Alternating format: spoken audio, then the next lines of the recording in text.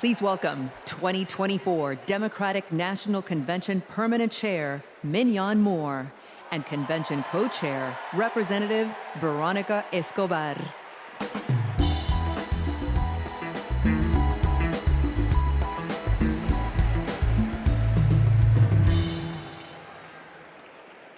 Hello, fellow Democrats. For the final season of the convention, I am more than pleased to pass the gavel to Co-Chair Representative Veronica Escobar.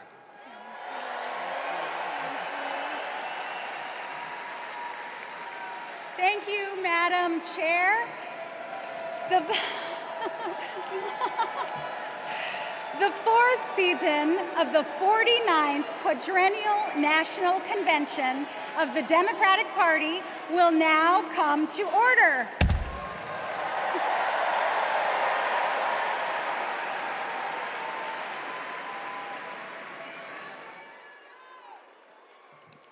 Please stand if you are able for this evening's invocation, offered by American Federation of Government Employees National President, Dr. Everett Kelly, and Imam Muhammad Abdul Alim.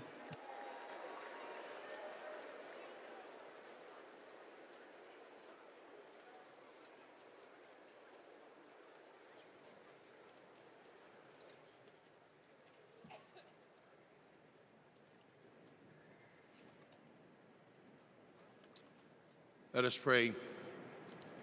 Eternal God, our Father, creator of the universe, help us to rise together in unity and love. The work ahead is monumental. We must heed our call to feed the hungry, heal the sick, and comfort all who suffer.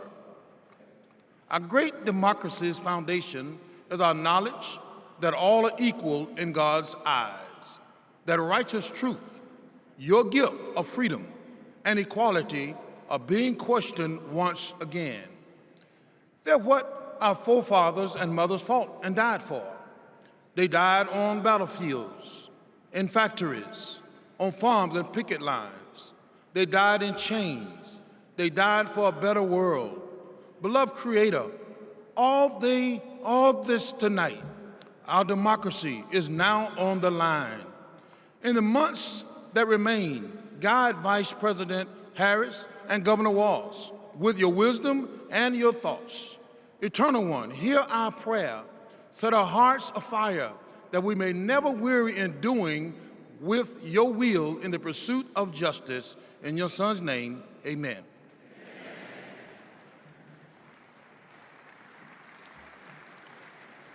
Our merciful benefactor, the Creator Redeemer, who opens the way to us to have a good conscience and life. Grant that we continue as a nation out of many one, a people of faith, taking pride in caring for our common humanity. Let us pray that this great nation inspire nations to advance social and economic progress. O God, make us among those who seek justice for all. O God, help us stand with humanity against hate. O God, bless us to approach each day with a feeling of gratitude and remembrance of you. Bless our homes and our schools. Bless us to never be without hope.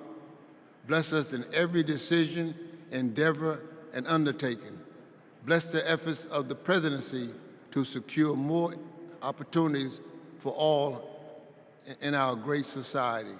And finally, bless Americans to cherish our freedom and noble essence. Amen. Amen.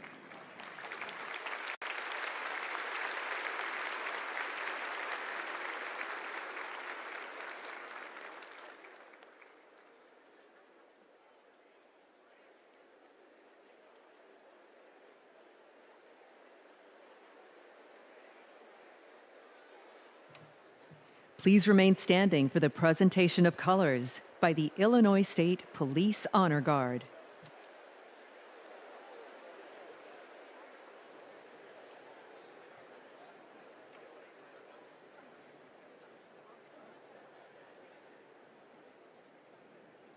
Detail, attention. Carry, colors. Forward, march. Left, left, left, left, left, left. Colors, colors turn.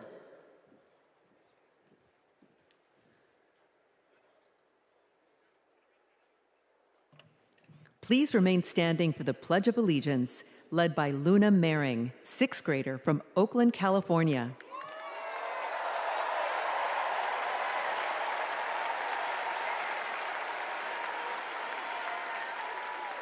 I pledge allegiance to the flag of the United States of America and to the republic for which it stands, one nation, under God, indivisible, with liberty and justice for all.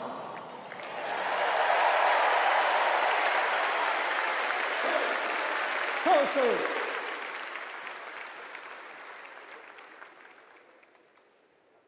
Left, left, left, left, left, left.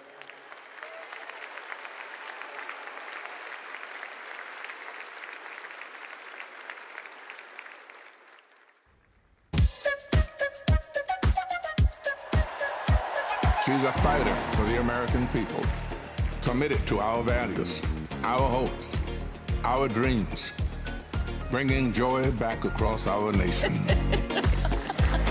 It's about damn time. Turn up the music. Turn down the lights. Where did this strength and passion come from in this daughter of middle-class Oakland?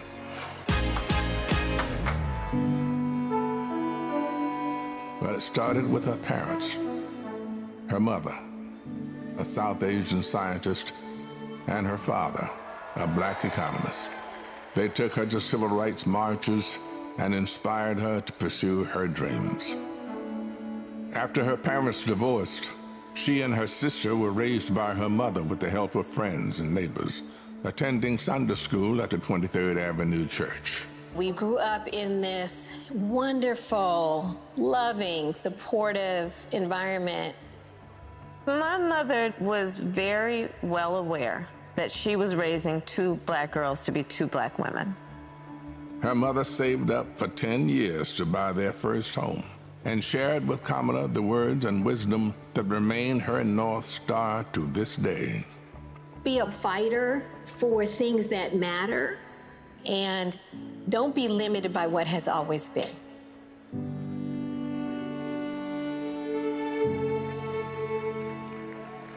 And then came a moment that changed Kamala Harris's destiny, the spark that lit the fire within.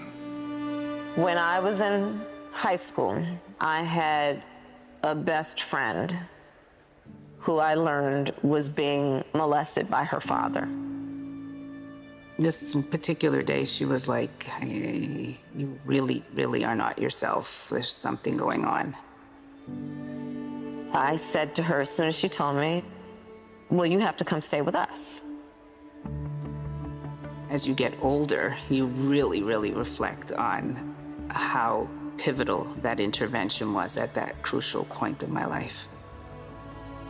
A big part of the reason I wanted to be a prosecutor was to protect people like her. And on her first day in court, she rose from her chair at the prosecutor's desk and said, Kamala Harris for the people. As a prosecutor, she put violent criminals and sexual predators in prison, leading to the highest conviction rate for serious and violent crime in 15 years, and created Back on Track, a program for first-time low-level drug offenders that became a national model. About, yeah, you did commit a crime, accept it, own up to it, and then let's talk about what we can do to change the circumstances going forward. Lowering recidivism rates for nonviolent offenders from 54% to 10%, giving people the training they needed to find a job after their sentence. I remember being so struck by having a district attorney who cared both about justice, about safety and accountability, but figuring out how to stop that crime from happening again.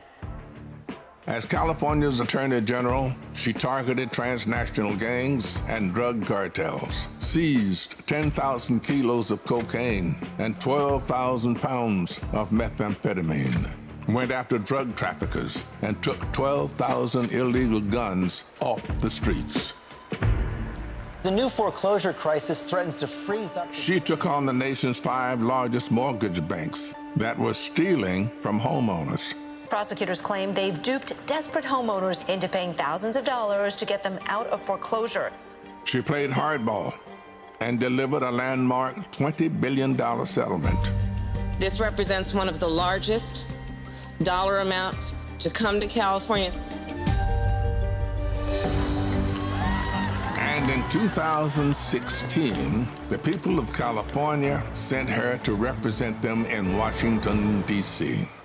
In the Senate, she earned a reputation for taking on the tough fights on the Judiciary and Intelligence Committees.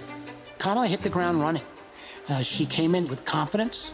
She was always respectful, but she would not let a witness off easily. I wouldn't. Yes or no?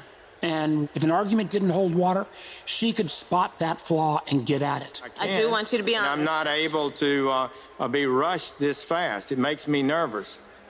And when Joe Biden went looking for his vice president, I wanted someone who was strong and who was ready to be president on day one.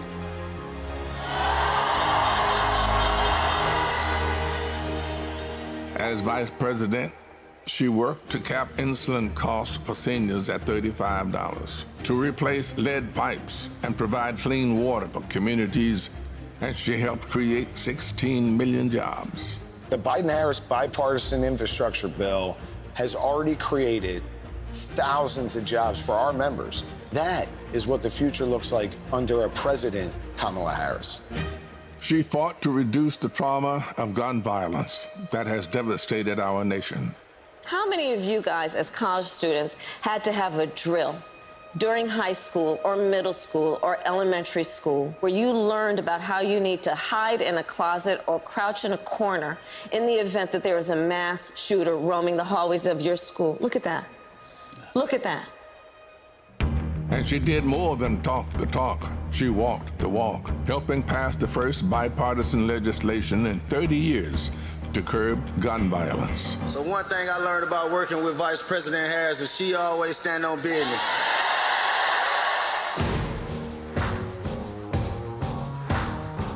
She has traveled the world to strengthen our national security and restore our global leadership, meeting with more than 150 heads of state. She stood shoulder to shoulder with our allies and stood up to dictators, helping to unite NATO behind Ukraine and impose punishing costs on Russia. She's led the fight for reproductive freedom. We have worked too hard and fought too long to see our daughters grow up in a world with fewer rights than our mothers. The first vice president to visit an abortion clinic, she built a nationwide grassroots movement to ensure that access to abortion, IVF, and birth control will always be protected. In the halls of power, she's a tough prosecutor, an effective policymaker, a powerful leader. And at home, she's the center of her family. I'm not giving up. She's the best godmother, auntie. She's honest, she's loving, incredibly reliable. She's one of the most loyal people you'll ever meet. That is why I believe she is so prepared to be our next president. This love she has for her family, being there for all of us, that's how she will lead this country, being there for everyone. She's a proud graduate of Harvard University. A it's you. You know. Her campaign is a force of nature, generating the excitement we've all been yearning for. A campaign of joy, of love, of care. I am so fundamentally inspired. Kamala Harris will be our next president because you know there's too much on the line to stay on the sidelines. Thank you, Madam Vice President. Thank you for bringing back the joy. Sometimes people will open the door for you and leave it open. Sometimes they won't. And then you need to kick that door down. We are not going back.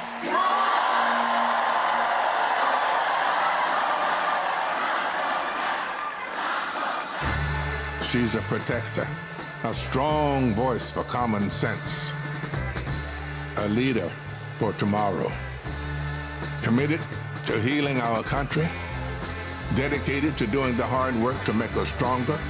I now declare you spouses for life. Someone who truly understands the struggles of everyday Americans, forged by the challenges of the past, ready for any challenge that may arise.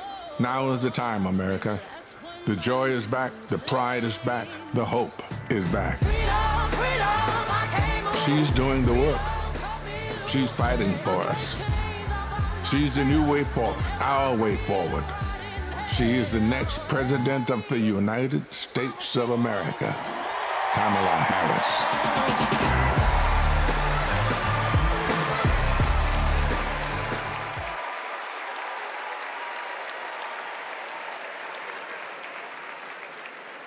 Wow.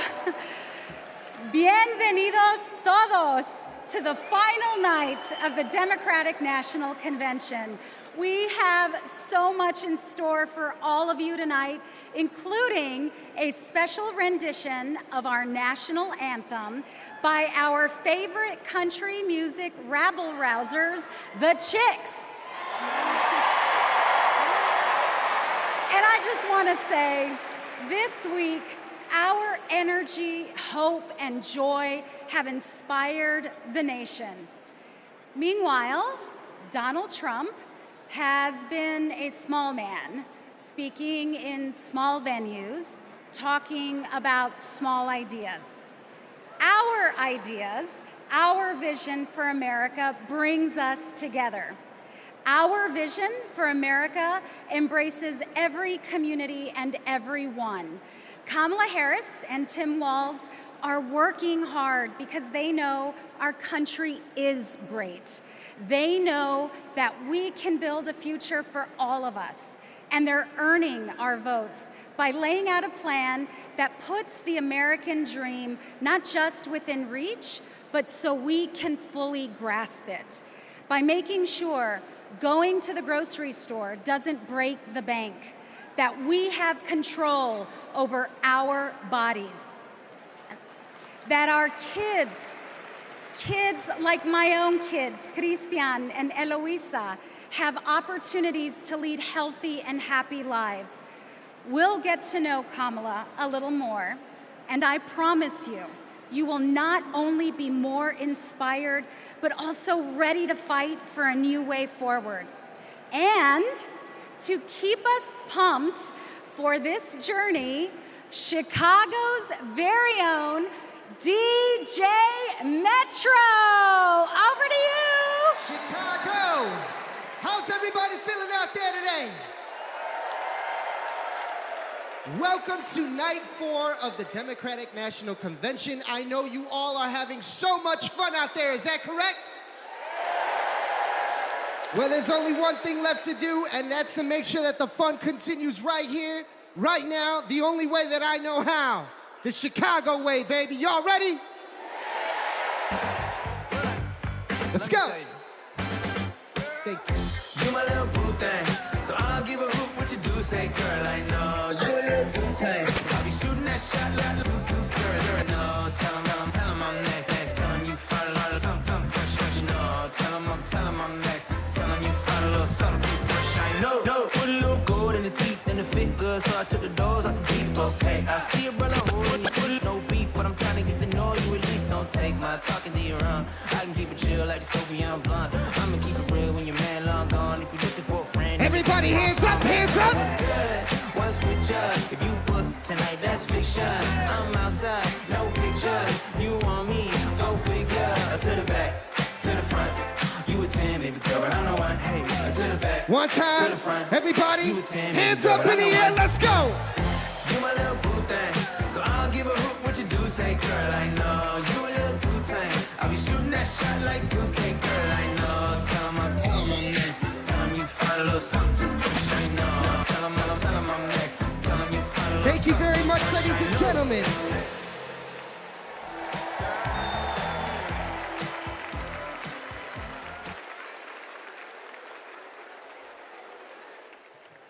Please welcome National Education Association President Becky Pringle and American Federation of Teachers President Randy Weingarten.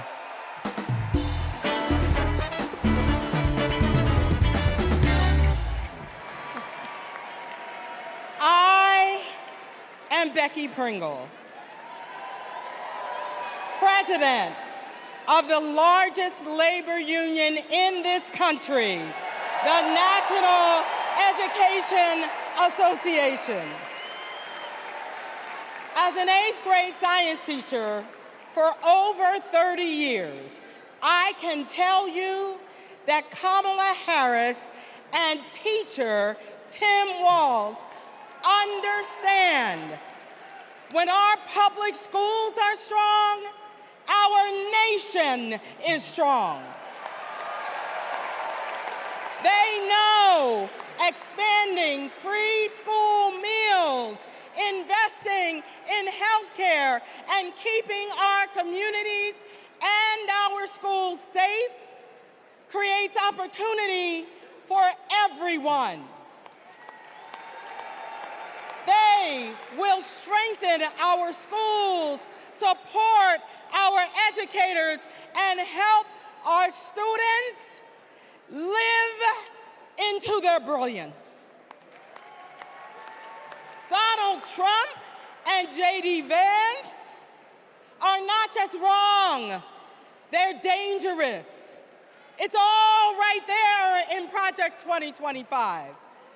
They will shut down the Department of Education, end Head Start, and make educators pay a higher percentage in taxes than billionaires.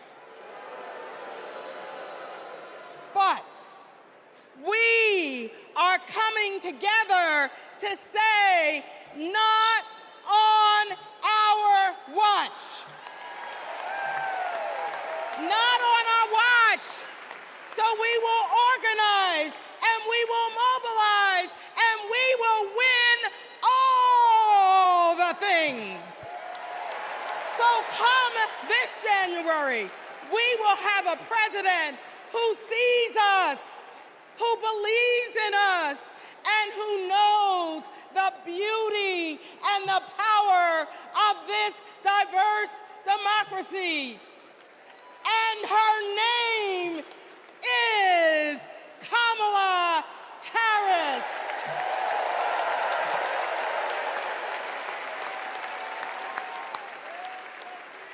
I'm Randy Weingarten, the president of the AFT and a public school teacher.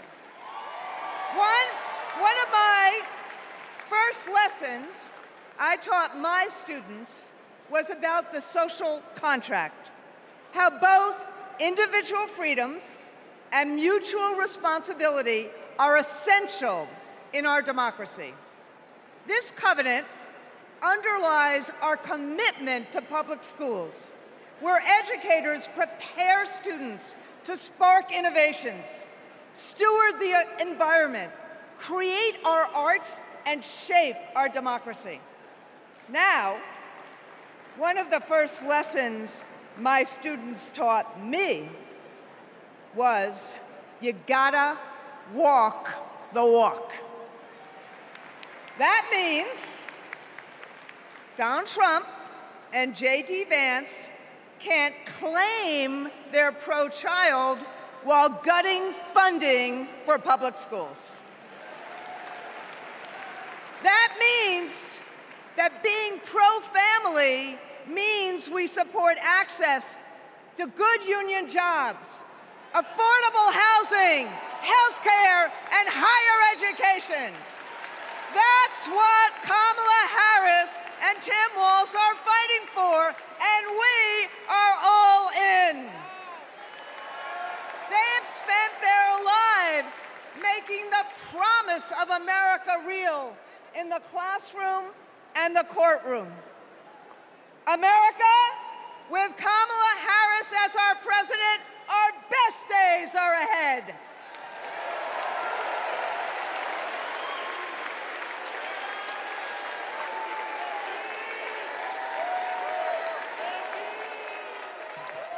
Please welcome California Senator Alex Padilla.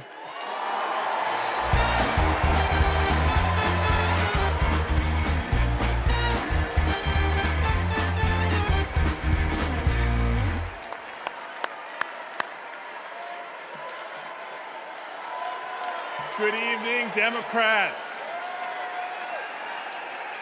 Buenas noches, demócratas. My name is Alex Padilla, and I am so proud to represent the great state of California in the United States Senate.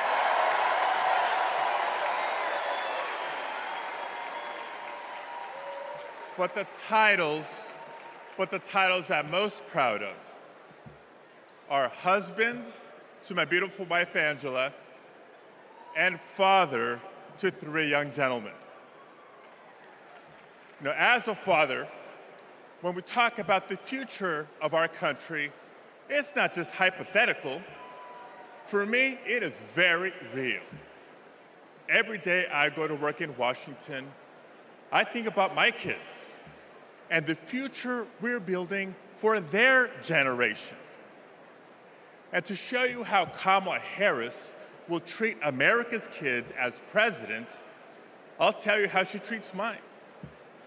Because whenever she sees Roman, Alejandro, and Diego, she greets them with kindness and respect, literally meeting them on their level, to speak to them and to listen. And every fight that Kamala and I have taken on together has been about making life better for this generation and the next. As a state senator, I stood with then Attorney General Harris as she took on the big banks to keep kids and their families in their homes. As California's Secretary of State, I knew her as a fearless United States Senator and my partner in defending our sacred right to vote. That's right. And when Kamala became vice president, I was honored to fill her seat. But I knew that I had some big Chuck Taylors to fill. But I was proud to carry on legislation that she championed to protect workers, to safeguard public lands, to provide kids with more access to quality education. You see, Kamala and I believe that all of our kids deserve a shot at the American dream. It's the American dream, after all, that brought my parents to the United States decades ago. Es cierto.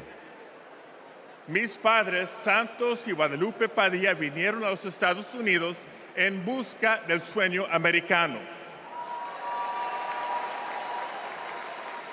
But today, we know that the dream is out of reach for far too many families. So my question for all of you tonight is this. This November, who's ready to defend the dream? ¿Quién está listo a defender el sueño americano? Tim Walz is ready to defend the dream. Kamala Harris will defend the dream. And between now and Election Day, each of us must defend the dream too, by working to elect them as Vice President and President of the United States of America.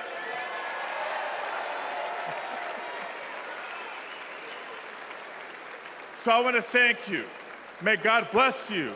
Now let's go win this thing.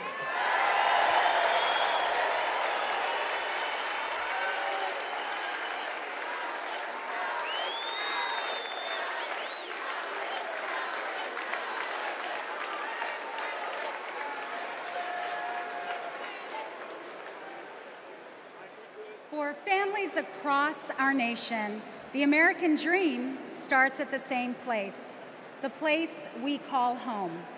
A home is more than four walls and a roof. It's the foundation of everything we hope for, the bedrock from which we build our own American dreams and write our own American stories. To share Kamala's vision to give more Americans a place to call home, please welcome former Secretary of Housing and Urban Development, Marcia Fudge.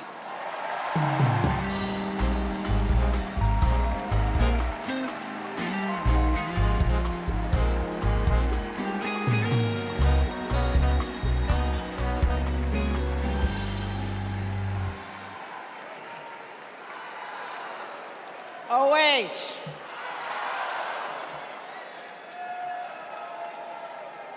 Kamala Harris has fought to protect homeowners and renters her entire career.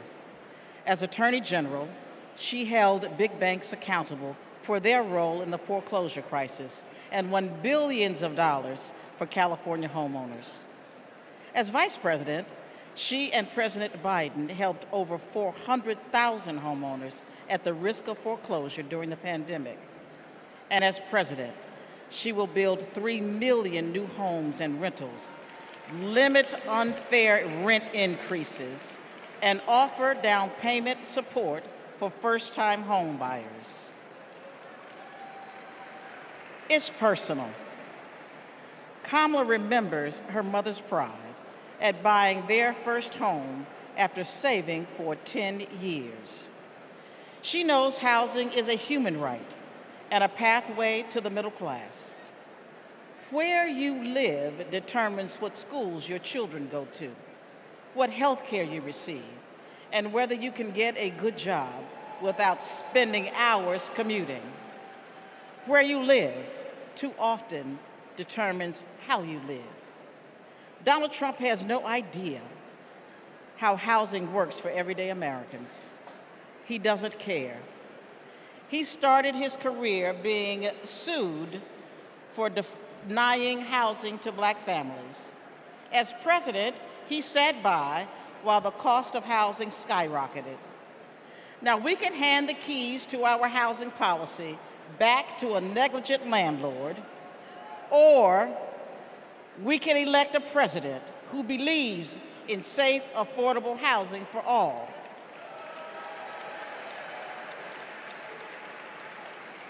Let's ensure we have an opportunity economy by voting for Kamala Harris. Thank you. Don't know why, but I feel like freedom. I'm Matt, and I'm a former Trump voter. Hi, my name is Dave from Pennsylvania. I'm a two-time Trump voter, 2016 and 2020. I voted for Trump before, but I'm not going to do that again. I think his agenda's really been awful for America. He doesn't care about ordinary people. He's never been one, never known any. I'm extremely worried about Donald Trump getting in the White House again. People are working. All these people who weren't working under the Trump administration, they now have jobs. One thing I like about Kamala Harris is she talks about the issues. She talks about the economy. She talks about women's rights. I'm going to vote for Kamala Harris.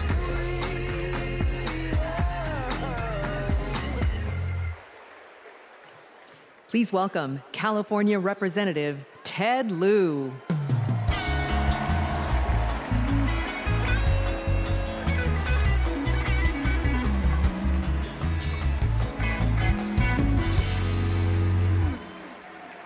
As a computer science major, I am so impressed with how large this AI-generated crowd looks tonight.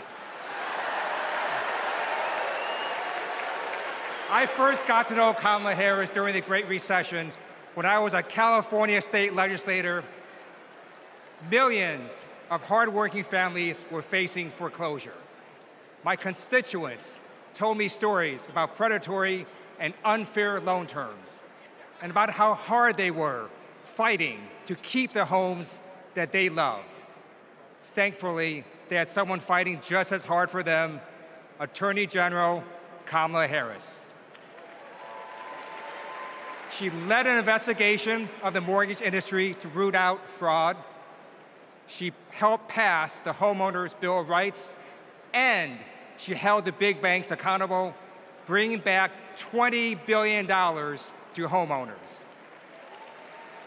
Since those days, I've seen her continue to fight for affordable housing as vice president, and as president, she's going to cut red tape so we can build more houses, help new homeowners afford a down payment, and take on corporations that unfairly hike up rent. Kamala Harris fights for affordable housing because she gets it.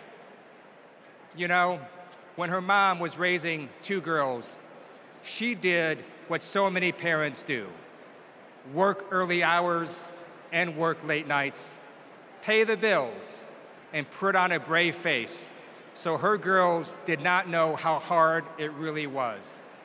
It shouldn't be this hard in America, and President Kamala Harris will make sure it's not. She'll fight to lower housing costs so that everyone, everywhere, can find a place to call home.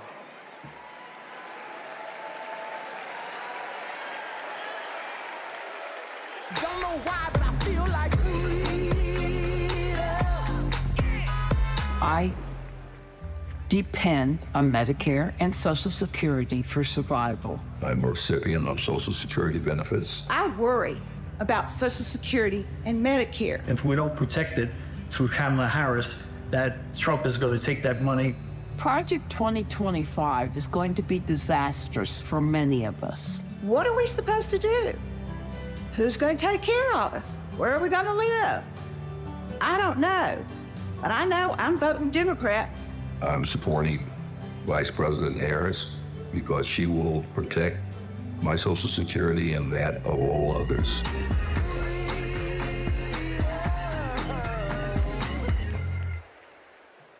Please welcome Wisconsin Senator Tammy Baldwin.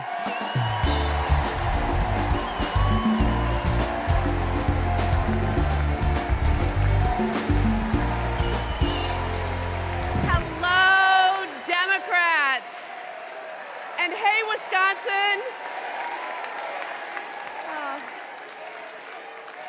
Tonight, I want to talk about family.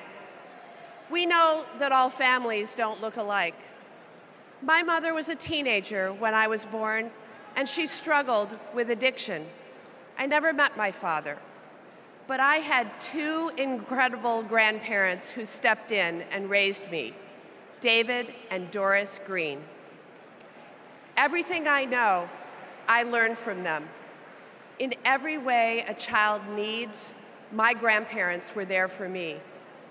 And as they grew older, it was my privilege to be there for them. So when I work to protect Medicare and Social Security, I do it with a personal knowledge of what those big programs meant in small but deeply meaningful ways to my grandparents.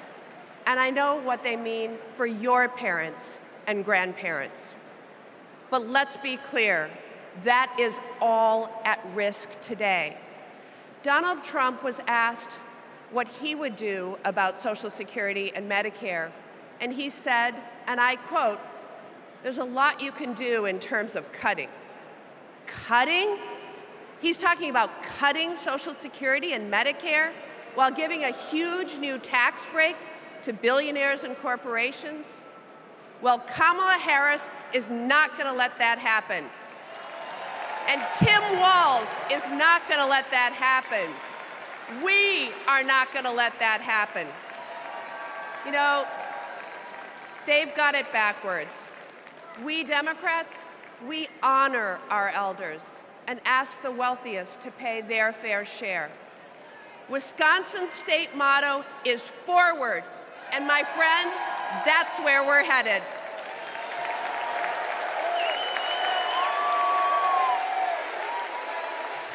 Please welcome Massachusetts Representative Catherine Clark.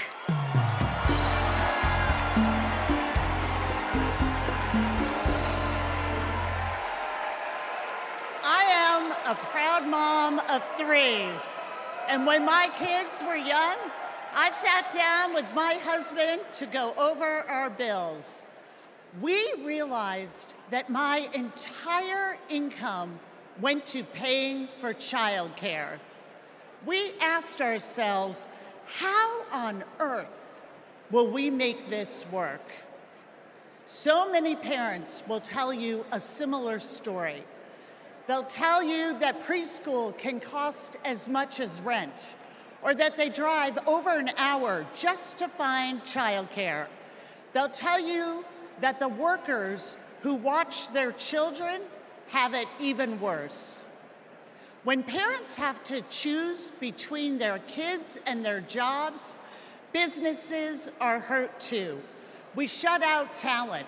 We lose the prosperity parents could create. Childcare makes our economy run. And yet,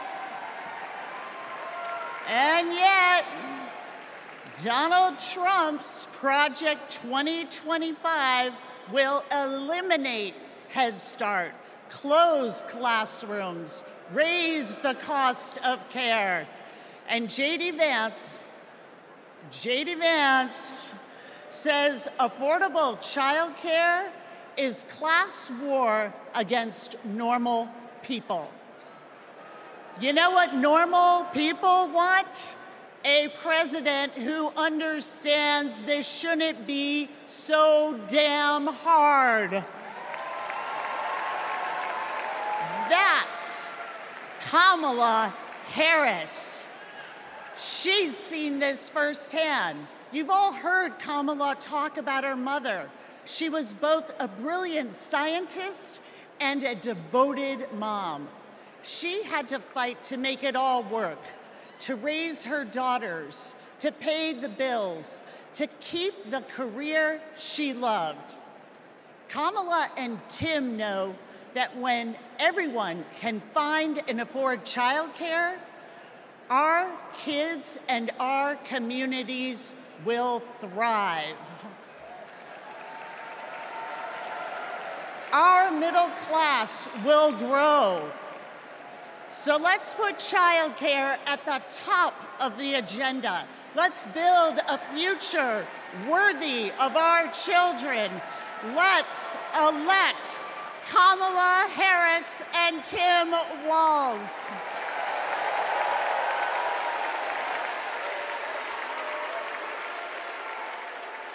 Please welcome Colorado Representative Joe Neguse.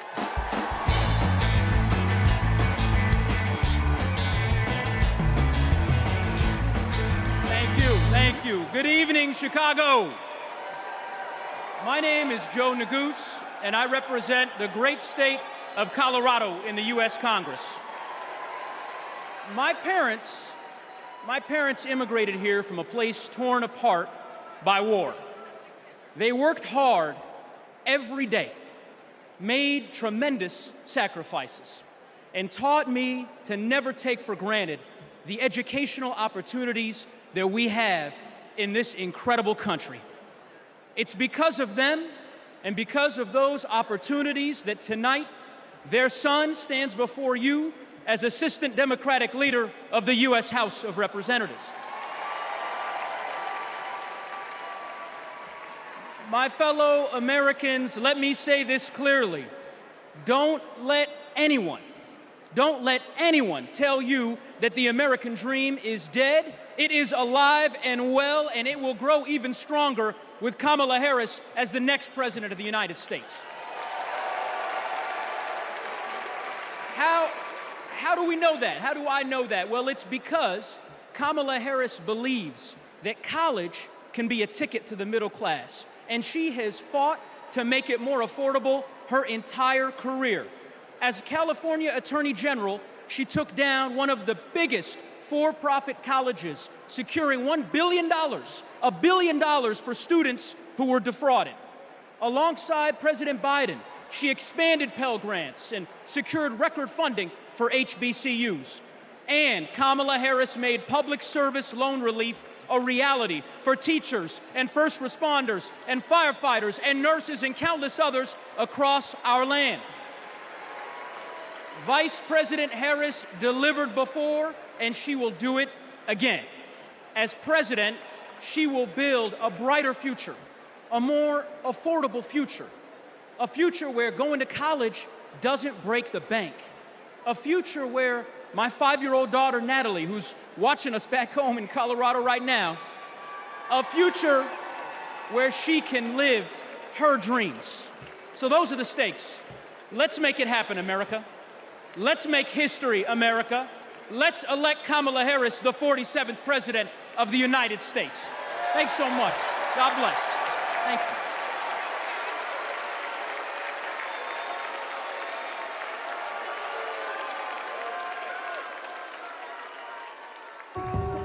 I basically worked in public service my entire adulthood, over 27 years.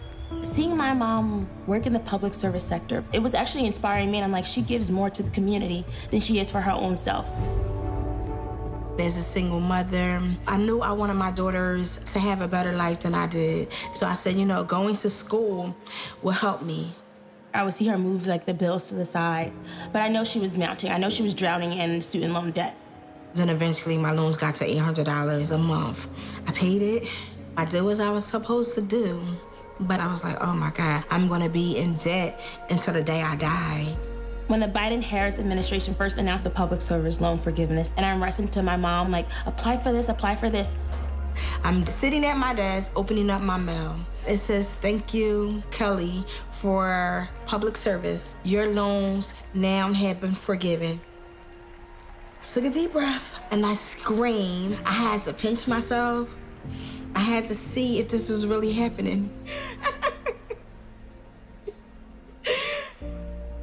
Seeing my mom finish her higher education was life-changing. I don't think anything can ever stop me from my goals because I saw her do it as a single parent with twin girls, with life pushing her down so many ways, but she continued to rise up. She has been the force, the motivation for me to want to continue to work in the public service agency. With this loan forgiveness, I can plan for my future. I was able to purchase my very first home. It creates great opportunity for my daughters. It creates stability.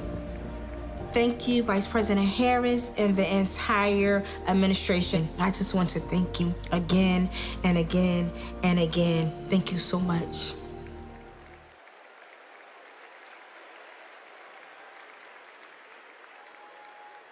Our party's not over, Chicago! Let me see you just rock with me once. This shit, that ice cold, Michelle fight for that white gold. This one for them hood girls, them good girls, straight masterpiece. Stylin', wildin', living it up in the city. Got Chuck's on with Saint Laurent, gotta kiss myself, I'm so pretty. I'm too what? I'm too hot. Call the police and the fireman, I'm too hot. Make a dragon wanna retire, man, I'm too hot. Say my name, you know who I am, I'm too hot. And my band about that. Everybody just clap. Girls hit you, hallelujah. Girls hit you, hallelujah. Girls hit you, hallelujah. Cause Uptown Funk don't give it to you. Cause Uptown Funk don't give it to you. Cause Uptown All right, Chicago, let me see you just. Let me see you just. Don't believe it, just rock. Come on.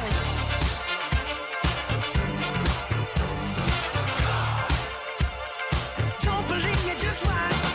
Don't believe me, just watch. Don't believe me, just watch. Don't believe me, just watch. Hey, hey,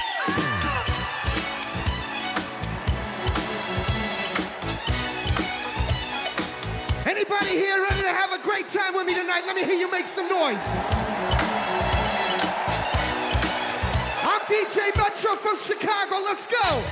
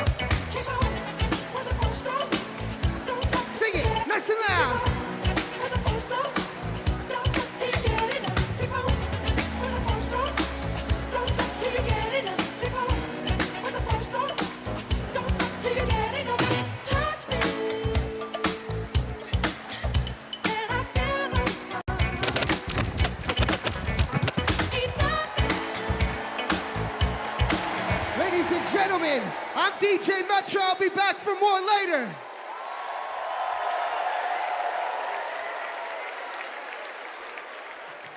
Please welcome Durham, North Carolina Mayor Leonardo Williams.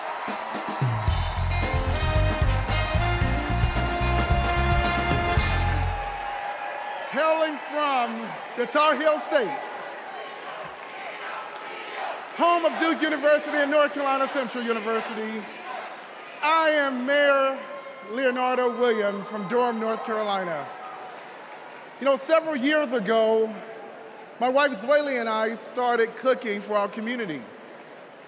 We drove to schools, doctors' offices, just to give out a few samples. And eventually our friends asked, "Where's the restaurant, y'all?" But you know, it takes capital. It takes capital to chase a dream. And during the Trump administration, they did not make it easy. Not for folks like us. So what I thought was, I guess not everybody can have a multi-million-dollar loan from their father. So I'll tell you what we did. We emptied our savings, and in 2008, we launched Zweli's Kitchen, America's first Zimbabwean restaurant. And the Biden-Harris administration helped make that a reality. They helped make that dream come true for entrepreneurs like us. Now, thanks to small business grants and all of the help that we received from them, we now have 3 locations, and we employ nearly 30 employees with a living wage. But we are not alone. Under Joe Biden and Kamala Harris, more than 500,000 business applications have been filed in North Carolina. Kamala Harris is fighting to create an opportunity economy that can break down barriers for entrepreneurs like us. And as president, she will support risk takers and problem solvers who want to just do their part and claim their piece of the American dream. And also, I want to thank Maya from Nevada, who has served her famous dumplings for the past 3 years and opened new locations thanks to the historic support for small businesses. And Robert, I want to thank you from Minnesota. Robert owns a solar business, heated up once by Joe Biden and Kamala Harris. They passed the Inflation Reduction Act. And Paul from Arizona, Paul, who's a commercial cleaning company, landed huge contracts thanks to the Biden-Harris manufacturing boom. So Kamala Harris knows. She knows entrepreneurs like these. She knows that we are the backbone of our community. And when they succeed, we all succeed. Let's win this. Thank you.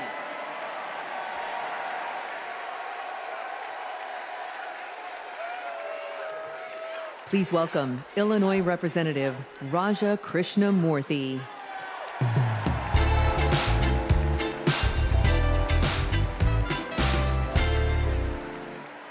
America Against America. It's the title of a book by one of China's highest-ranking leaders, and it's how they think they'll win. They know the only way they'll beat America is if we beat ourselves. In Congress, my job is to study China's economy. And mark my words, they want to see Donald Trump across the bargaining table, because he'll start endless trade wars that raise prices for Americans, because he'll cut programs that train workers in America. But most of all, Trump will pit American against American. And that's what China wants, for us to fight amongst ourselves, because that's how we lose. But we're not going back. What does Kamala Harris tell us? When we fight, we win. because Kamala Harris knows how we fight best, not American against American. She knows that when we fight as one country, we win. When we fight as one team, we win. Which is why when Kamala Harris wins in November, we win. Thank you so much.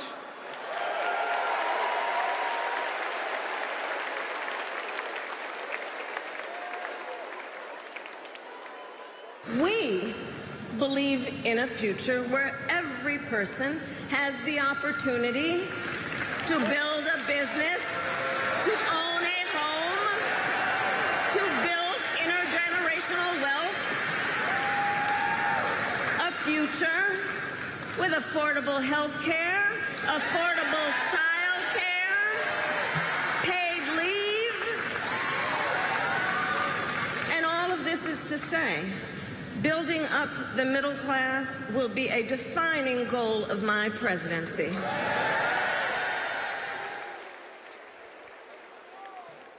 Please welcome Pennsylvania Senator Bob Casey.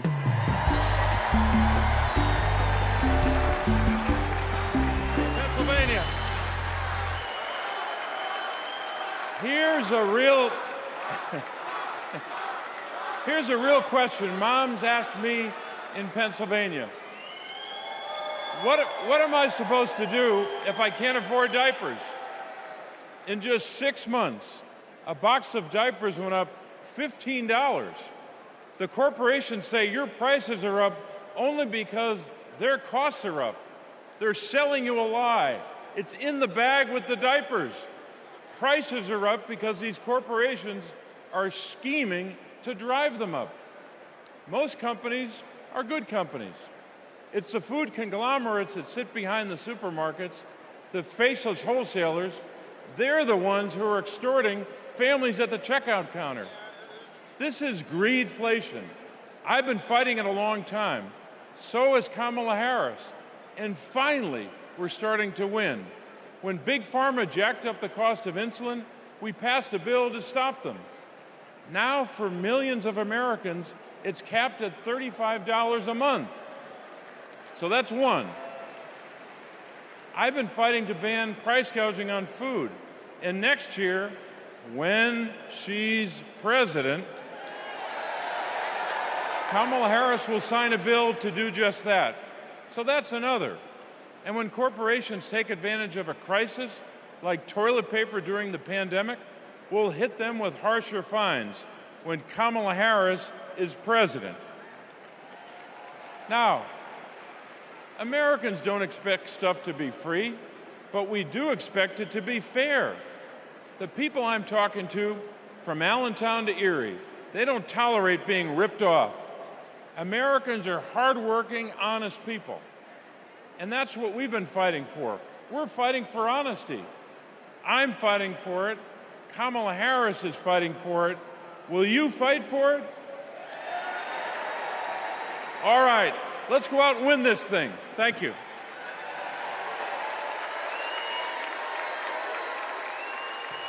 Please welcome Massachusetts Senator Elizabeth Warren.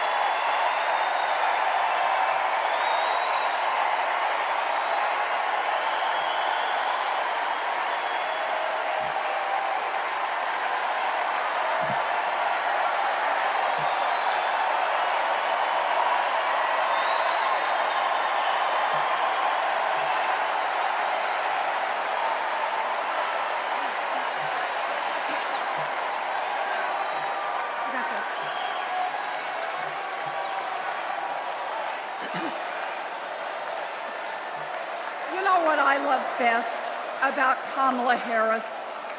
Kamala Harris can't be bought, and she can't be bossed around.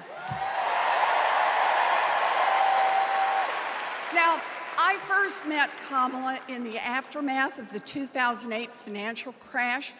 The banks had flat out broken laws, cheated people, and stolen homes. Millions of Americans had lost their jobs, their savings, their homes. Now, I was setting up the Consumer Financial Protection Bureau. Go CFPB! Yeah! Kamala was protecting families as California's Attorney General. You bet. And Donald was scamming students at Trump University and trying to make money off people losing their homes. Kamala Harris stepped up. She enforced the law, she fought the giant banks, and she delivered billions of dollars of help for families.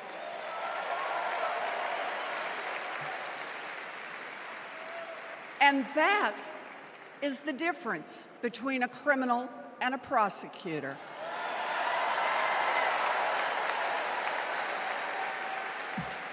You know what else I love about Kamala? She gets it. We need to make life more affordable for working people. Yeah. Donald Trump, the felon, has no plans to lower costs for families. He doesn't know how, and basically, he doesn't really care. When did he ever fill up a gas tank or worry about a grocery bill? The only bills he worries about are from his criminal defense lawyers.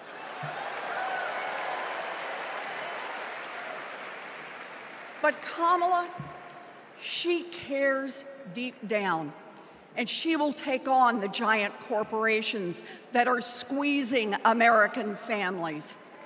In fact, it's something she's done before. During the California wildfires, she went after the price gougers. During the pandemic, we worked together in the Senate to stop price gouging. And as president, she will lower costs for your family. She'll take on the Wall Street firms that buy up millions of houses and apartments and then jack up the rent. She'll take on drug companies that charge an arm and a leg for prescriptions. She'll take on corporate monopolies that rip off consumers and billionaires who don't pay taxes.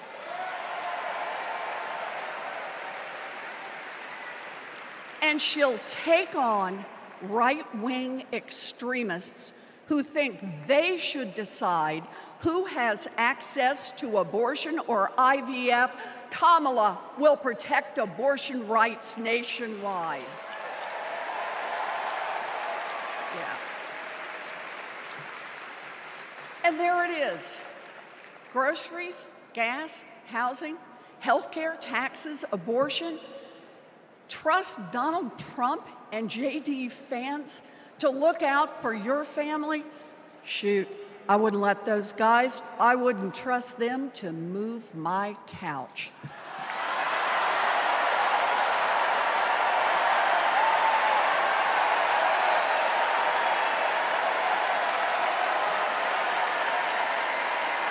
We need Kamala Harris. This election is about your family and your future. I've seen Kamala Harris fight. I've seen her win. And when it comes to our families and our futures, Kamala Harris is someone we can trust. So here it is, with joy in our hearts. Let's elect Kamala Harris, the next president of the United States.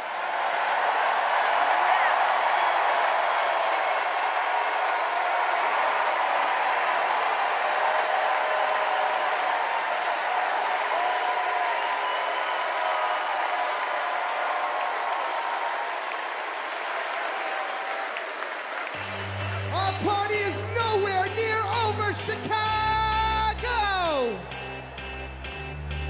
We're gonna do this real big because we got a good feeling about this presidency. Now let me see your hands up one time. I got a feeling that tonight's gonna be a good night.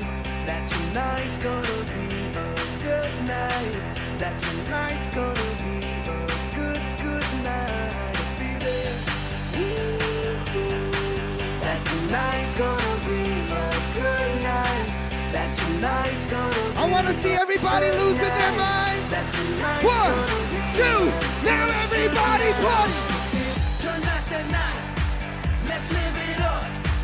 I got my money. Let's spin it up. Go out and smash it. Like, oh my God. Jump out that sofa. Let's kick it off. I know that we'll have a ball if we get down and go out and just lose it all. I feel stressed out, I wanna let it go. Let's go way out, spaced out, and losing all control. Fill up my cup, Mazel tov. Look at her dancing. Just take it up, up, up, up, up, up, up, up, up. Let me hear you shout time. Come on. Because in this nation, we're all one big family. Let me see. Celebrate good times, come on. Celebrate. Celebrate good times, come on. Let's celebrate. There's a party going on right here. A celebration to last throughout the years. So bring your good times and your laughter too. We gon' celebrate your party with you. Come on now. Celebration. Let's all celebrate and have a good time. Celebration. We gon' celebrate and have a good time. It's time to come together. It's up to you. What's your pleasure? Everyone around the world. Come on. Ladies and gentlemen, I'll see you guys in just a little while. Thank you.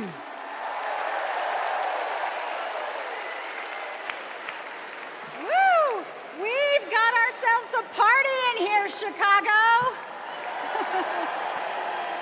All right, Democrats, we know that a secure future depends on strong global leadership.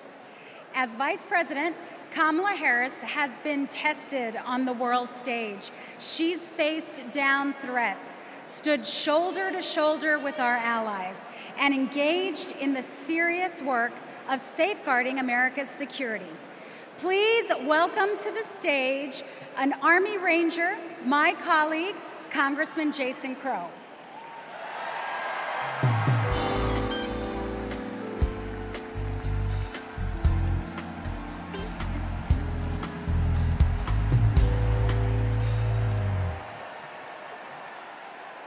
Before serving in Congress, I was a paratrooper and an Army Ranger. Over 100 combat missions in Iraq and Afghanistan taught me what really makes America strong and secure.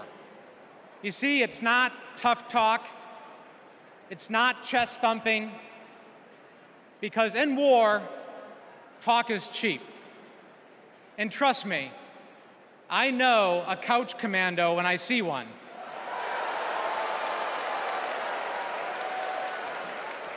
Real strength and security come from our people, from our allies. Donald Trump's Project 2025 would abandon our troops, abandon our veterans, our allies, and our principles. In Chapter 4, Trump plans to do Putin's bidding by abandoning Ukraine, and walking away from our NATO allies.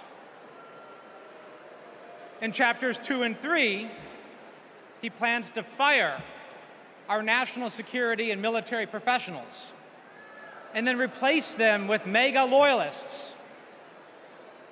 But I refuse to let Trump's golf buddies decide when and how our friends are sent to war. When we join the military, we raise our right hand and we take the oath. We know that it comes with sacrifice, but we also know that it comes with a promise that America will have our back. Trump will break that promise. In fact, in Chapter 20 of Project 2025, he plans to slash veterans' benefits and then privatize VA healthcare. As a paratrooper, we learned that the leader of the unit jumps first, and then the others follow. Leaders always go first. But Trump, he would push your son or daughter out of the plane and then abandon them when they come home. Our troops deserve a commander-in-chief who will always have their back. That leader is Kamala Harris. And together, we will make Kamala Harris our next commander-in-chief.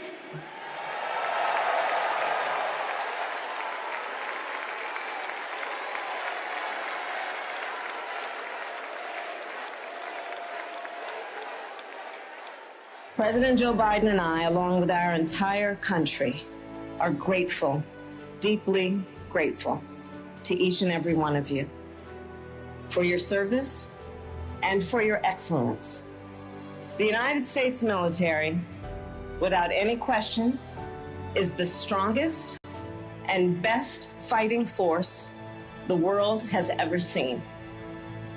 And that is because of you. Each one of you. Please welcome Michigan Representative Alyssa Slotkin.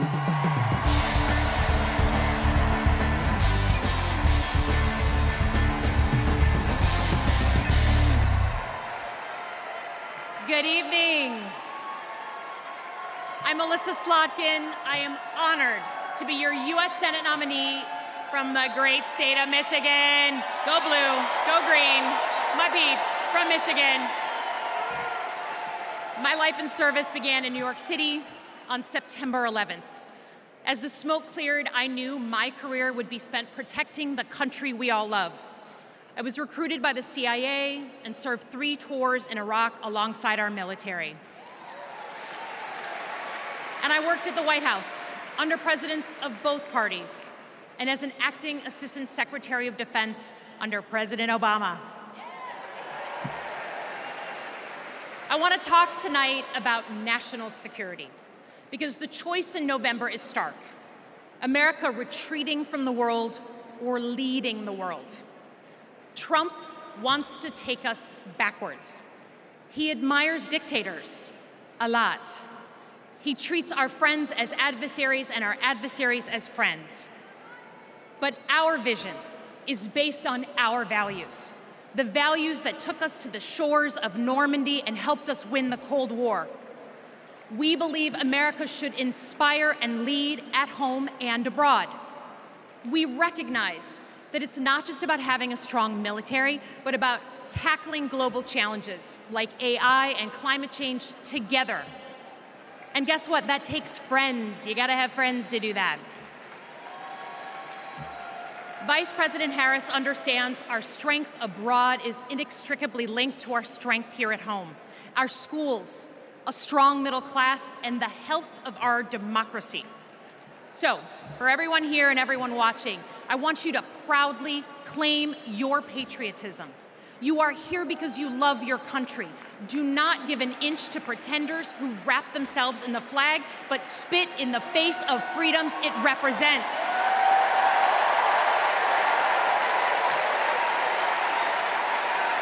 This November, let's elect a president who will lean forward to embrace the future. Because America doesn't follow. We do not retreat. We are the damn United States of America. We lead.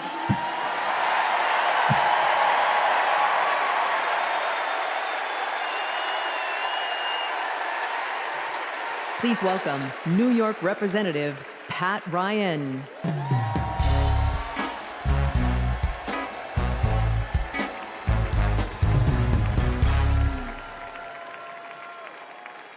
Among the Americans I proudly represent in Congress are the 4,400 cadets at West Point, my alma mater. Last year, I welcomed Vice President Harris when she delivered the commencement address. I watched as she shook the hand of every single cadet. That's the thing about West Point. The day you take the oath to defend our country, you get to look the person in the eye who may one day, God forbid, send you to war and take their measure. And every time, Kamala Harris looked back with respect, with reverence. That day, I saw our next Commander-in-Chief. At West Point, you learn the honor code. A cadet will not lie, cheat, steal, or tolerate those who do. Well, there's a candidate who has violated every word in that code. A serial liar, cheater, thief, who looked soldiers in the eye, then turned around and called fallen heroes suckers and losers, who insulted Medal of Honor recipients just last week. I tell you what I think of Donald Trump. They told me I can't say that word on TV. I'm going to use an Army term, FUBAR. If you don't know FUBAR, Google it. These last few weeks have felt like a new day in America, when we are waking up, rising up as patriots to demand our next president be someone who not only treats our veterans with respect, but everyone with respect, with dignity, with decency, with the truth. Someone like Kamala Harris, our next Commander-in-Chief.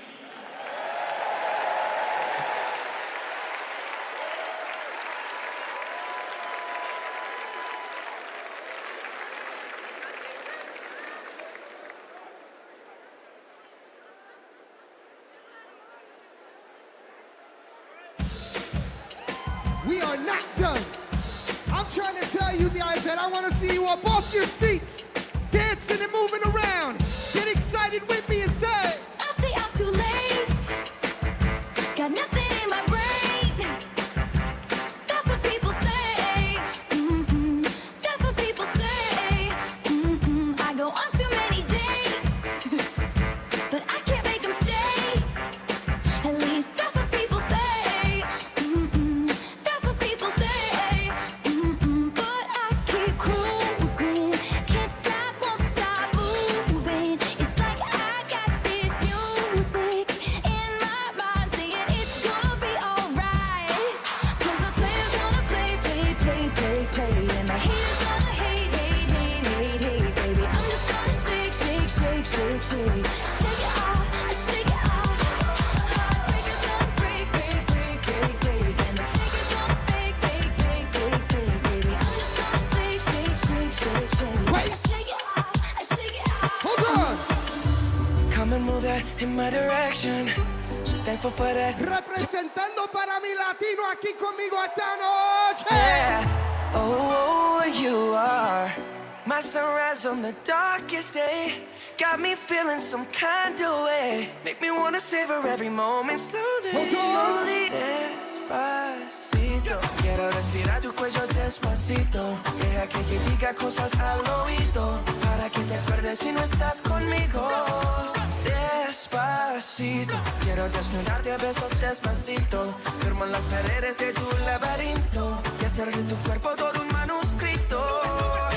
Quiero ver bailar tu pelo, quiero ser tu ritmo. Que le enseñes a mi boca tus lugares favoritos. Ladies and gentlemen, one more time, I'm DJ Metro and I'll be back.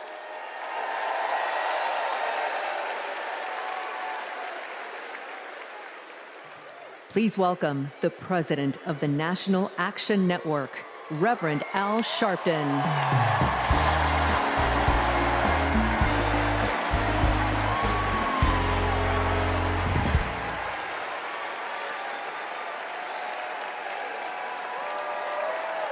Thank you. Thank you. Thank you. Good evening. I stand before you as the president of National Action Network. We do not endorse candidates, but we report where candidates stand on criminal justice, economic empowerment, health equity, and other issues. On one side of this race is Donald Trump, a fellow New Yorker I've known for 40 years. Only once in that time, did he take a position on racial issues. He spent a small fortune on full-page ads calling for the execution of 5 innocent young teenagers. Well, I'm gonna bring them out in a minute, and you'll hear from them tonight. Because they were not executed, they're here to continue to fight.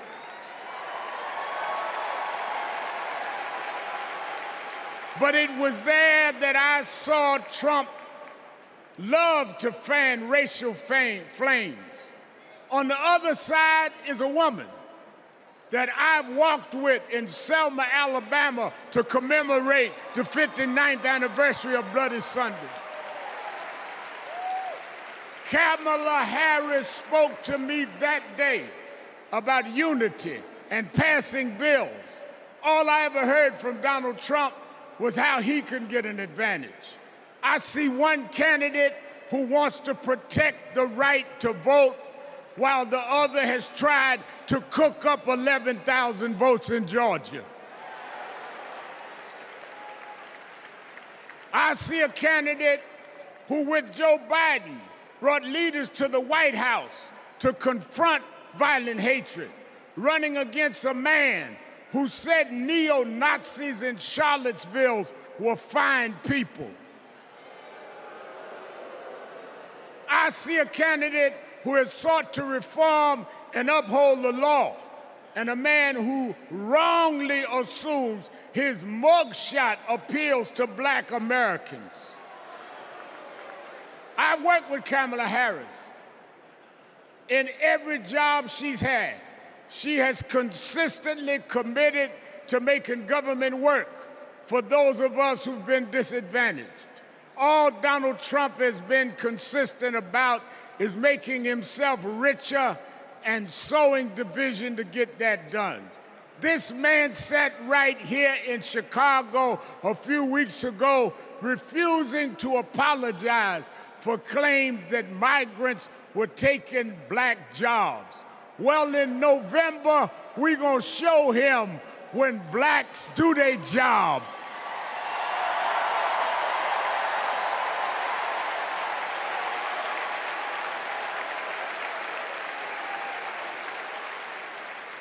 And we are going to join with whites and browns and Asians, and we're going to do a job on those that have done a job on us.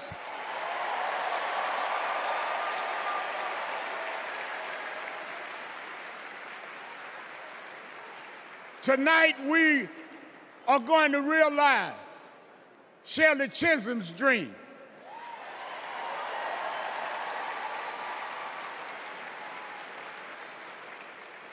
"52 years ago, I was one of the youth directors in her campaign for president.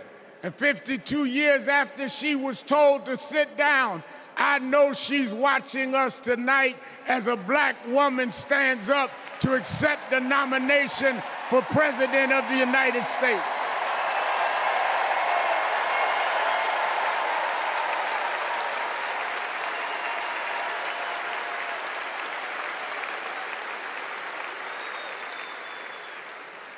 We have fought too hard for women to be get out of the kitchen.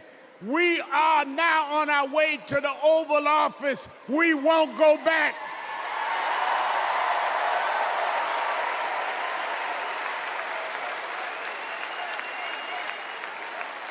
We fought hard. We fought hard for LGBTQ loved ones to get out the closet. We won't go back.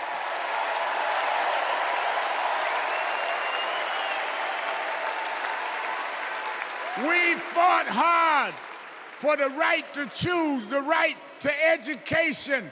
We suffered and died and bled, went to jail to get the right to vote. We won't go back.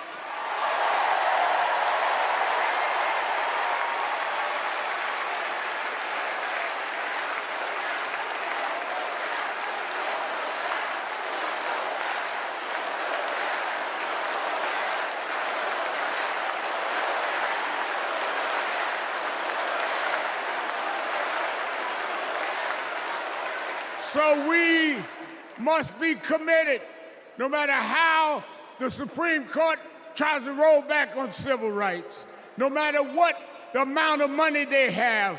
We are here because others fought and suffered for us, and we vowed tonight we won't go back.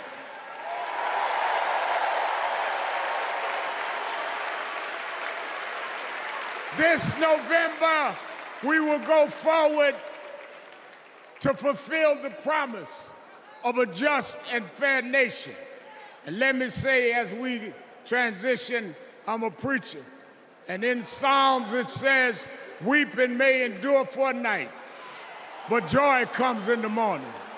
We've endured January 6th. We've endured conspiracy theories. We've endured lies and areas of darkness, but if we stay together, black, white, Latina, Asian, Indian American, if we stay together, joy, joy, joy, joy coming in the morning.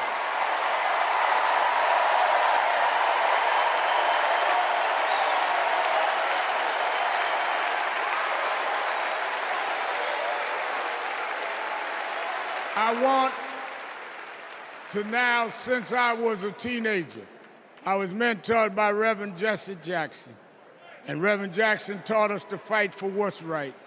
And now I want to bring out some young men that I fought for. I referred to them then, they were known as the Central Park Five. Now they're the Exonerated Five. Raymond Santana, Kevin Richardson, Yusef Salaam, Corey Weiss, the Exonerated Five.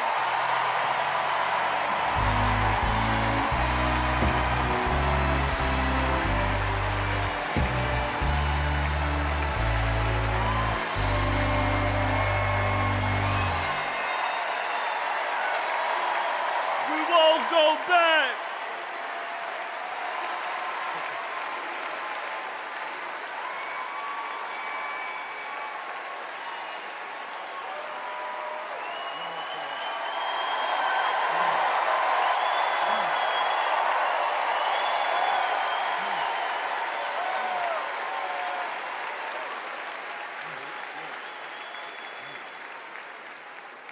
Good evening, people. My name is Corey Walz. 35 years ago, my friends and I were in prison for a crime we did not commit. Our youth was stolen from us. Every day as we walked into courtroom, people screamed at us, threatened us because of Donald Trump. He spent $85,000 on a full-page ad in the New York Times, calling for our execution.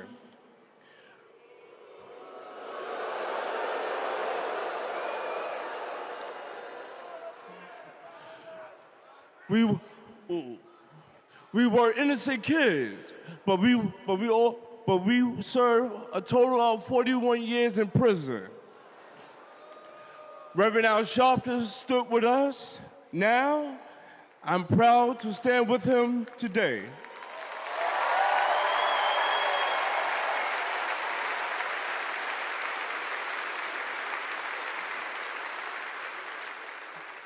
Vice President Kamala Harris has also worked to make things fairer.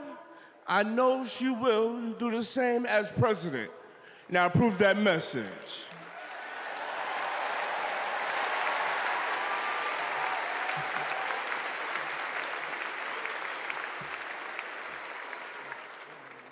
I love these guys. These are my brothers. These are my brothers. Yes, indeed. America. I am Yusef Salaam.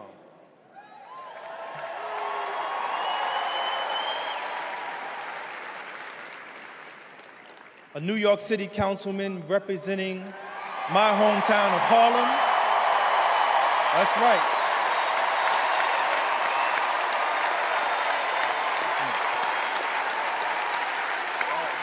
Man. Representing my hometown of Harlem, USA. And listen, as my friend Corey Wise just said, 45 wanted us unalive. He wanted us dead. Today, we are exonerated because the actual perpetrator confessed, and DNA proved it. That guy says he still stands by the original guilty verdict. He dismisses the scientific evidence rather than admit he was wrong. He has never changed, and he never will.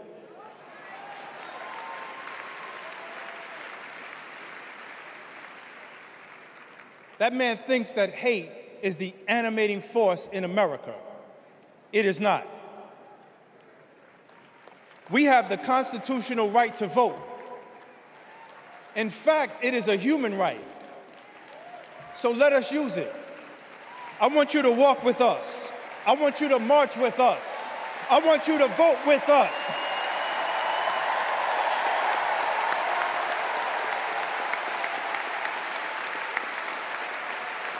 And together, and let me tell you, this is going to be so beautiful.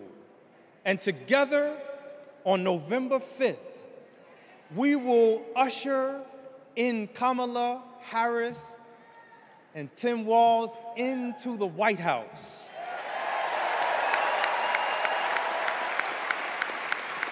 So I want to do this. When I say when they, I want you to say, see us. When they, see us. When they, see us. When they see us, America will finally say goodbye to that hateful man.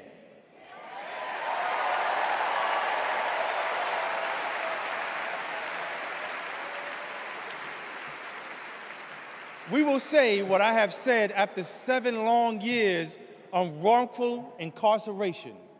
Free at last. Free at last. Free at last. Thank God Almighty, we are free at last. God bless you, and God bless the United States of America.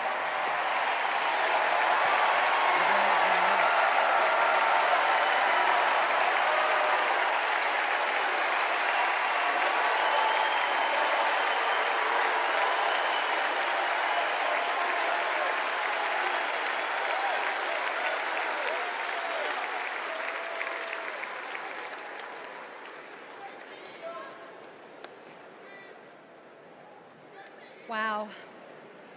Our country is built on justice, and people's lives, as we just heard, can be harmed when we fail to do justice. But Kamala Harris fights to do justice. No one knows that better than the prosecutors who fought alongside her. These are their stories.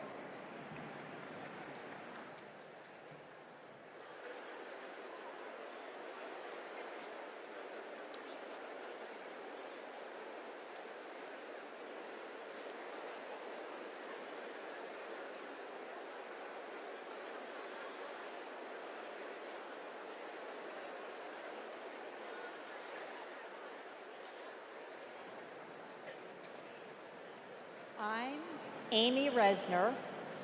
I was a colleague in the courtroom when my friend Kamala tried one of her first cases and made the prosecutor's promise for the people.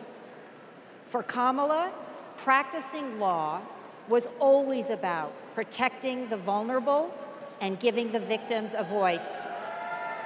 Women who were sexually assaulted, children who were mistreated and sexually abused. She helped them navigate their nightmares and demand justice for their injuries.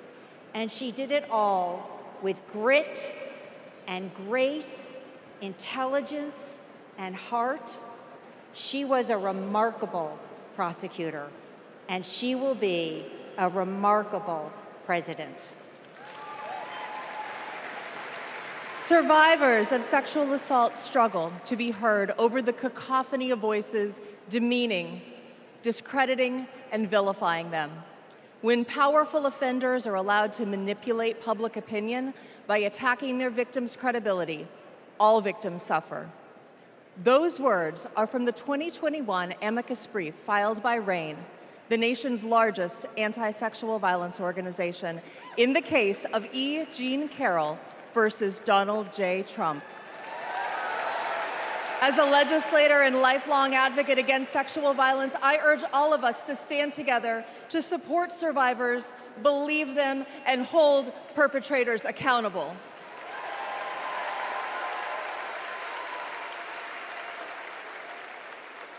I'm Lisa Madigan, former Attorney General of Illinois. I worked with Kamala Harris during the Great Recession to protect homeowners from foreclosure. As Attorney General of California, Kamala met thousands of people on the verge of losing their homes and their faith in the American dream. She demanded big banks provide mortgage relief to allow families to stay in their homes. She stood her ground, and together, we prevailed. For as long as I have known her, Kamala Harris has always taken principled positions and never wavered. Thanks to Kamala's determination, countless Americans have a home they can call their own.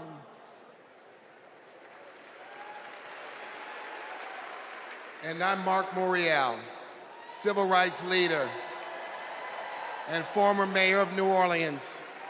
In the 1970s, Donald Trump was sued for refusing to rent his apartments to African Americans. His employees were told, put those applications in a drawer and leave them there. It was straight up housing discrimination. It was racism, and civil rights advocacy put an end to it. Kamala Harris has a plan to build more housing, keep rent prices fair, and help more people own homes. Donald Trump, you denied black people the American dream, and Kamala Harris is creating a future where every family, yes, every family has a place to call home. I'm Nathan Horns. In 2010, I went to college in California to pursue my dreams, but ended up with a nightmare. Corinthian Colleges was a predatory for-profit chain. They defrauded more than 500,000 students and burdened us with loans we could never repay. Then Kamala Harris stepped in. As Attorney General of California, she stuck up for students. She prosecuted Corinthian, and as Vice President, she stuck with us.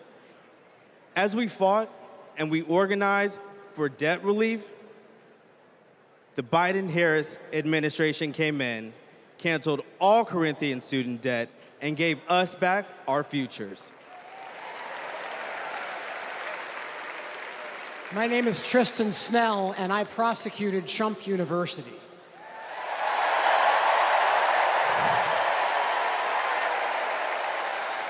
I interviewed over 100 victims of Trump's fraud, a retired police sergeant, an Iraq veteran with PTSD, a mother caring for her son with special needs.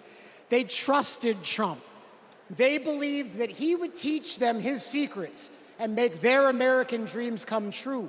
But all they got was credit card debt and a fake diploma. Some lost their life savings, some lost their homes. Donald Trump ripped off his biggest fans and made $5 million in profit.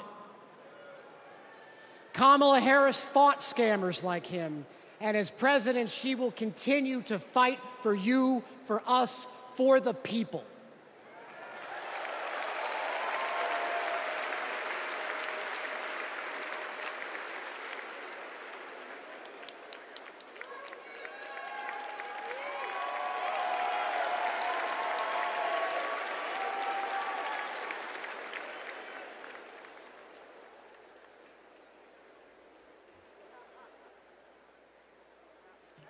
Please welcome Massachusetts Governor Maura Healey.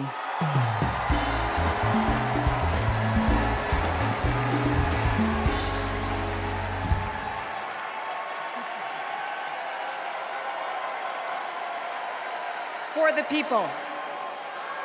Those three words define the role of a prosecutor. To serve not only our clients in the courtroom, but our community and our country. To give people a sense of security and safeguard the principles that hold our nation together. To stand up to abusers and bullies, and stand up for the voiceless and the vulnerable. In other words, exactly what Kamala Harris has done her whole life.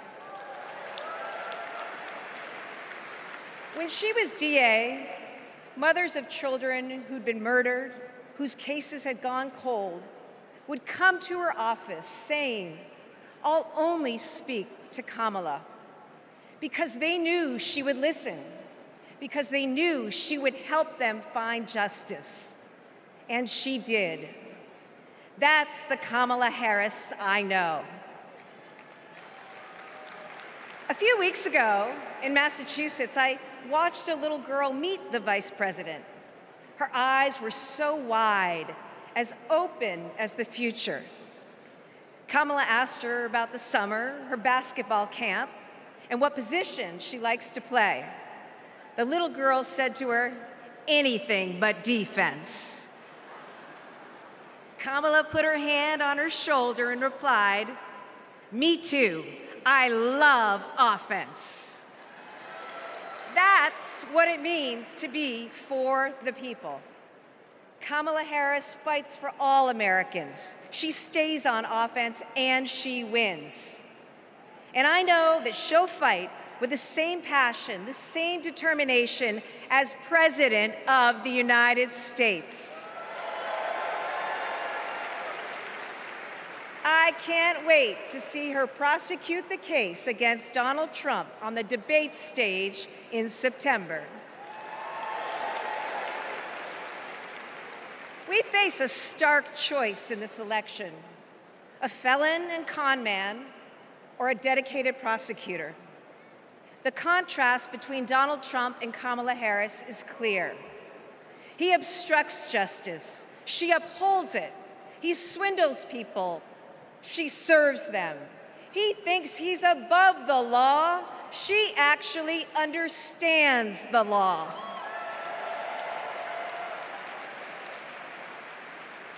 That's what this election comes down to. One candidate who's out for himself, or Kamala Harris for the people. It's a battle for the future of our nation. And tonight, we will prove beyond a reasonable doubt that Kamala Harris should be, she must be, the next President of the United States. Thank you.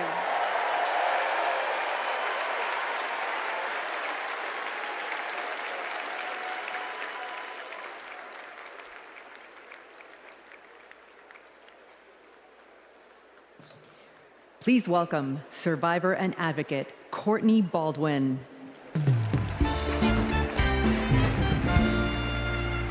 Good evening, Chicago. I'm Courtney Baldwin.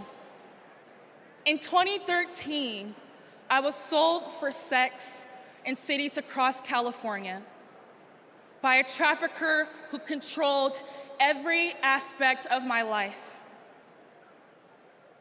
During those dark moments, I held on to hope that one day I'd be seen as more than a victim, that I could pursue my dreams, and that my trafficker will be held justice.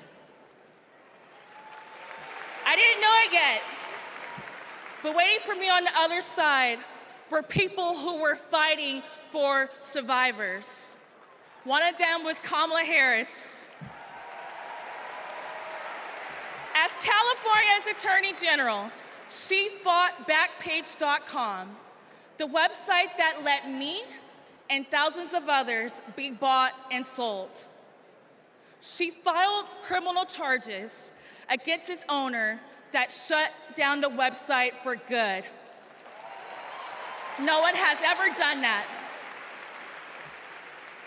Vice President Harris is fearless, compassionate, and she still gives me hope. She's protected people like me her whole life, and I know she'll fight for us all as president. Thank you.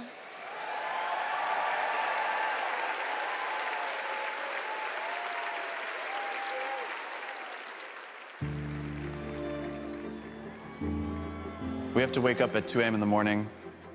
It's the only way to beat the Phoenix heat. It's just like opening an oven. I work on the light rail. It's a good way to tackle the climate crisis, but the clock is ticking. Climate change is one of the greatest con jobs ever.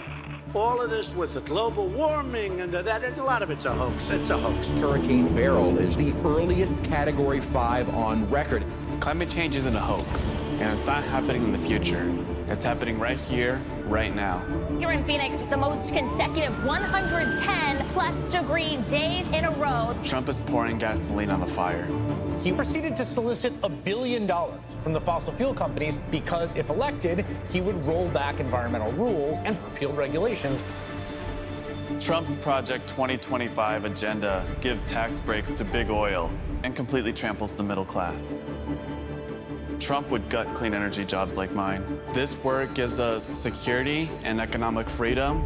Trump would rip that away. Kamala Harris sees the future differently. She's a clean energy champion. She took on big oil that gouged Americans. Harris was the deciding vote that passed Democrats' epic clean energy investments. Kamala will fight for climate and clean energy policies that protect our health and hold big polluters accountable.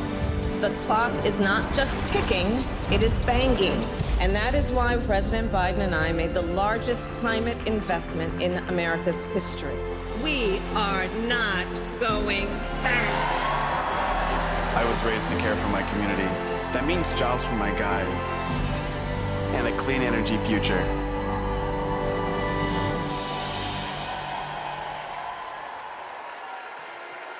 Please welcome former New Mexico Representative Deb Haaland.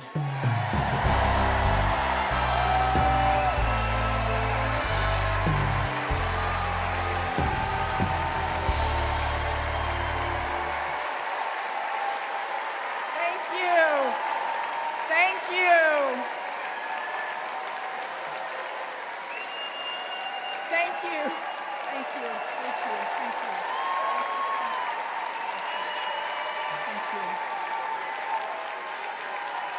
Guwatsi Halpa, Duhinamet Etzakwitsa Shuimi Hanu. In my Karis language, greetings, friends and family. My name is Kresh Turquoise, and I'm from the Turquoise clan. 35 generations ago, my ancestors built lives in the high desert of New Mexico. I am on this stage tonight because of them. While fishing with my dad and running through the desert with my cousins, I learned that we have a responsibility to take care of our planet. Donald Trump never learned that lesson. He called the climate crisis a hoax. He made it easier for big companies to poison our air and water. An American president must lead the world in tackling climate change. We need a president who understands that assignment. That's Kamala Harris.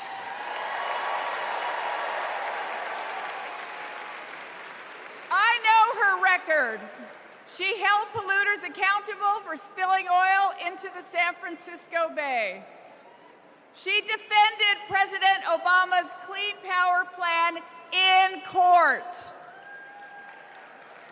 And as vice president, she cast the tie-breaking vote for the most ambitious climate action plan in our nation's history.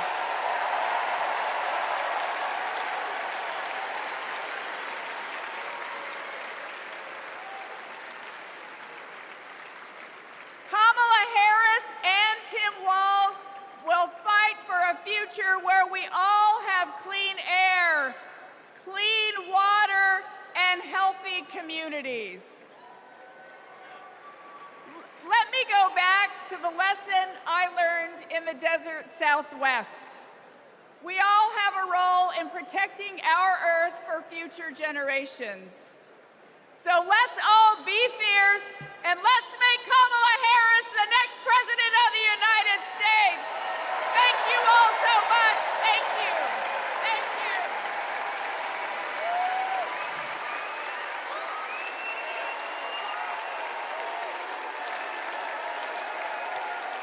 you. It's an election year, and both parties are battling to prove that they stand with workers. But sometimes, workers don't get the invite. Do you know where the auto workers are? I haven't seen anybody from the UAW. Nobody from the UAW? After we struggled to find any auto workers at Trump's Rally for Auto Workers, we hit the road to find out what Democrats have been up to. The Inflation Reduction Act is helping to fuel a boom in clean energy, creating 9 million new clean energy jobs over the next 10 years, once-in-a-generation investment. I thought that American manufacturing was supposed to be dead. Here I am looking at one of the biggest auto mega plants being built. We talked to workers in rural Tennessee who joined a union for the first time to build one of the largest battery plants in the country. We have 20-year-old people thinking about their future. We never did that. I got things now that I never thought I could have. Generational wealth, I'm working on that. Medical, dental, vision, pension, something to fall back on when it's all over with. We went to Vegas, where union workers are building America's first high-speed rail. To Lordstown, Ohio, where auto workers who lost their jobs under Trump returned to work at a new battery plant. This could be the future. This could bring industry back to Lordstown. We saw it in its heyday, and here we are. We have the opportunity to make the battery. And Milwaukee, where workers are replacing every lead pipe in the city. It helps with the struggle. You don't have to struggle with 2, 3 jobs. You know, you can maintain with one job. This is my own neighborhood. This is your old neighborhood? Yes. Makes me feel good because I'm giving back something. It's easy for stories like these to get drowned out by fake worker rallies at non-union plants. Does anybody know that there's a Donald Trump event just an hour away from here? Yes, no? No. Was anybody invited to it? But over the last 4 years, only one party has invested trillions in clean energy, bringing back manufacturing and rebuilding infrastructure, putting workers at the center of it all. And this is just the start. Please welcome John Russell.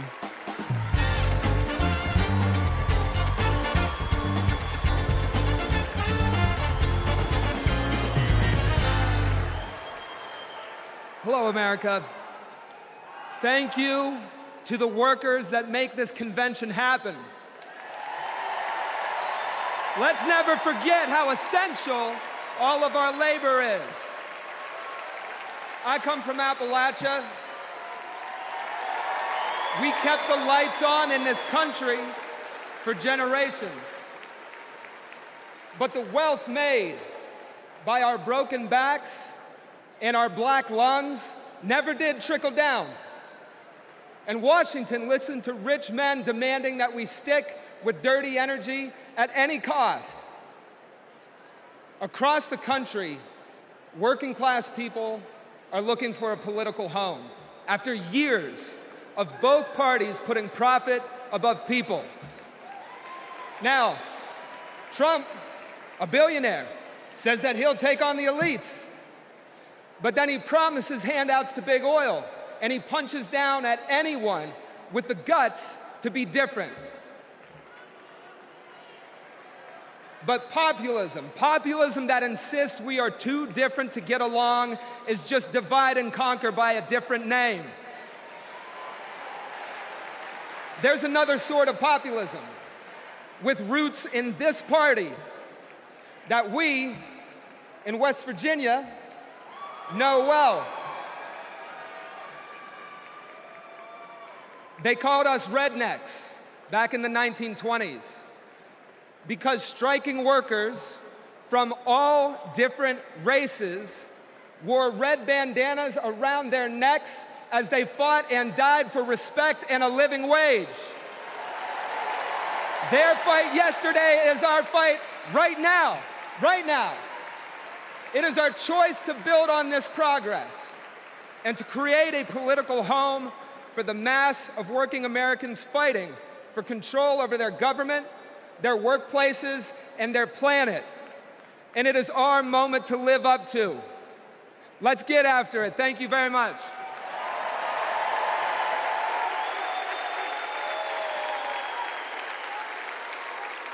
Don't know why, but I feel like When our team of students passed one of the first climate justice policies in our nation, Vice President Kamala Harris showed up. She came to highlight our initiative because she believes in us. Last year, my dad retired after spending more than 30 years working at one of our country's most polluting power plants. Donald Trump doesn't care about people like my dad. I know Vice President Harris will put working families ahead of big oil billionaires. Kamala Harris approaches climate policy through the eyes of future generations, like mine. As new voters and as new leaders, I'm excited to join Harris in the fight for our future.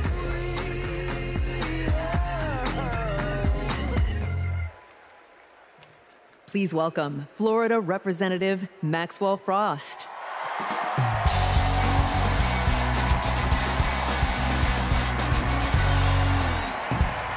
I'm Maxwell Alejandro Frost, and I'm proud to be the first member of my generation in Congress. I'm also proud to represent Central Florida. You might expect me to talk about how climate change will impact our future, but as a Floridian, as a Florida man, I'm here to tell you that the climate crisis isn't some far-off threat. It is here. Donald Trump and J.D. Vance think they can divide us by saying this crisis is some type of hoax. But I've walked the streets of communities that have been forced to rebuild after hurricane flooding destroyed their homes. I've heard the stories of immigrant farm workers made to work in horrid conditions exacerbated by this crisis. And I felt the scorching record heat and know that climate change can sometimes feel like an unstoppable force. But with our movement and with organizing and an administration that cares, we are making progress. Kamala Harris and Joe Biden have proven that tackling this crisis creates jobs, that investing in clean energy protects our health, and that investing in mass public transit builds strong communities. And we must always remember that peace is essential to our climate and war destroys our environment.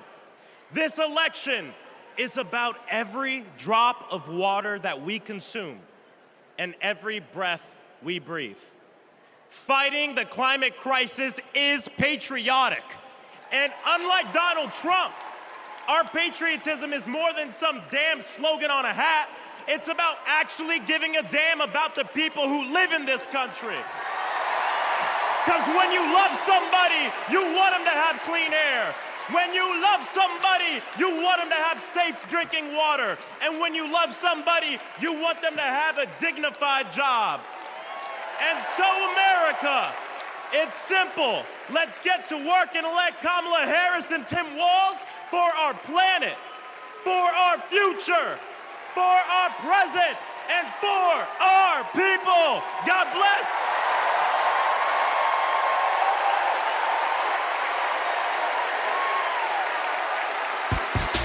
Ladies and gentlemen, if y'all are ready to send Madam Vice President and keep her in the White House, let me hear you make some noise! All I do is win, no matter what. Got money in my mind, I can never get it up. And every time I step up in the building, everybody's hands go. Let me see. And they stay there, and they stay yeah, and they stay there, and they stay yeah, and they stay there. And they stay there, and they stay there, and they. I want to hear you nice and loud, Chicago. Are there any union workers here today? Make some noise. Are there any teachers in this building? Make some noise. Now everybody hands up.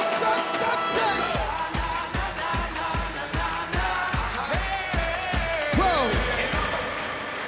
Thank you, ladies and gentlemen. I'm DJ Metro. We'll be back for more.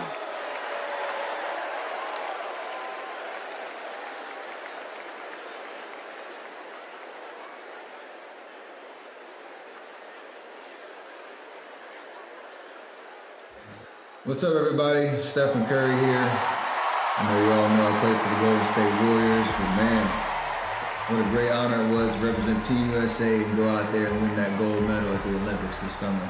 And that unity on and off the court reminded us all that together we can do all things and continue to inspire the world. That's why I believe that Kamala, as president, could bring that unity back and continue to move our country forward. This is about preserving hope and belief in our country, making sure families can be taken care of during their most precious times. I got to visit Kamala with my team in the White House last year, and I can tell you one thing I knew then, and I definitely know now. The Oval Office suits her well. So in the words of Michelle Obama, do something. Go vote, be active. Let's show out in November like never before. It's been an honor for me to represent our country. It's an honor to support Kamala. So let's all do our part. God bless. Please welcome Democratic nominee for U.S. Congress in Alabama, Shamari Figures.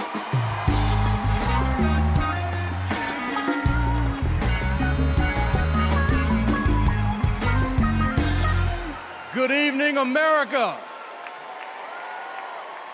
And hello, sweet home, Alabama. I am running for Alabama's 2nd Congressional District. This is the district that gave America the Tuskegee Airmen, Rosa Parks, Fred Gray, and it is the birthplace of the civil rights movement in Montgomery, Alabama. And of course, this district is home to Mr. Good Trouble himself, Congressman John Lewis. Look, my pathway to this stage was paved by a legacy of fighters. Fighters that include my mother, Alabama State Senator Vivian Davis Figures, who is here at her 11th DNC. And it also includes my father, my late father, Michael Figures, who was also a state senator and civil rights lawyer who sued the Klan into bankruptcy.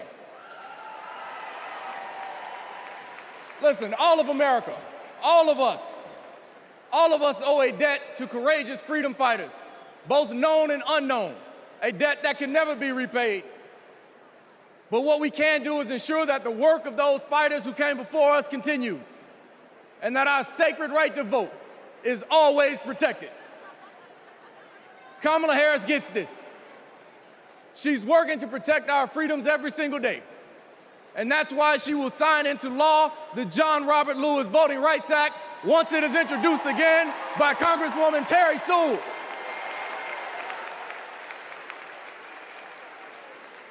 Listen, America, a California poet named Kendrick Lamar recently reminded us that sometimes we gotta pop out and show up. Well, America, it's time we pop out and vote. It's time we pop out from California to Alabama and all across America, and we show them that we are not going back, we are going forward, and we are going forward with Kamala Harris as the next president of the United States of America. Thank you, God bless you, roll tide, let's go win this thing.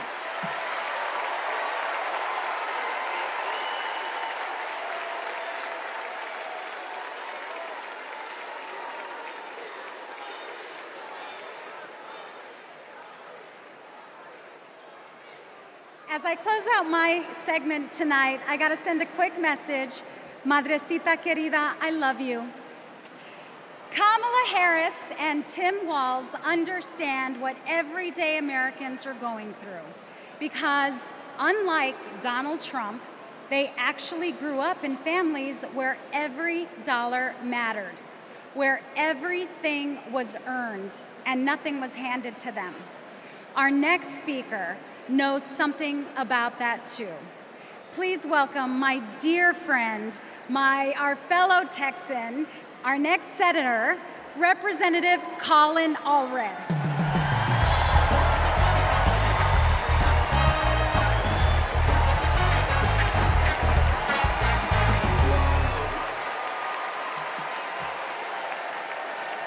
All right.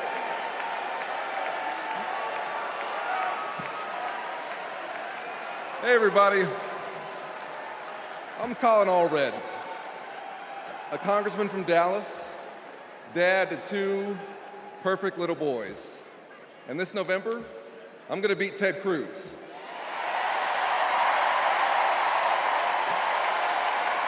And I'm so proud to be here to support our next president, Kamala Harris. You know, like Kamala, I was raised by a single mom. Mom was a public school teacher who often worked 2 jobs to make ends meet. So when we talk about lowering costs, I think about the times when we went to the grocery store when I was growing up and swiped the debit card and said a little prayer. But my mom and my community in Texas gave me a chance to chase my version of the American dream. I played football at Baylor and in the NFL before becoming a civil rights lawyer and representing my hometown in Congress. Now I'm the guy who's going to turn Texas's Senate seat blue.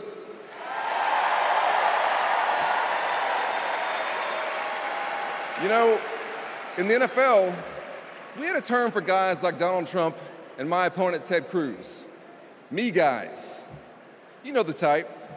Talk a big game, only care about themselves, but you don't want to be stuck with them at a barbecue.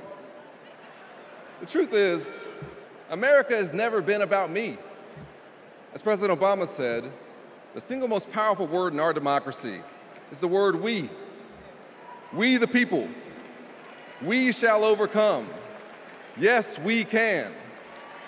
And we've got a message for the me guys. We is more powerful than me. We will protect and restore reproductive freedom. We will secure the border. We'll protect Medicare and Social Security. And we'll turn the page and write a new chapter for this country and elect Kamala Harris to be the next president and beat Ted Cruz. Thank y'all so much. God bless you, and may God bless Texas.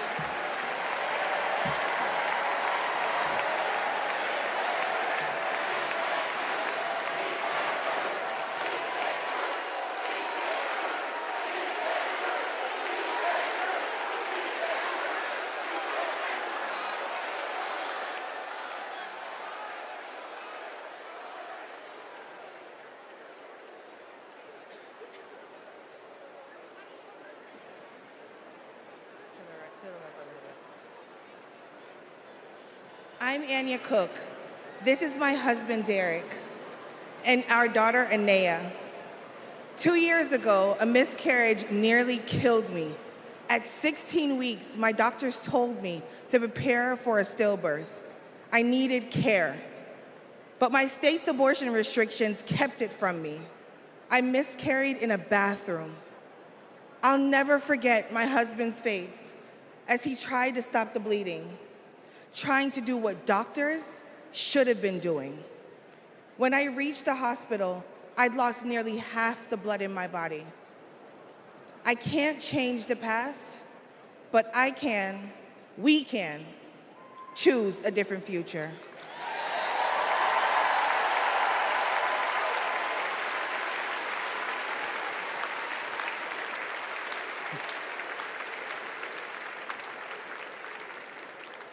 I'm Craig Sicknick, and this is my mother, Gladys.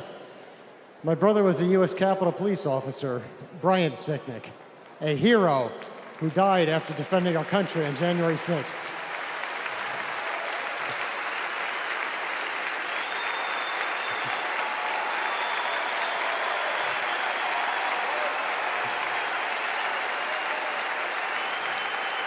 My family knows how dangerous Trump is. He incited the crowd while my brother and his fellow officers were putting their lives at risk. We need a real leader, not an autocrat who is stuck in the past. Brian, we miss you every day.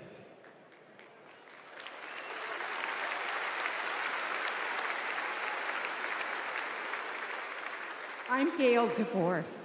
I've had type 1 diabetes since I was 11. Stressing about insulin cost has been a constant in my life. President Biden and Vice President Harris have moved mountains to help. Medicare can finally negotiate prescription drug prices.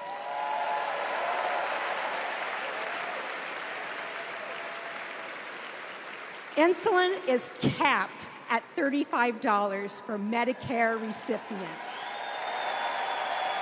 And when elected, Kamala Harris plans to extend that cap to the rest of us. That's the future I want. That's the future I am voting for.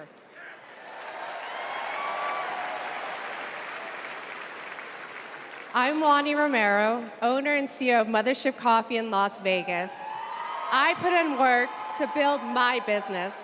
When COVID hit, this administration's support kept us moving. I hired staff and we grew. We've more than doubled in size since the pandemic, and it's just not us. Over the last 4 years, 19 million new business applications have been filed. Like Trump, I grew up in Queens, but unlike him, I built my business with grit. That's my story. That's the American story. Let's turn the page on Trump.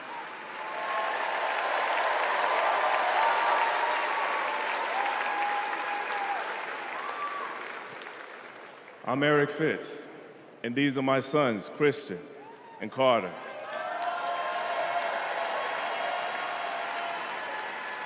I always try to set an example for my boys, to teach them compassion, accountability, and resilience.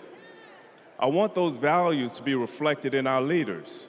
I don't want to have to turn off the TV because our president is lobbing insults or telling lies. I'm tired of all of the hate. It's time to move forward, together, and build a country our kids can be proud of.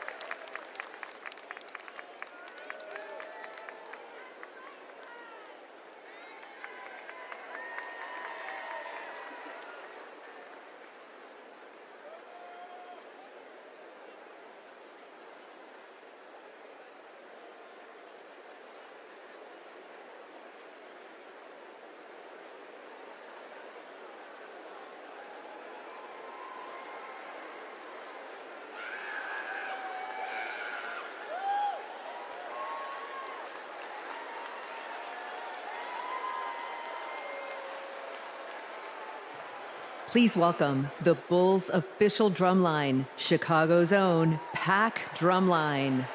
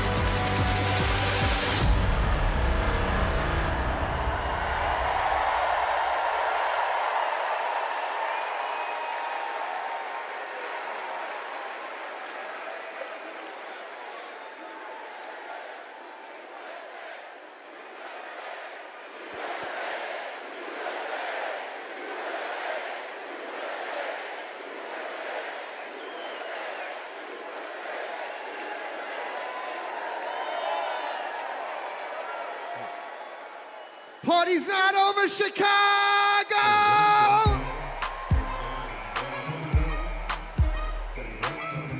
What I want to see is those flags and those hands up in the air. Help me sing it out nice and loud. Y'all ready to get down and party with me one time? DNC say. 369, damn fine. Tell me one more time and go. Get low, get low, get low, get low, get low, get low. To the window, to the wall, to the wall. To the sweat drop down my body. Wow. Oh, yeah.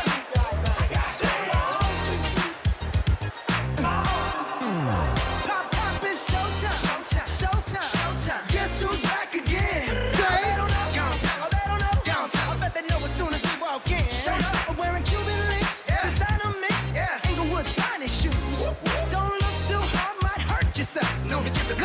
Say, I'm a dangerous man with some money in my pocket. Keep up. So many pretty girls around me and they're waking up the rocket. Keep up. Why you mad? Fix your face. Ain't my fault they all be jacking. Keep up. Players only. Come on, put your pinky rings up to the moon. Girls, what y'all trying to do? 24 karat magic in the air. Head to toe so bad. Look out. This ain't Texas. Ain't no hold 'em. So lay your cards down. Say! Pocket Lexus. And throw your keys up. Stick around, round. Nice and loud. And I'll be damned if I can't slow dance with you. Come pour some sugar on me, honey, too. It's a real live boogie and a real live hold down. Don't be a come take it to the floor now. Woo! There's a tornado in my city. At the basement. That ain't pretty. Rugged whiskey. We're surviving. A red cup kisses, sweet redemption, passing time, yeah. Ooh, one step to the right. We headed to the dive bar we always thought was nice. Ooh, run me to the left. Texas, ain't no hold 'em. Lay your cards down. So pop your Lexus, throw your keys up, stick around, round.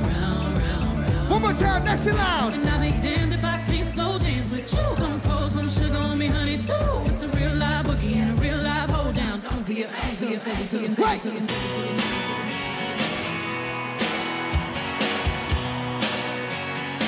If you've been with me all 4 days, let me see you make some noise right now. And if this is your first convention, let me hear you make some noise. I was born in a small town, and I live in a small town. Every day in a small town, small communities. All my friends are from small town. My parents live in the same small town. My job is a small town, provides little opportunity.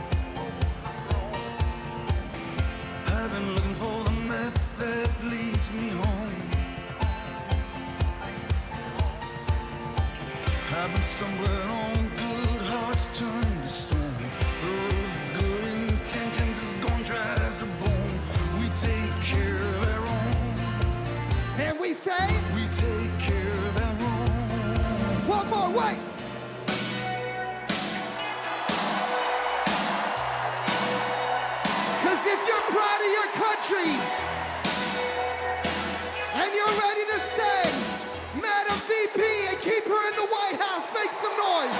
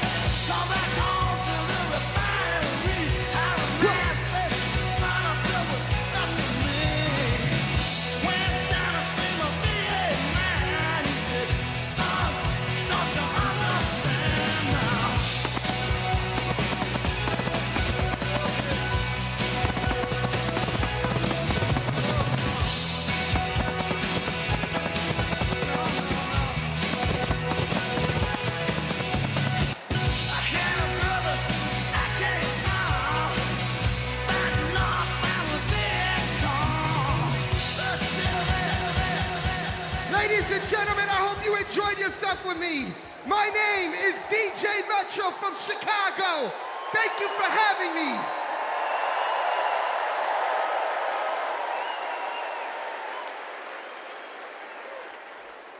Here we go.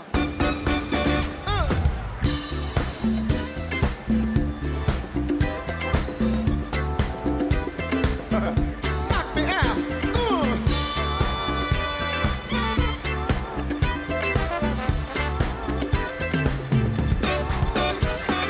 Superhighway, coast to coast, easy to get anywhere.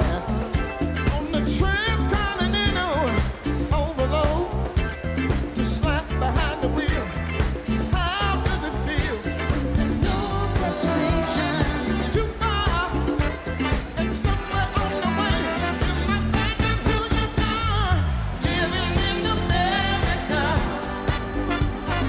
Eye to eye, station to station, living in America.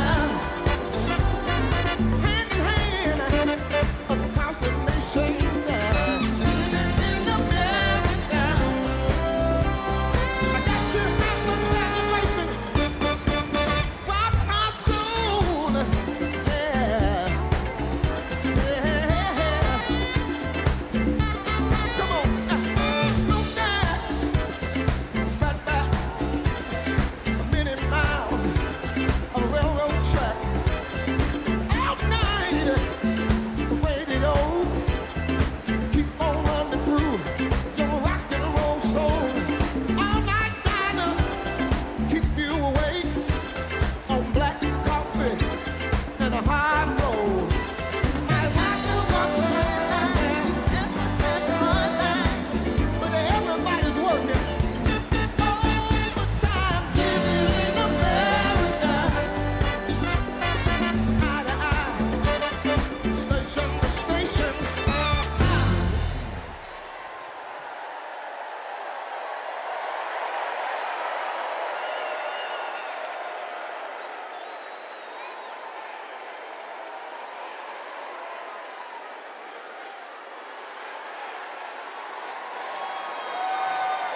Please stand if you are able and welcome winners of 13 Grammy Awards and the biggest selling U.S. female group of all time, the Chicks.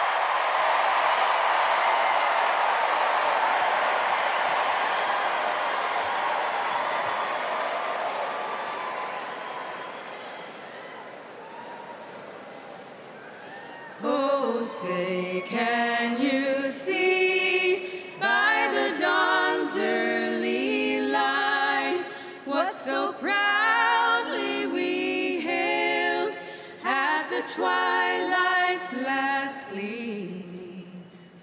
who's brought stripes and bright stars through the perilous fight, o'er the ramparts we watched were so gallantly streaming, and the rockets' red glare, the bombs bursting in air, gave proof through the night that our flag was still there.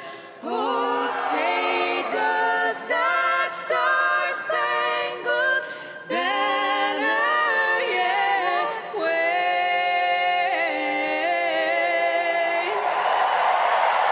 o'er the land of the free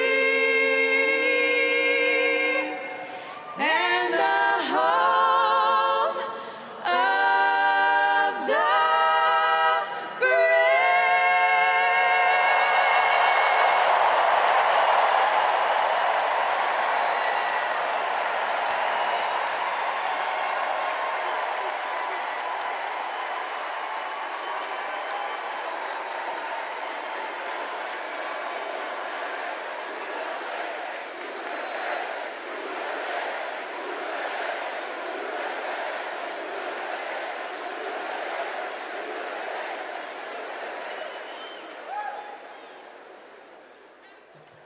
Please welcome Kerry Washington. Welcome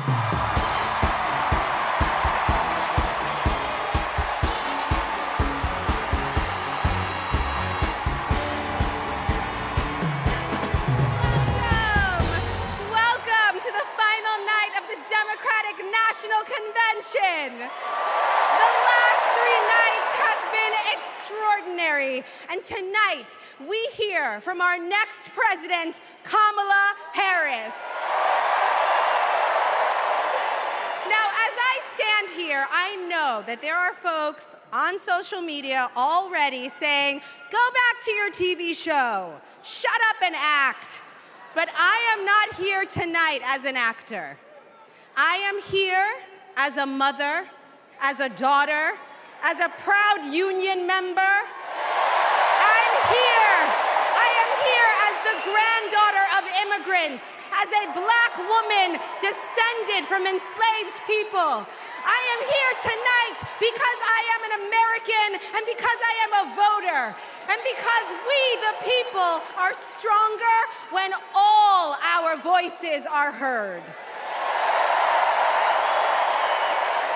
Look, I know that I am the one standing on this stage, but I am not the lead character in this story. You are. All of you. You are the messengers. You are the fixers. Dare I say it, you are the Olivia Popes. You are the superheroes saving this democracy. It is you, not me, who have the greatest power to convince your loved ones to vote. So, just like Michelle Obama told us, let's do something. Let's make a video. Everybody take out your phones. Everybody take out your phones. We're gonna make a moment. Can somebody bring me my phone? I wanna capture this historic moment and share it with the people that we love. Oh, hi! What'd you do? Come on over here.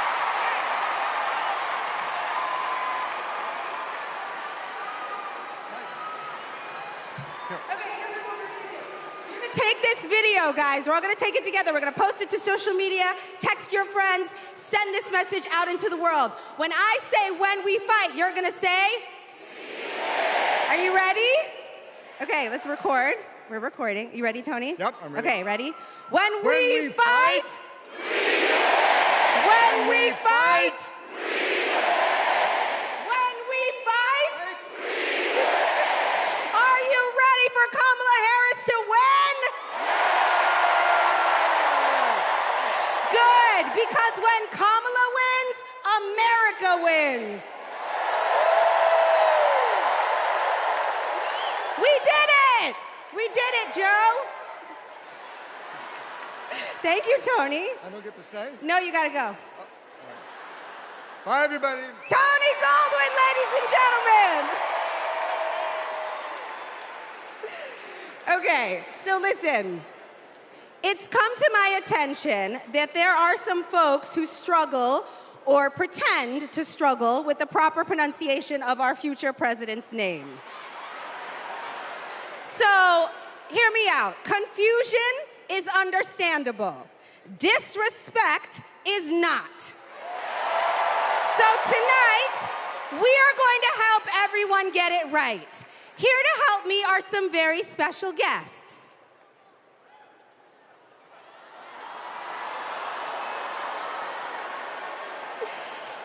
Thank you, ladies. Can you tell us your names? Hello, everybody. My name's Amara. And my name is Leela, her little sister. And what are you here to do? To teach you how to say your auntie's name. Okay, so how do you pronounce it? First you say comma like a comma in a sentence. Then you say la like la la la la la. Put it together and it's 1, 2, 3, Kamala. All right, so let's practice. Everybody over here say comma. Everybody over here say la. Together.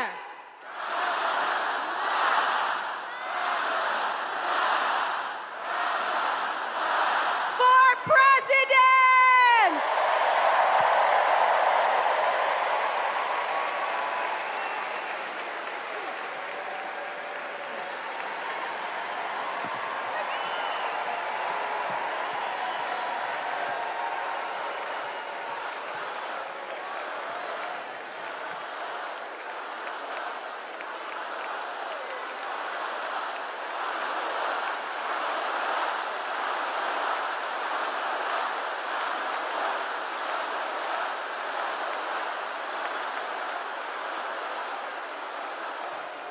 Please welcome Mina Harris, Ella Emhoff, and Helen Hudlin.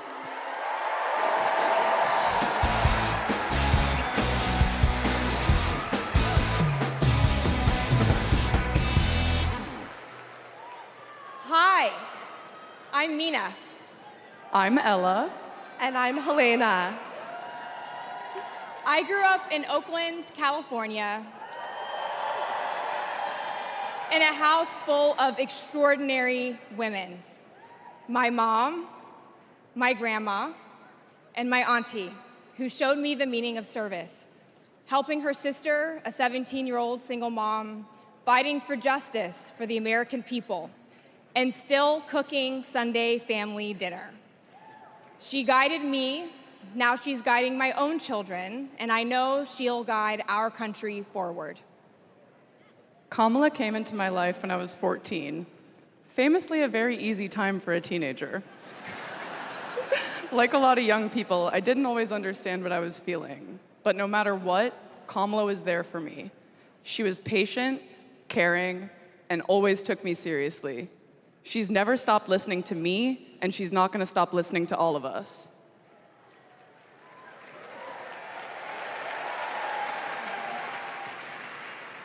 Kamala Harris is my godmother.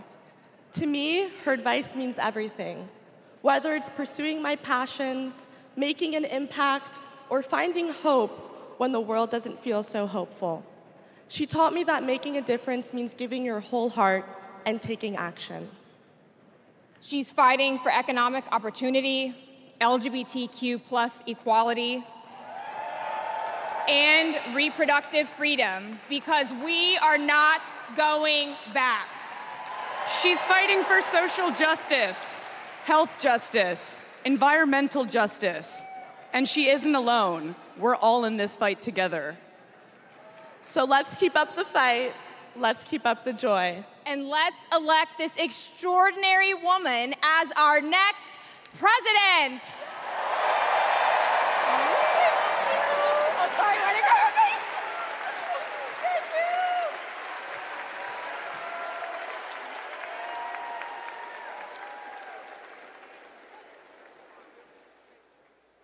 Please welcome actor and comedian D.L. Hughley.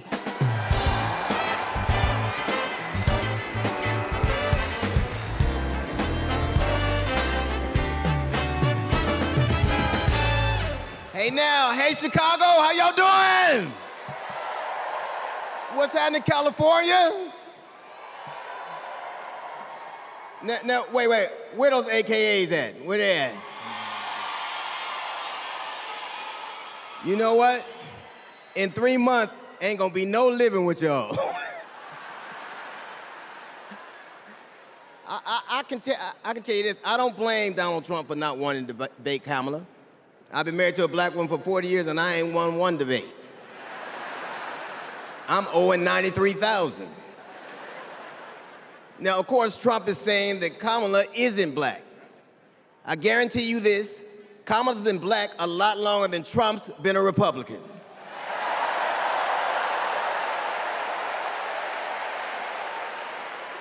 And if he keeps sliding in the polls the way he is, the only way he can keep Kamala out of the White House is if he buys it and refuses to rent it to her.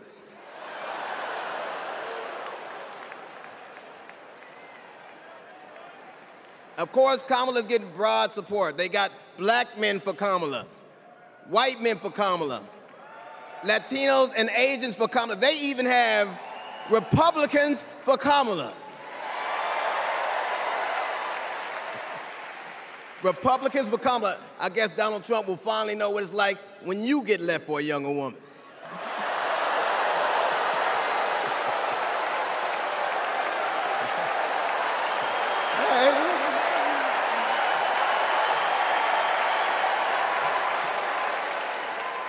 But seriously, Kamala knows the truth about the American dream, that hard work is not enough. Hard work alone is not enough to succeed. That you need access and information and opportunity. And she knows that some folks are often denied those very things.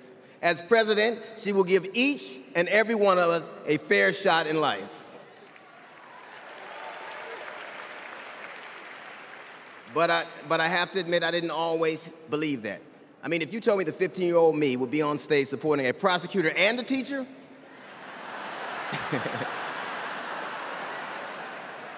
there is no way that I would have believed you.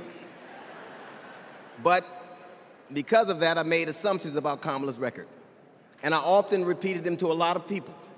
Then one day, Kamala invited me to her house. She put her hand on my shoulder and she asked me to do some research. Something I had never done.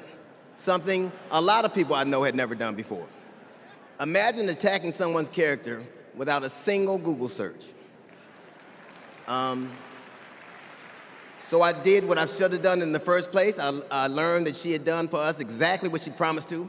I believe that your apology should be as loud as your accusation, and I'm here apologizing in front of the whole damn world. I was wrong.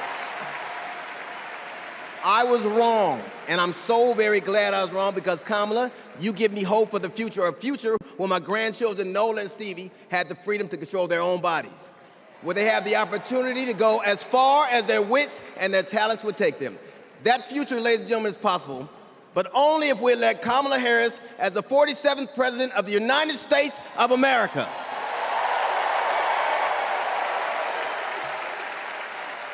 I will say this to you. The best piece of advice I've ever gotten in my entire life is you don't have to know what you will do, just know what you won't. And we won't go back.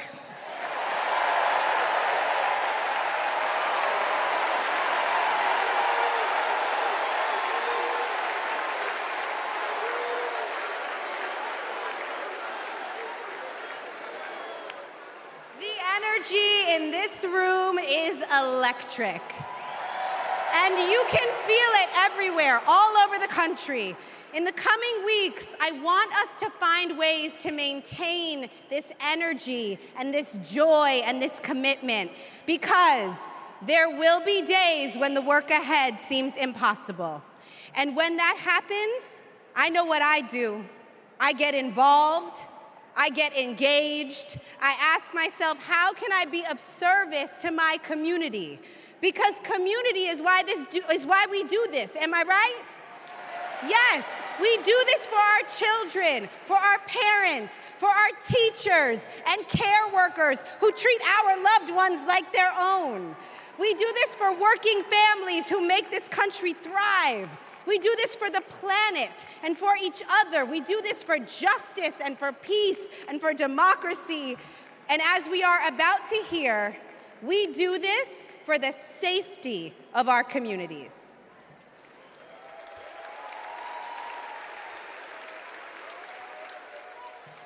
Please welcome Genesee County, Michigan Sheriff Chris Swanson.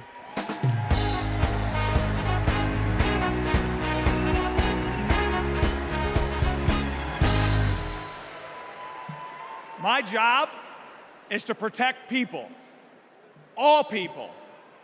In 2020, righteous anger spilled over into the streets of Flint, Michigan. One bad decision from either side, and there would have been bloodshed. But that didn't happen.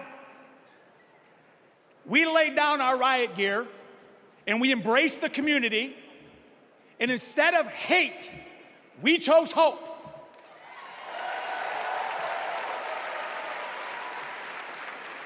On January 6th, the opposite occurred. That day was paved with division, deceit, and denigration. Police officers were attacked that day. It could have been stopped. We need a leader who will embody what's affixed to all three sides of my sheriff patrol cars: protect, serve, and unify. Kamala Harris is that leader. As a prosecutor, Kamala Harris protected us by putting violent criminals and sex offenders behind bars. If I was in a courtroom, she's exactly the tough prosecutor that I'd want to see. As vice president, she served America by keeping us safer. And I can testify firsthand, where I come from, crime is down and police funding is up. As president, Kamala Harris will unify our country. She will bring us together because our country needs a leader who will go toe-to-toe with drug cartels and bullies. One who has already taken the oath, raised her right hand to advocate for the people.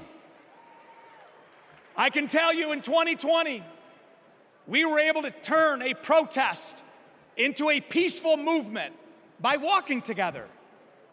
One city, one community, and one country.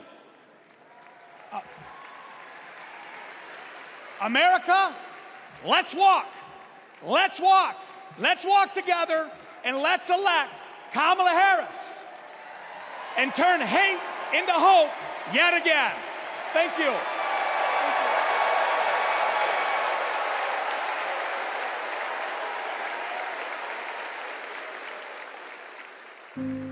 We were contemplating adopting, and then out of nowhere, I got pregnant. Jordan was so much fun as a child. When all of a sudden, 3 of those rounds he aimed at Jordan. Jordan didn't deserve to die that way. Reports of an active shooter at a high school. These students have now lived through so many of these shootings since they were born almost. We were praying and crying. I don't know how we're alive. An active shooter at an elementary school in Uvalde, Texas. Multiple children have been killed. Most of the body so mutilated that only DNA tests or green Converse could identify. Trump did nothing on guns and was proud of it. There was great pressure on me. We did nothing. After a mass shooting in Iowa, Trump said, I have to get over it. "You never get over it." Kamala Harris and Joe Biden refused to get over it. As district attorney, she got illegal guns off the street. As Attorney General, she took on transnational crime rings and stopped gun trafficking. As Vice President, she helped pass the most sweeping gun violence legislation in 3 decades, keeping guns out of the hands of criminals, expanding background checks, closing loopholes. We'll finally pass red flag laws, universal background checks, and an assault weapons ban. Kamala understands the fight we're in. The power is with the people. And gives people like me, survivors like me, hope.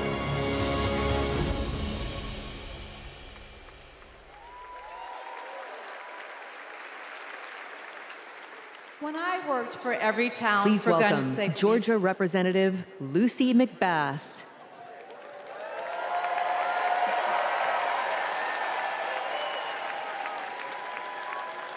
When I worked for every town for gun safety and moms demand action for gun sense in America, I saw firsthand the power of telling our stories. You've just heard mine, but there are many more to tell.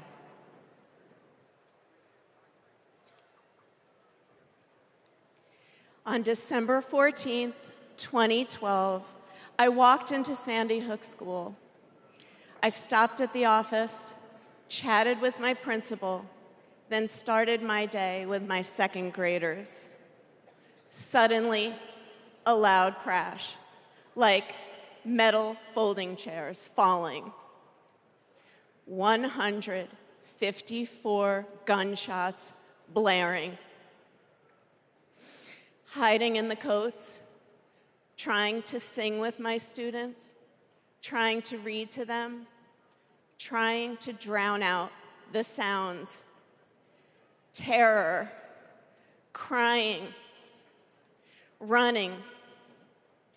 I carry that horrific day with me. 20 beautiful first grade children and 6 of my beautiful colleagues were killed. They should still be here.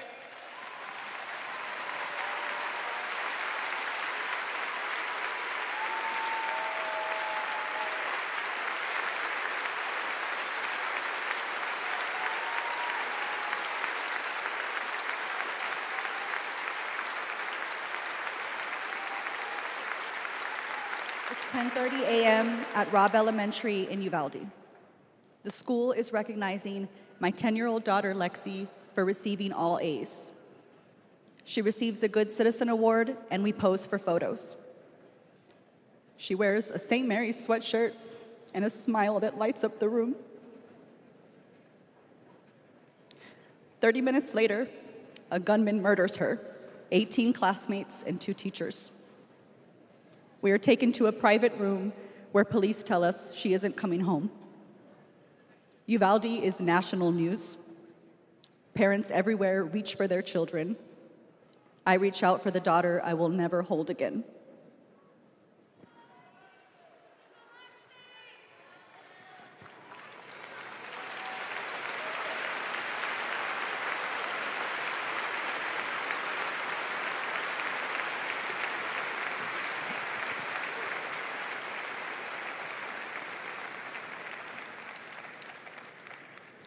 My niece, Sandy Patrice, was 22. She drove to Myrtle Beach for sun and fun and motorcycle parades. Hours later, my phone rang. Shooting on the beach. No one can find Sandy. I stayed calm. You see, my mother, Patricia Ann, had been shot and killed by an abusive partner. I was calm then, too. I got to handling business. I called relatives, the police, hospitals, and I kept calling, voice steady, heartbeat pulsing. Then I was connected to the coroner. 10 years of waiting, and Sandy's murder is still unsolved. I'll keep calling, and I'll keep fighting.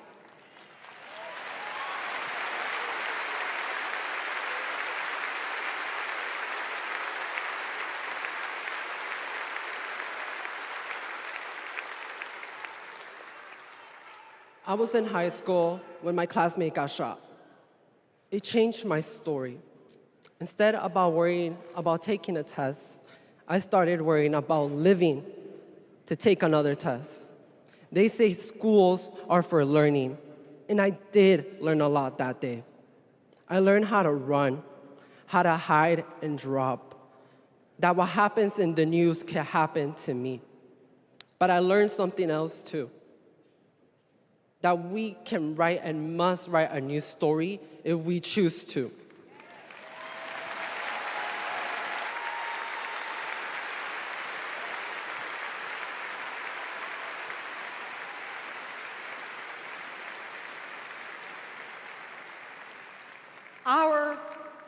Are stories of loss. But make no mistake, our losses do not weaken us. They strengthen our resolve. We will secure safer futures that we all deserve. We will organize. We will advocate. We will run for office.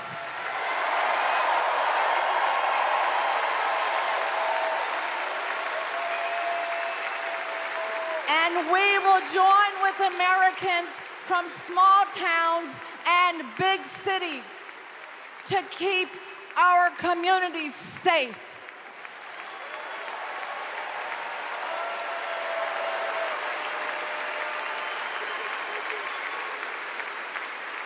And we will elect leaders like Kamala Harris, who won't just empathize, but will act.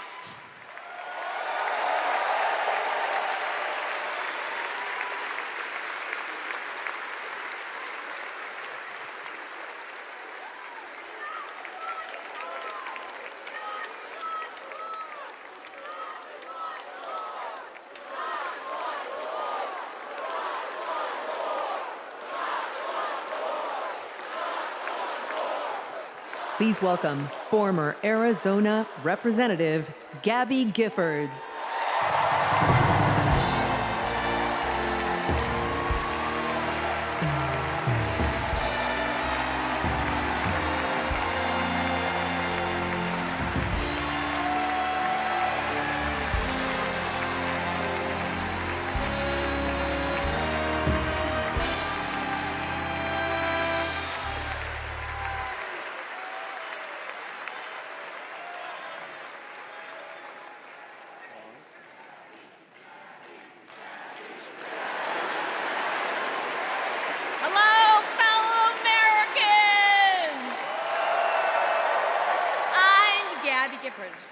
I was born in the great state of Arizona.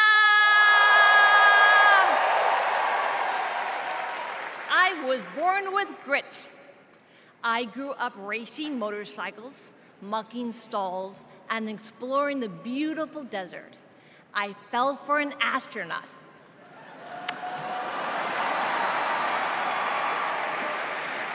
For 5 years, I served in Congress from a swing district. Everybody called me a rising star. Then on January 8th, 2011, a man tried to assassinate me. He shot 19 people. He killed 6.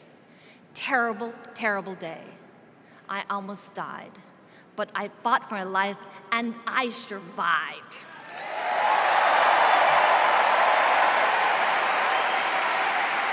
I learned to walk again, one step at a time. I learned to talk again, one word at a time. So many people helped me as I worked hard to recover, including a decent man for Delaware who always checked in. He still does. Thank you, Joe Biden. Thank you for everything. Joe is a great president. My friend Kamala will be a great president. She is tough. She has grit. Kamala can beat the gun lobby. She can fight gun trafficking. Kamala stood up to Wall Street and the drug company. She will protect abortion access. She will defend our freedom. She saved lives. Join me in voting for Kamala Harris. Bravo! Thank you. Woo!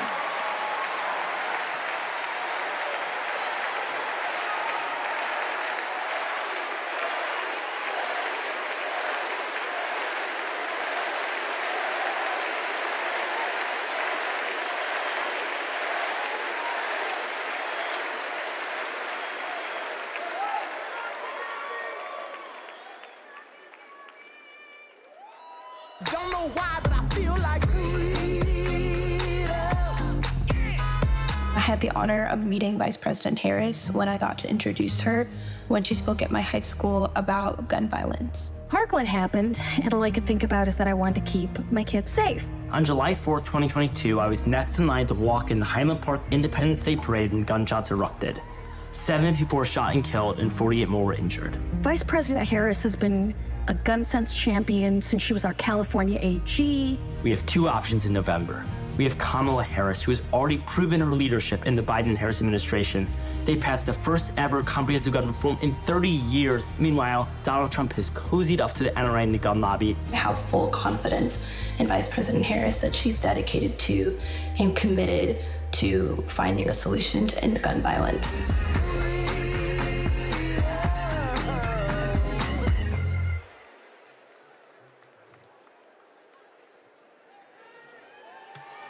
Please welcome 3-time Grammy-winning singer-songwriter and global pop icon, Pink.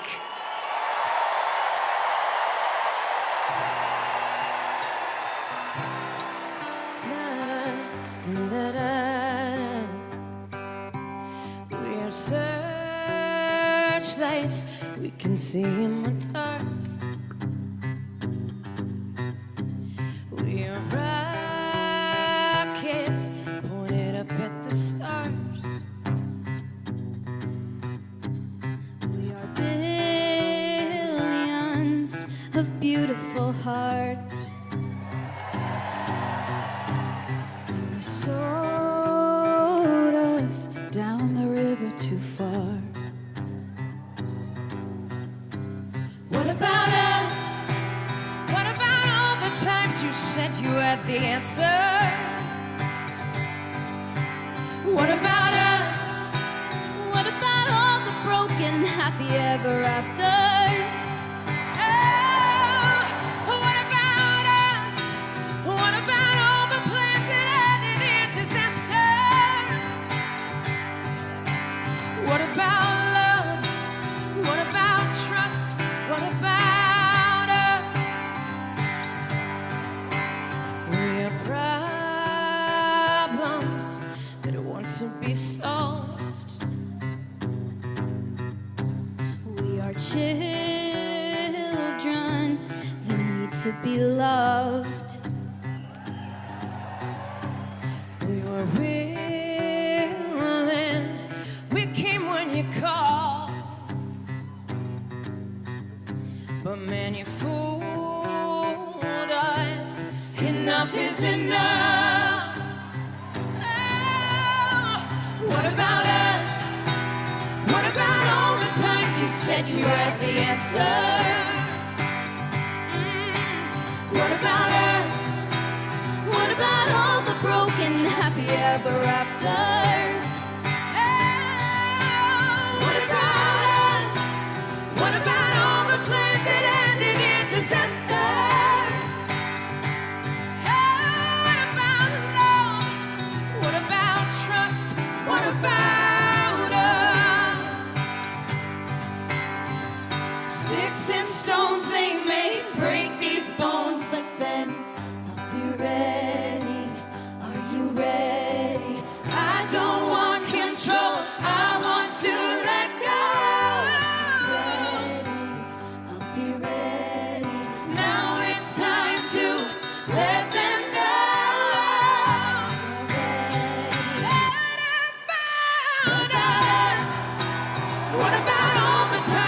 said you had the answers. So what about us? What about all the broken happy ever afters? What about us? What about all the plans that ended in disaster? What about love? What about trust?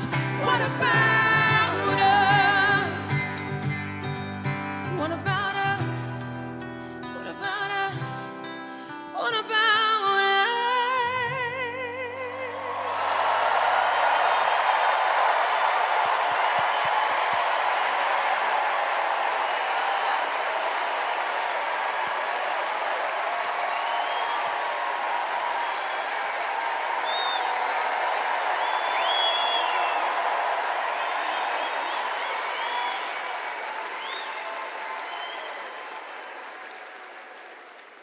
Global security and global prosperity depend on the leadership of the United States of America.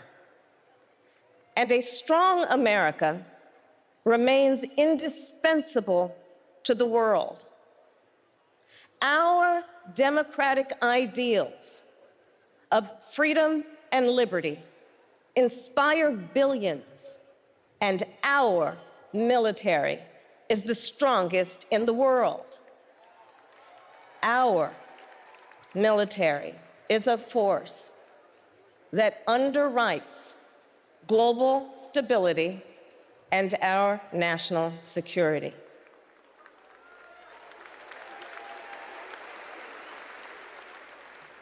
Please welcome Arizona Senator Mark Kelly.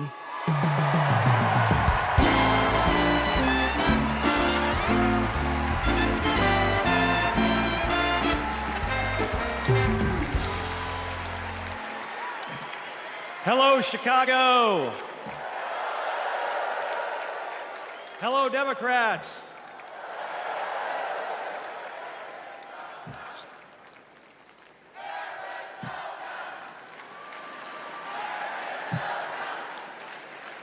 So, President Obama had to follow Michelle. I had to follow Gabby and Pink. Gabby amazes me every single day. She was able to walk out and address you tonight because she's a fighter. And thanks to a team of doctors, nurses, and especially her speech therapist. We all need a team. I've flown into space 4 times. I've flown into combat nearly 40 times. Not once did I do that by myself. It took a team to accomplish a mission. It always does. I flew in the Navy during the first Gulf War. America rallied our allies to kick out a tyrant who invaded a neighbor. Today, Vladimir Putin is testing whether we're still that strong. Iran, North Korea, and especially China watch closely. What's Trump's answer? He invited Russia to do, and these are his words, not mine, whatever the hell they want.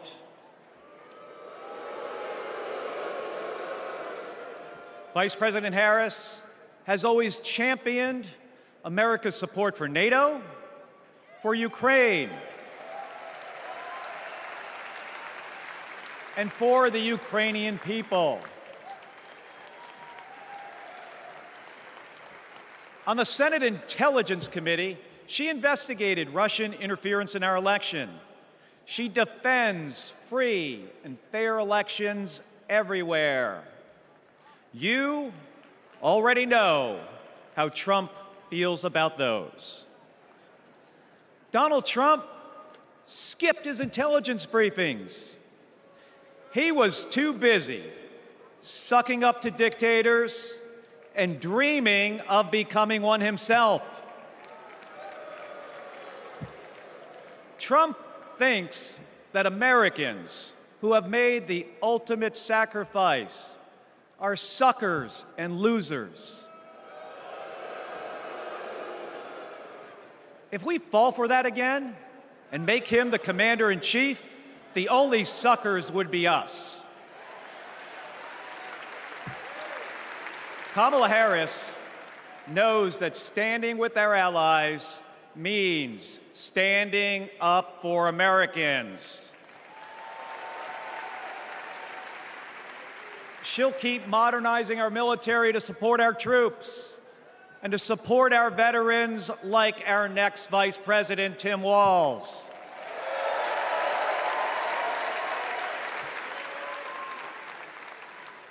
The world laughs at Trump, literally.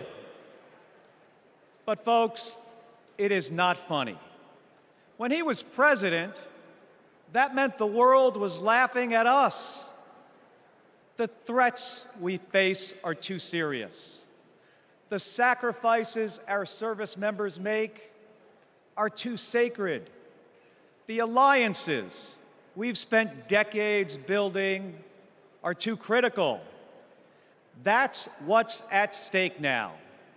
And the choice isn't even close. But in Arizona and nationwide, this election will be.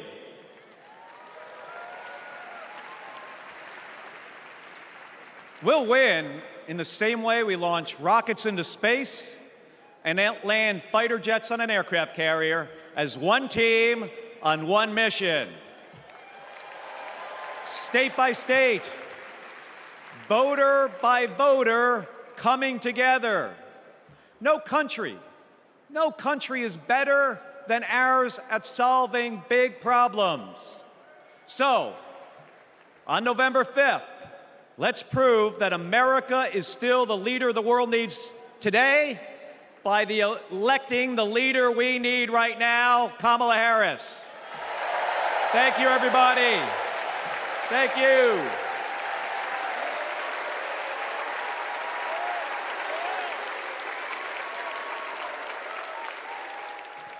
Please welcome former Secretary of Defense Leon Panetta.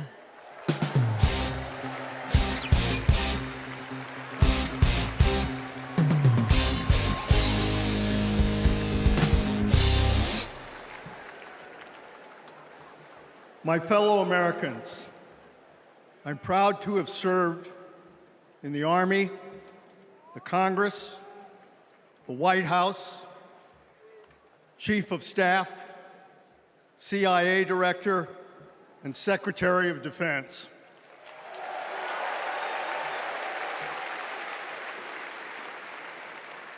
I've looked into the eyes of our warriors and deployed them into battle. I gave the order directing our Special Operations Forces to fly 2 helicopters 150 miles into Abbottabad at night.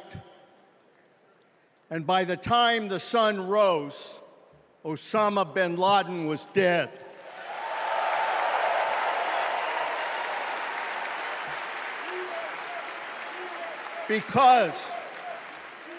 Because nobody attacks our country and gets away with it. Nobody.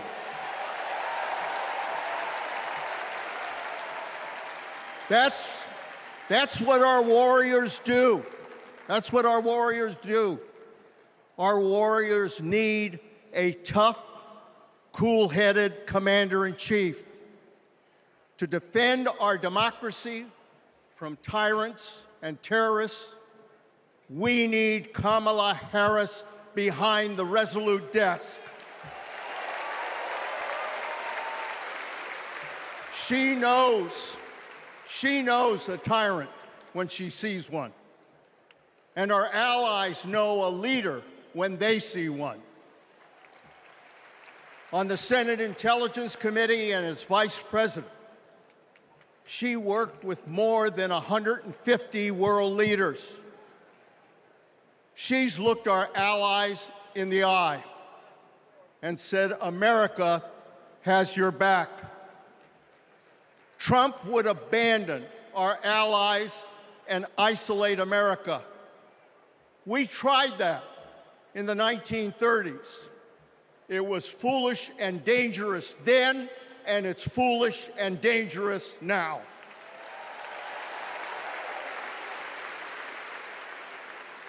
Listen to President Reagan. President Reagan. Isolationism never was and never will be an acceptable response to tyrannical governments. Never. Trump tells tyrants like Putin they can do whatever the hell they want. Kamala Harris tells tyrants, the hell you can, not on my watch. She's worked with President Zelensky to fight back against Russia. She knows that protecting their democracy protects our democracy as well.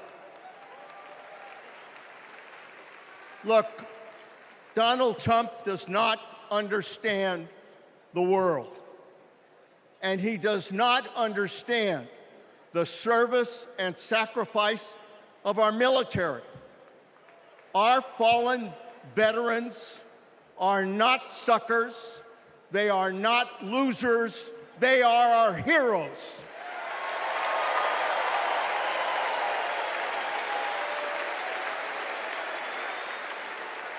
Kamala Harris will honor our veterans.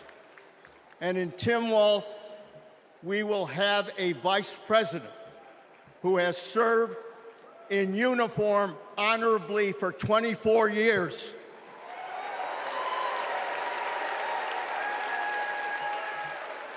Kamala Harris understands this moment.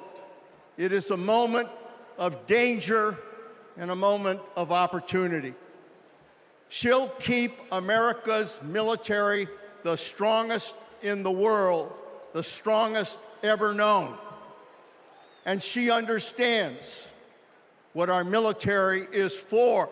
The role of our military is to defend us from foreign enemies. It is not to threaten Americans, and it sure as hell isn't to put immigrants in camps.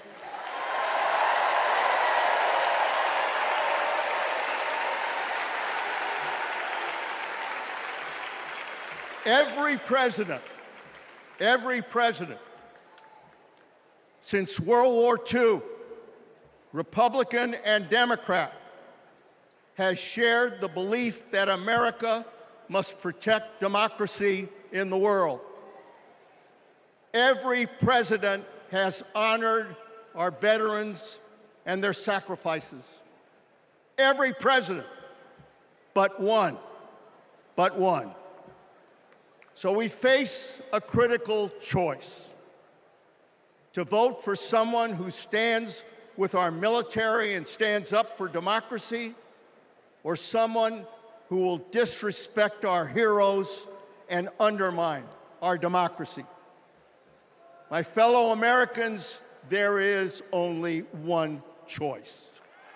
One choice. And let me tell you something.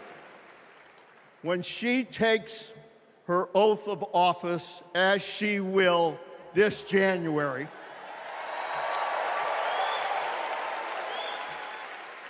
our allies will cheer, our enemies will fear, and we will have a commander-in-chief that we can trust. God bless our veterans, and God bless our country.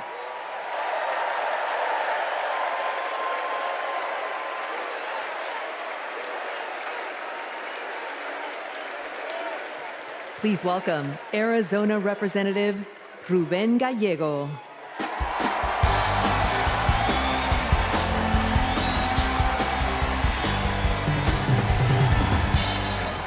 I'm a dad, husband, congressman, and the proudest Arizonan you'll ever meet. But I am even prouder to be a Marine. Rah! My mom raised us alone on a secretary's salary. I slept on the floor. I worked every job I could, meat packing, construction, making pizzas. I made it to Harvard with no money or connections. Other kids were happy because they were at Harvard. I was happy because I finally had a mattress. Then I enlisted, fought alongside my brothers with Lima 325 in Iraq. They called us Lucky Lima, but our luck ran out. We saw some of the heaviest combat of the war. And when we got home, the government failed to help us readjust. We have a duty to care for our patriots who serve our nation.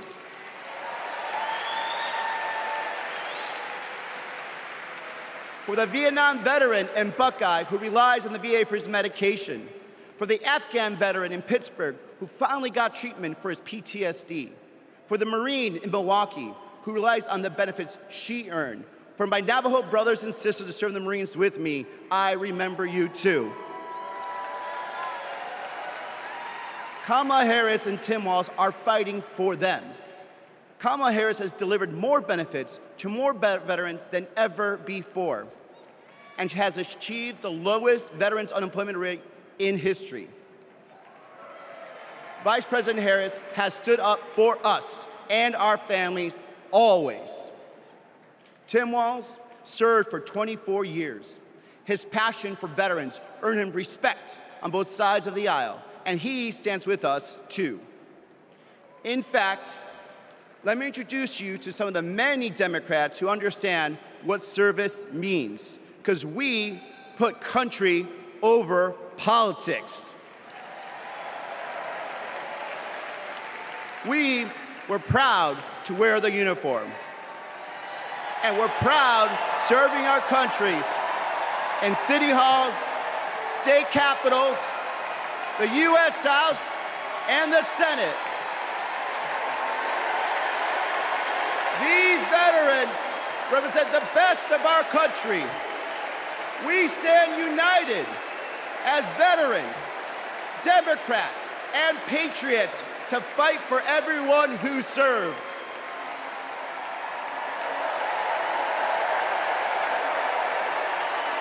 But politicians like Donald Trump, they don't stand with us. They call patriots like Senator McCain losers. John McCain was an American hero. Show some respect. Trump's Project 2025 will slash veteran benefits and force VA hospitals to close across the nation. Show some respect.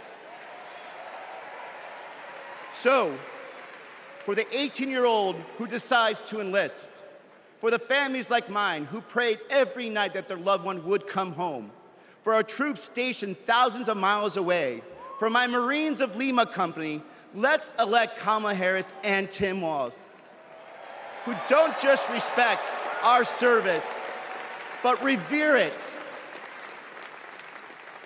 Because the veterans who defended this country aren't just the reason we can sleep at night. They're the reason we can dream. And together, we'll fight for our veterans and everyone who served our country. Thank you.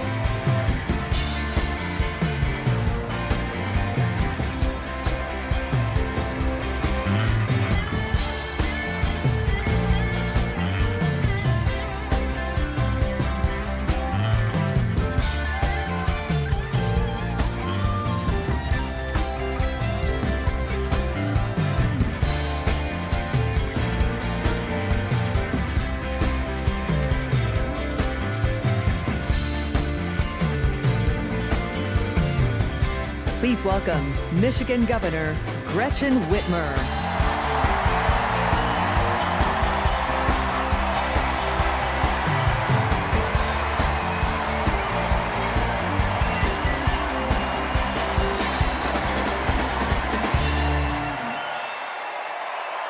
I'm Governor Gretchen Whitmer. In Lansing, they call me Governor. But in Detroit, they call me Big Gretch.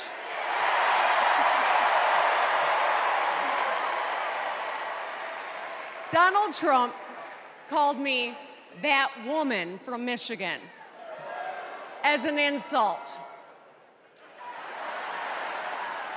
Being a woman from Michigan is a badge of honor.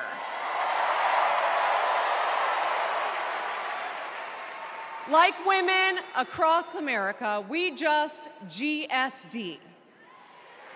Get stuff done.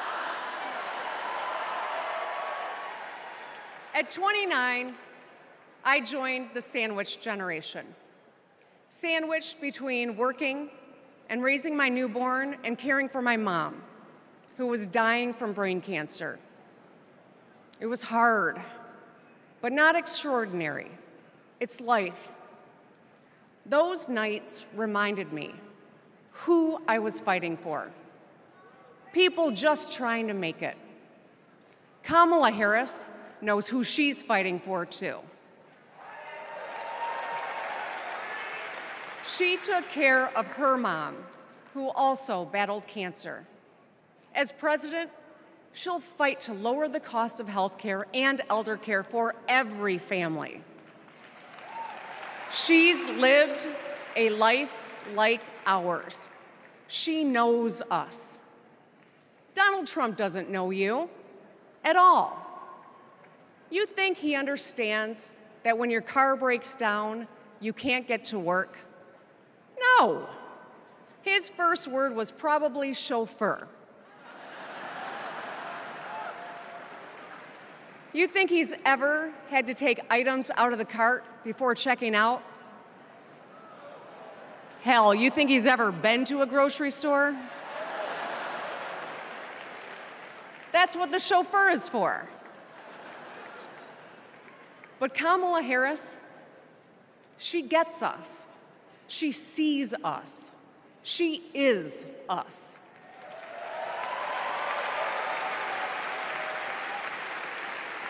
Look, we've all lived through a lot of history over the past few years. Floods and fires, an attempted coup, a plot, and a pandemic. It's exhausting. We don't know what the next 4 years will bring. But what we do know is this. Through it all, your life won't stop. You're going to have to get to work, pick up the kids, and pay your bills.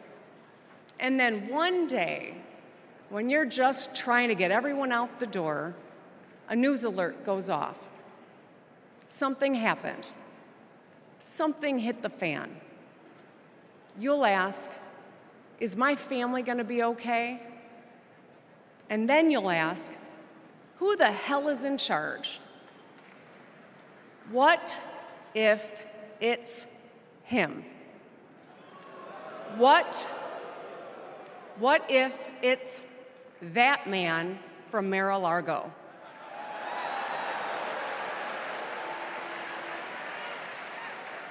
I know, in a crisis, we need someone strong enough to come up with a plan, to tell the truth, and to bring people together.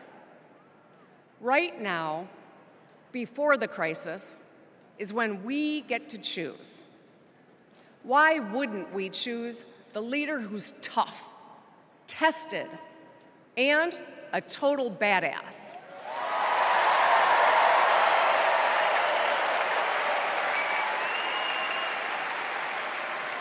I know who I want as our commander-in-chief. America, let's choose Kamala Harris.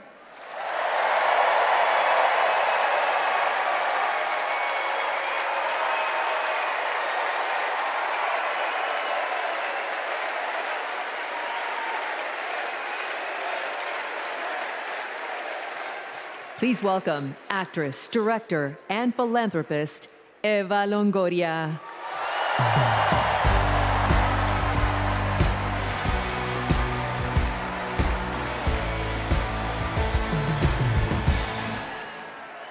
Hello, Chicago! Yes! I am so excited to be here tonight. What an honor to be part of this historic moment, and y'all are part of it. Look, I have known Kamala Harris for more than a decade, and she comes from a family a lot like mine, and I'm sure a lot like yours. We were both raised knowing that no one was going to hand us anything, especially as women. That we were going to have to touch every rung of the ladder to get ahead. We were going to have to work really hard. Now, she worked at McDonald's, but I worked at Wendy's. And look at us now. You see, Kamala and I were able to see beyond the horizon because our families supported our big dreams. Well, guess what? As Americans, we're all part of one big family. Somos familia. And as familia, we have to have each other's back. We have to support each other's dreams because Kamala's success is our success. And she supports us to dream big too. So let me tell you, in the Latino community, in our community, we have a saying, sí se puede, which means yes. It means yes, we can. But tonight, I'm here to tell you, yes, she can. So we're going to say, she se puede. So when someone asks you, is she ready to lead this country forward, we're going to say, she se puede. When somebody says, is she qualified for the job, we're going to say, she se puede. When somebody asks, is she going to be the first female president of the United States, we're going to say, she se puede. Our voices, our vote, we're going to decide this election. And let me tell you, the energy tonight isn't just here in Chicago, it's all across the country. People are gathered at watch parties everywhere to celebrate Kamala Harris. Say hello. Yes. All right. We know how to work, so let's get to work. Let's turn all of this enthusiasm and joy into action between now and November 5th. Let's go. She se puede. She se puede.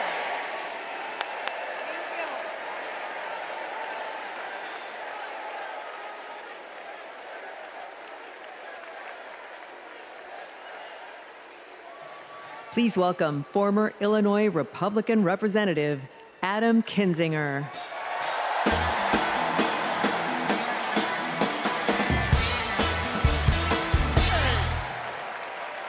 Hey, good evening. Good evening. Thank you, thank you, thank you. I'm Adam Kinzinger, and I am proud to be in the trenches with you as part of this sometimes awkward alliance that we have to defend truth, defend democracy, and decency. I was just a kid when I was drawn to the party of Ronald Reagan, to his vision of a strong America, the shining city on a hill. I was a Republican for 12 years in Congress, and I still hold on to the label. I never thought I'd be here, but listen, you never thought you'd see me here, did you? But I've learned something about the Democratic Party, and I want to let my fellow Republicans in on the secret. The Democrats are as patriotic as us.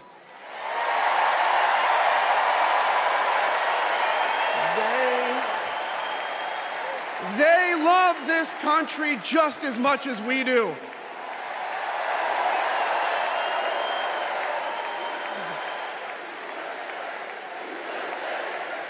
And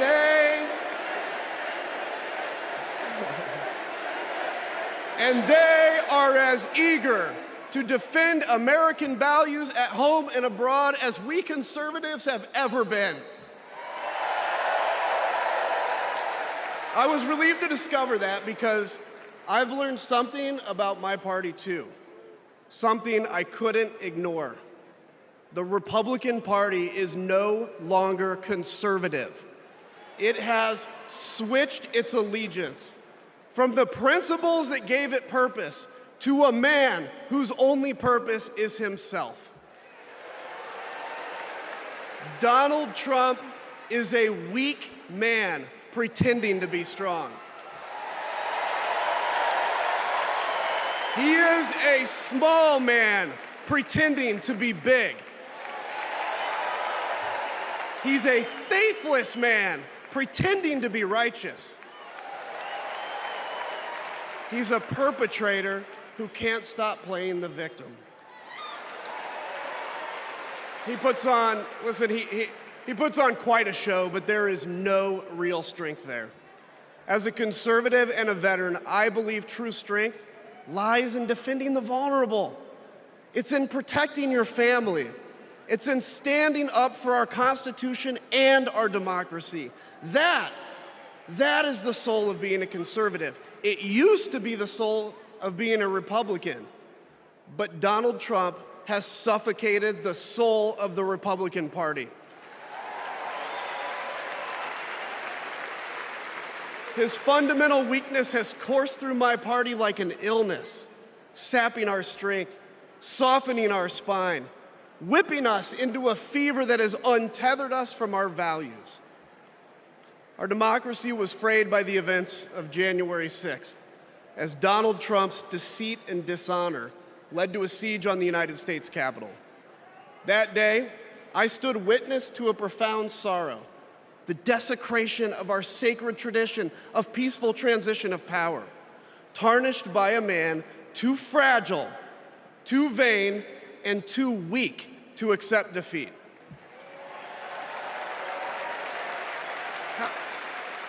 How can a party claim to be patriotic if it idolizes a man who tried to overthrow a free and fair election? How can a party claim to stand for liberty if it sees a fight for freedom in Ukraine, an attack pitting tyranny against democracy, a challenge to everything our nation claims to be, and it retreats, it equivocates, it nominates a man who is weirdly obsessed with Putin? And his running mate who said, quote, "I don't care what happens in Ukraine." Yeah, and he wants to be vice president. Yeah. How can a party claim to be conservative when it tarnishes the gifts that our forebears fought for? Men like my grandfather, who served in World War II, who believed in a cause bigger than himself, and he risked his life for it behind enemy lines. To preserve American democracy, his generation found the courage to face down armies. Listen, all we're asked to do is to summon the courage to stand up to one weak man.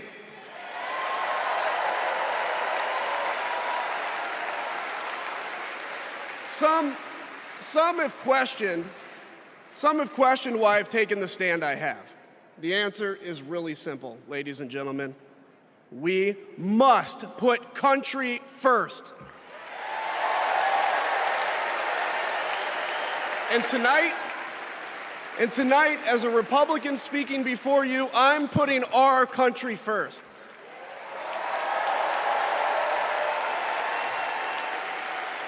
Because the fact is, I do belong here. I know Kamala Harris shares my allegiance to the rule of law, the Constitution, and democracy. And she is dedicated to upholding all three in service to our country.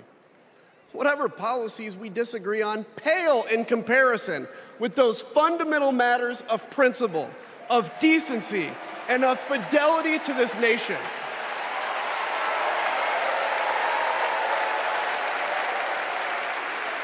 Listen, to my fellow Republicans, if you still pledge allegiance to those principles, I suspect you belong here too. Because Because democracy knows no party. It's a living, breathing ideal that defines us as a nation. It's the bedrock that separates us from tyranny, and when that foundation is fractured, we must all stand together, united, to strengthen it.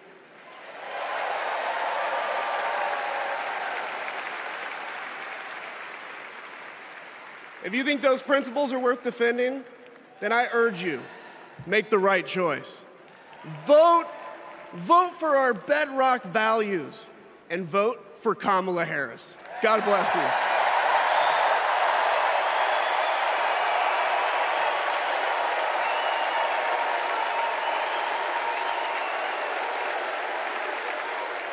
Please welcome lawyer, policy advocate, and sister of the Vice President, Maya Harris.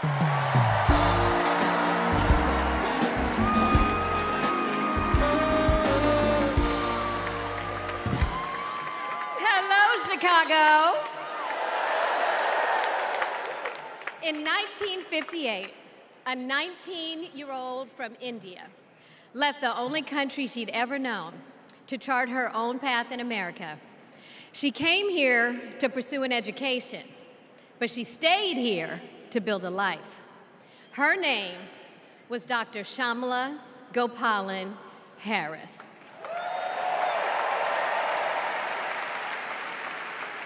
But we called her Mommy. Mommy was so many things to so many people: a civil rights activist, a scientist, a devoted mother to her 2 little girls. But most of all, Mommy was a trailblazer who defied the odds and defined herself. And when it came to Kamala and me, Mommy had great expectations for us, but she had even greater expectations of us. She raised us to believe that we could be and do anything. And we believed her. You see, Mommy understood the power and the possibility that come with knowing and showing who you truly are. She knew we could be the authors of our own stories, just as she'd been the author of her own. Mommy's journey and the opportunity that she wanted for Kamala and me, that's a distinctly American story. We may all have different histories, different struggles, or different perspectives, but what binds us together is the fervent desire to be free, to fulfill our God-given potential. Kamala's entire life has been about fighting for each of us to have that freedom. And like so many Americans, Kamala knows what it's like to be underestimated and be counted out. She knows what it's like to be the underdog and yet still beat the odds. And now, she has created so much electricity, so much optimism, so much joy throughout the nation, and it is why we need her leadership in this historic moment.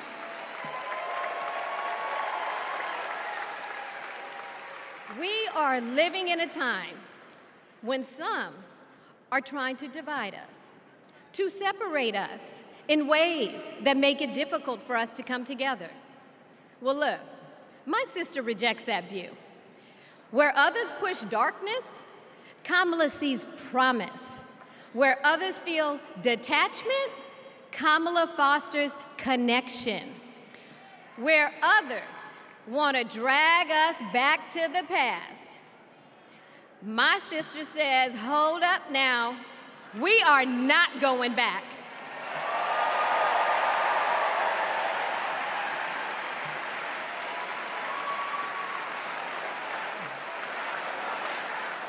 Because Kamala understands we have so much more in common than what separates us. She knows the measure of our success isn't just winning an election. It's about who we bring along and lift up in the process.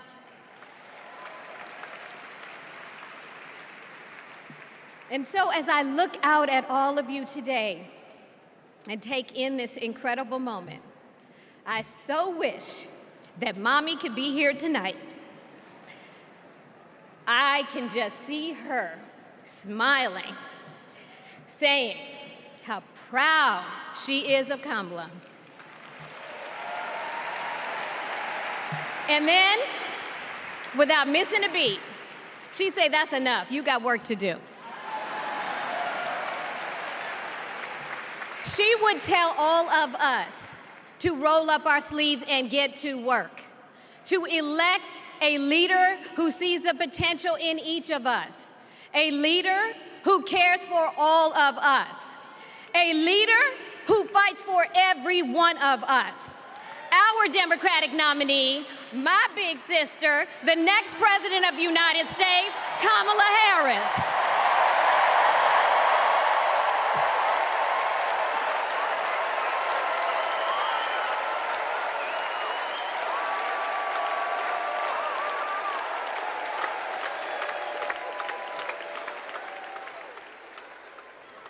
Please welcome North Carolina Governor Roy Cooper.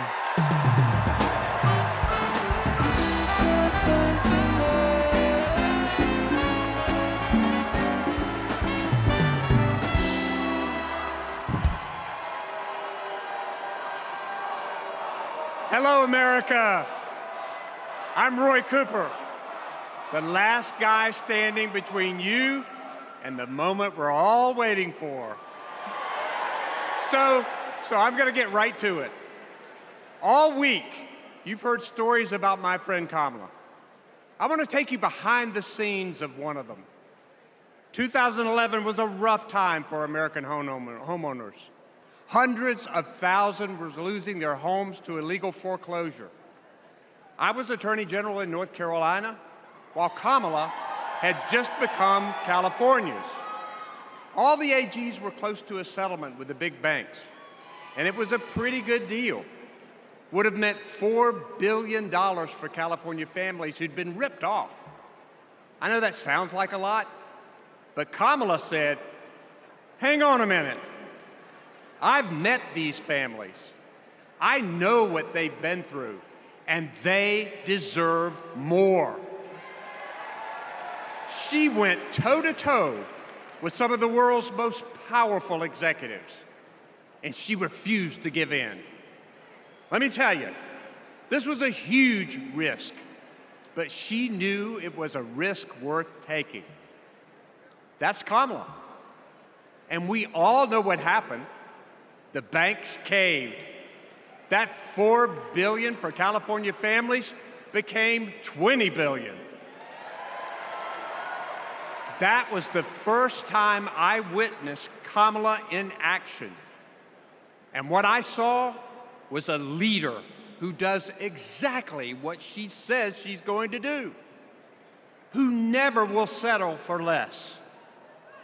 America, we got a lot of big fights ahead of us, and we've got one hell of a fighter ready to take them on. I know that because I know her.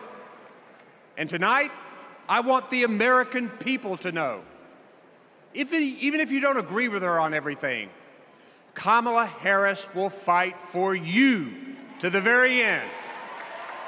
For families who need better health care or a safer place to live, Kamala will fight for you. For parents who want better schools for their kids, for workers worried about a secure retirement for themselves, Kamala will fight for you. For any one of our allies, anywhere in the world, wondering if America still has your back, remember this: Kamala will fight for you. And when she fights, we win. Kamala's ready. Kamala's ready. The question is, are we? Are we going to stand up and fight for Kamala like she'll stand up and fight for us? All right. If you're ready, my home state of North Carolina, stand up. Stand up, Pennsylvania. Stand up, Michigan. Stand up, Wisconsin. Stand up, Georgia. Stand up, Nevada. Stand up, Arizona. Stand up, America. Are we going to stand up? Are we going to fight? Are we going to vote? Are we going to win? You bet we are. Let's go get them.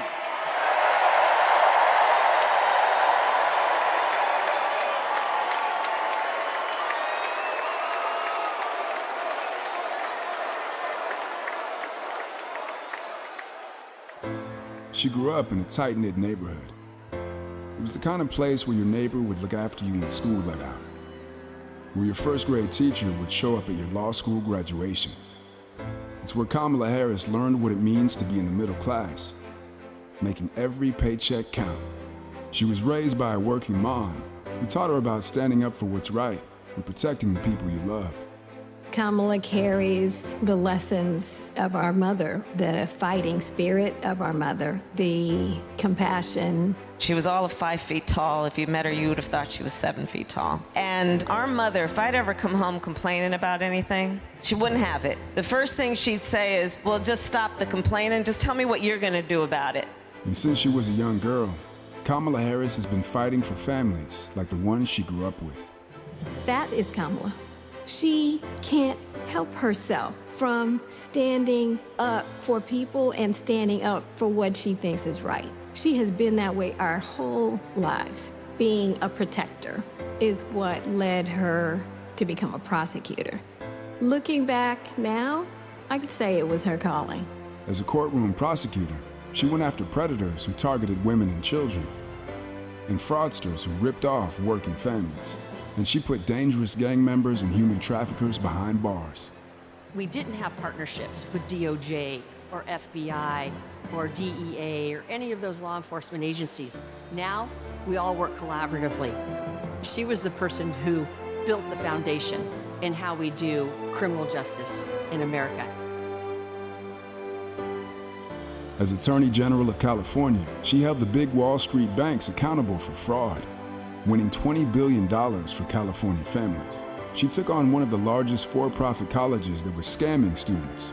And in the Senate, she fought for her constituents with the determination of a prosecutor, standing up for reproductive freedom. Can you think of any laws that give the government the power to make decisions about the male body? I'm not thinking of any right now, Senator. She fought to keep our children safe from the terror of gun violence. How many of you guys had to have a drill where you learned about how you need to hide in a closet or crouch in a corner in the event that there is a mass shooter? Look at that. Look at that. On the Intelligence Committee, she defended our nation against foreign adversaries. And in 2020, she made history as the first woman to be elected Vice President of the United States. She cast the tie-breaking vote to deliver urgent relief to the American people during the pandemic. She beat Big Pharma to lower prescription drug costs and cap the cost of insulin, and led the fight to restore reproductive rights after Roe v. Wade was overturned. We have worked too hard and fought too long to see our daughters grow up in a world with fewer rights than our mothers. Because she's never been afraid to stand up to powerful interests. Sometimes people will open the door for you and leave it open, sometimes they won't. And then you need to kick that door down.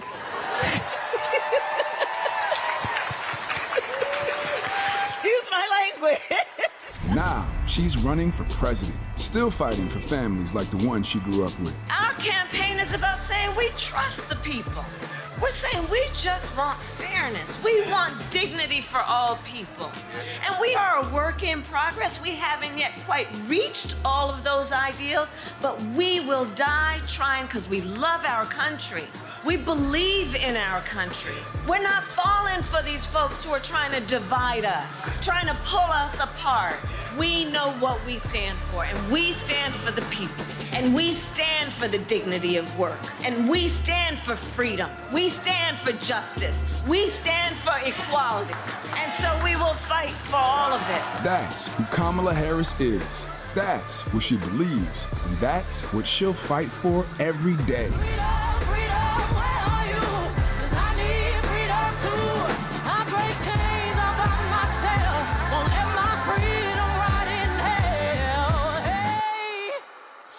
Keep on running, cause the winner don't quit on themselves.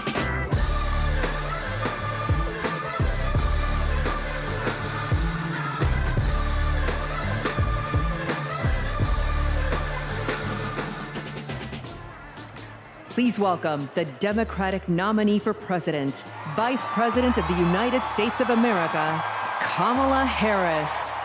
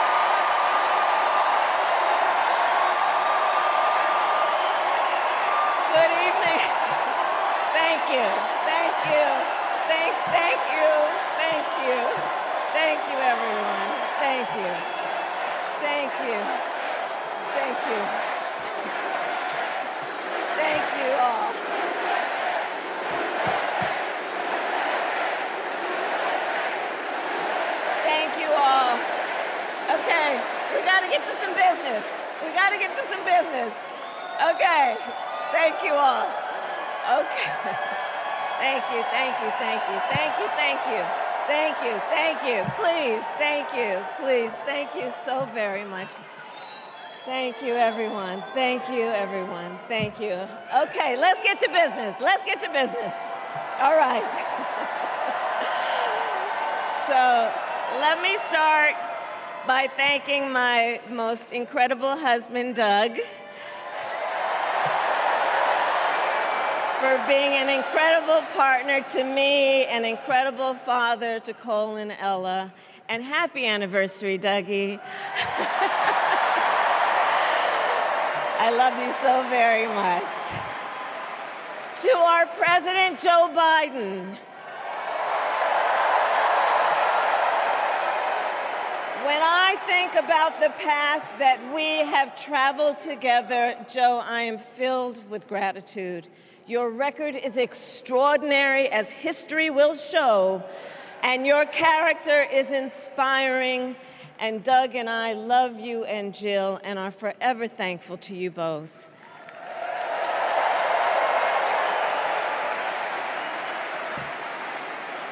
And to Coach Tim Walz,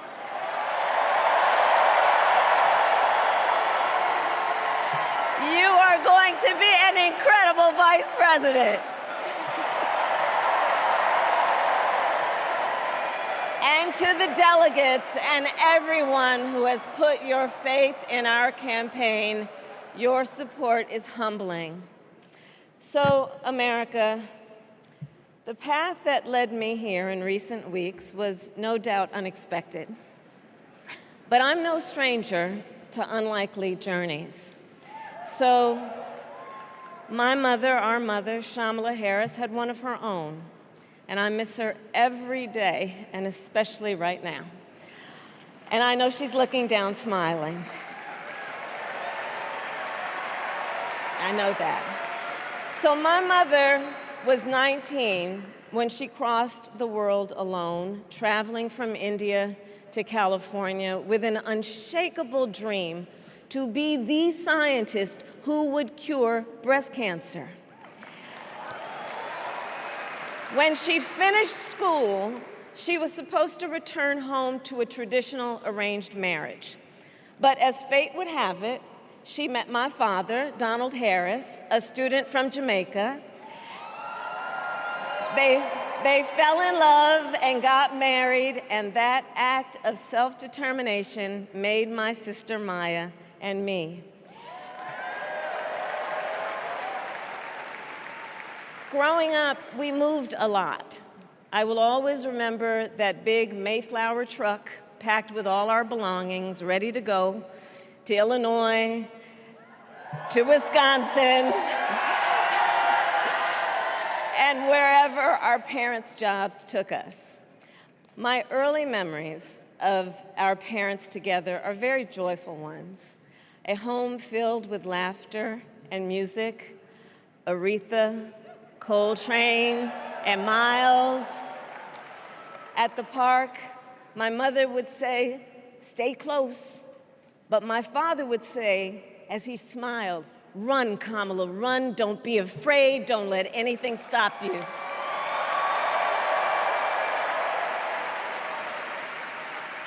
From my earliest years, he taught me to be fearless. But the harmony between my parents did not last. When I was in elementary school, they split up. And it was mostly my mother who raised us. Before she could finally afford to buy a home, she rented a small apartment in the East Bay. In the Bay, you either live in the hills or the flatlands. We lived in the flats. A beautiful working-class neighborhood of firefighters, nurses, and construction workers, all who tended their lawns with pride. My mother, she worked long hours, and like many working parents, she leaned on a trusted circle to help raise us. Mrs. Shelton, who ran the daycare below us and became a second mother. Uncle Sherman, Aunt Mary, Uncle Freddie, Auntie Chris. None of them family by blood, and all of them family by love.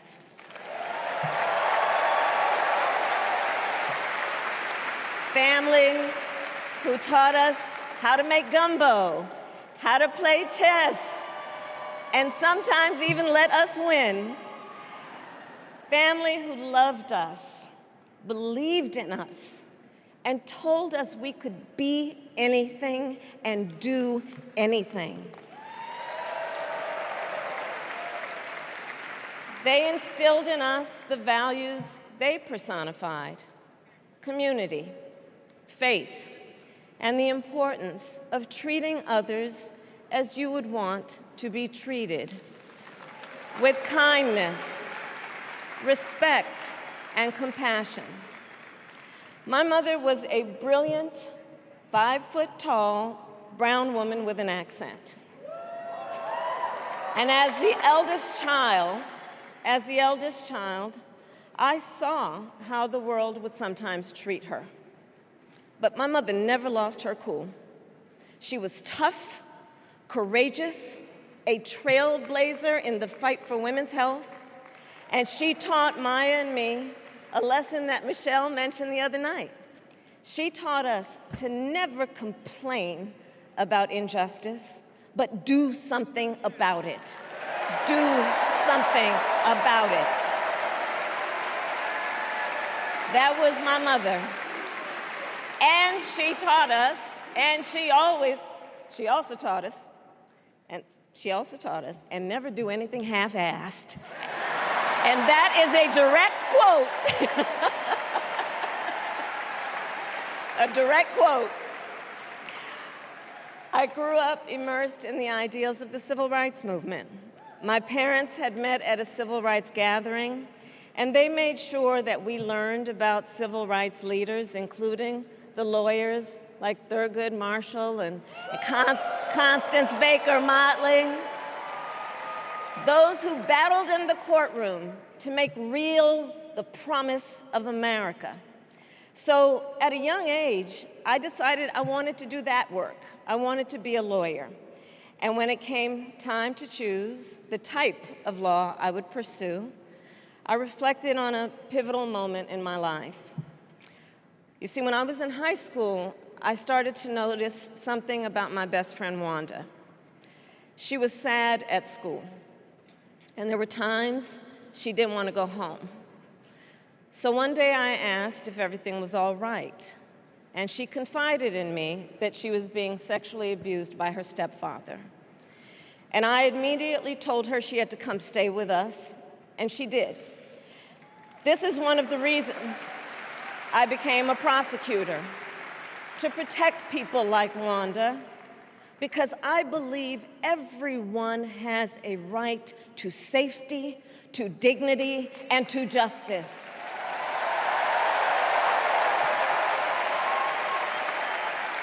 As a prosecutor, when I had a case, I charged it not in the name of the victim, but in the name of the people. For a simple reason. In our system of justice, a harm against any one of us is a harm against all of us.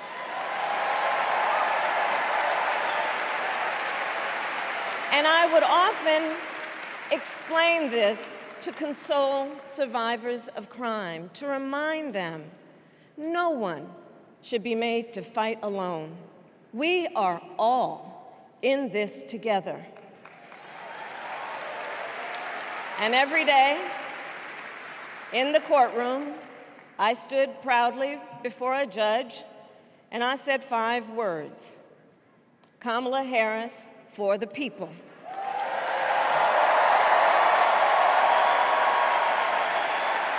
And to be clear, my entire career, I've only had one client, the people.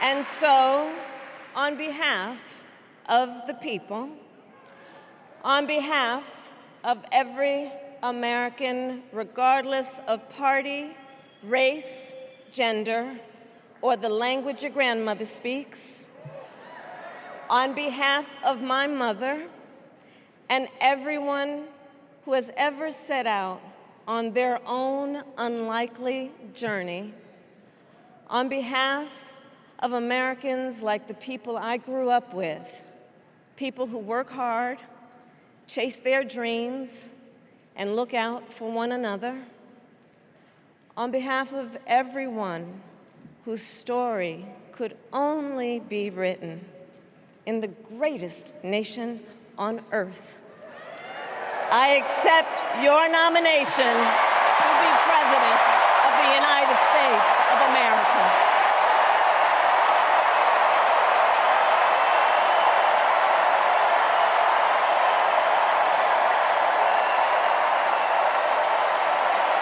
And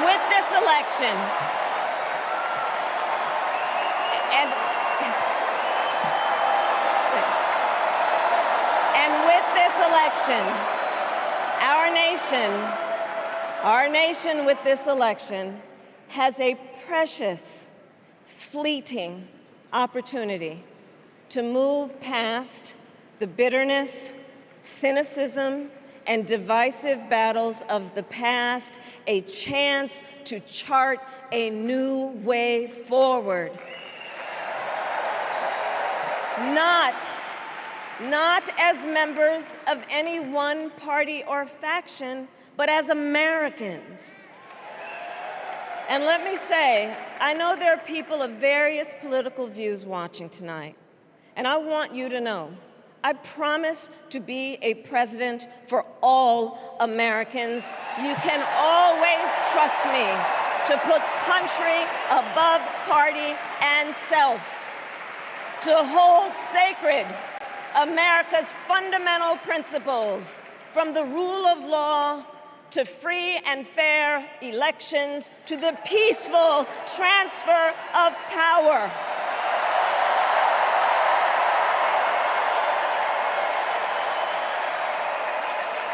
I will be a president who unites us around our highest aspirations, a president who leads and listens, who is realistic, practical, and has common sense, and always fights for the American people.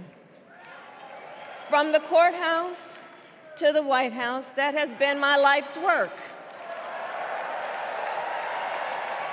As a young courtroom prosecutor in Oakland, California, I stood up for women and children against predators who abuse them.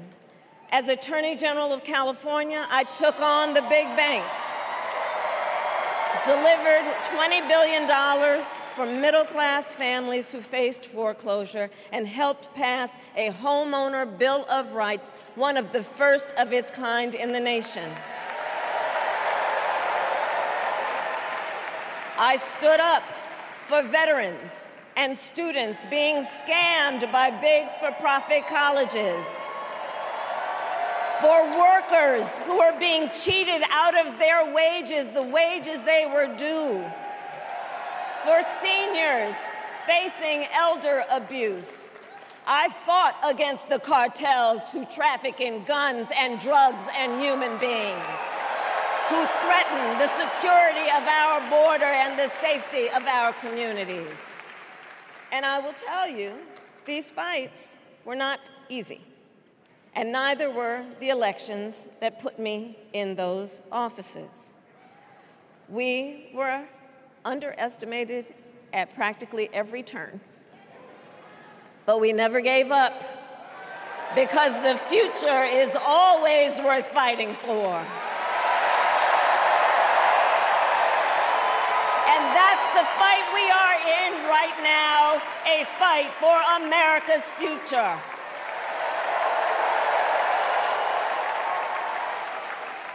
Fellow Americans, this election is not only the most important of our lives, it is one of the most important in the life of our nation. In many ways, Donald Trump is an unserious man. But the consequences of putting Donald Trump back in the White House are extremely serious. Consider not only the chaos and calamity when he was in office, but also the gravity of what has happened since he lost the last election. Donald Trump tried to throw away your votes. When he failed, he sent an armed mob to the United States Capitol, where they assaulted law enforcement officers. When politicians in his own party begged him to call off the mob and send help, he did the opposite. He fanned the flames. And now, for an entirely different set of crimes. He was found guilty of fraud by a jury of everyday Americans and separately found liable for committing sexual abuse. And consider what he intends to do if we give him power again. Consider his explicit intent to set free violent extremists who assaulted those law enforcement officers at the Capitol. His explicit intent to jail journalists, political opponents, and anyone he sees as the enemy. His explicit intent to deploy our active duty military against our own citizens. Consider the power he will have, especially after the United States Supreme Court just ruled that he would be immune from criminal prosecution. Just imagine Donald Trump with no guardrails, and how he would use the immense powers of the presidency of the United States, not to improve your life, not to strengthen our national security, but to serve the only client he has ever had, himself.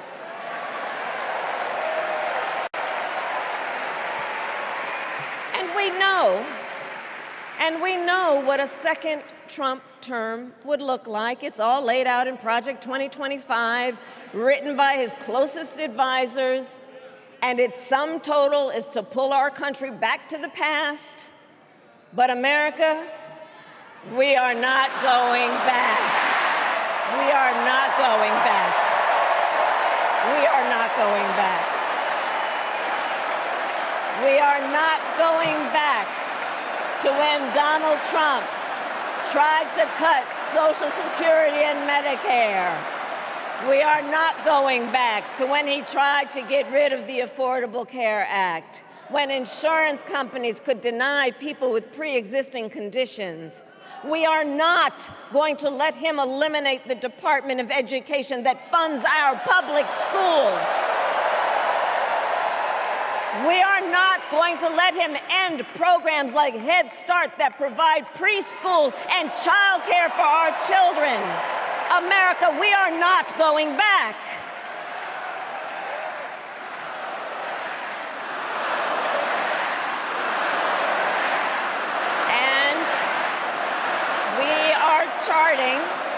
And we are charting a new way forward.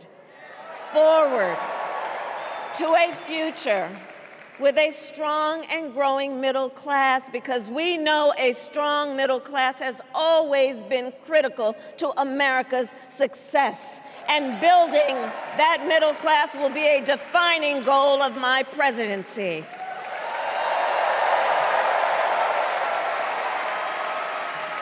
And I'll tell you, this is personal for me. The middle class is where I come from. My mother kept a strict budget.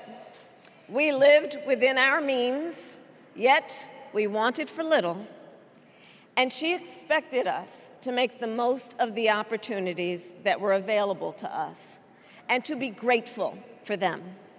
Because, as she taught us, opportunity is not available to everyone.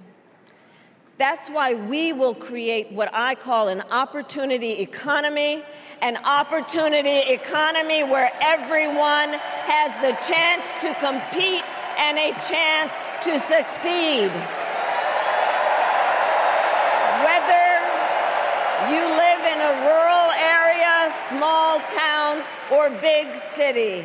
And as president, I will bring together labor and workers and small business owners and entrepreneurs and American companies to create jobs, to grow our economy, and to lower the cost of everyday needs like health care and housing and groceries.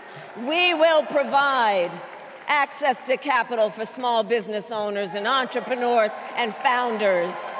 And we will end America's housing shortage and protect Social Security and Medicare. Now compare that to Donald Trump, because I think everyone here knows he doesn't actually fight for the middle class. He doesn't actually fight for the middle class. Instead, he fights for himself and his billionaire friends. And he will give them another round of tax breaks that will add up to $5 trillion to the national debt. And all the while, he intends to enact what in effect is a national sales tax, call it a Trump tax, that would raise prices on middle-class families by almost $4,000 a year. Well, instead of a Trump tax hike, we will pass a middle-class tax cut that will benefit more than 100 million Americans.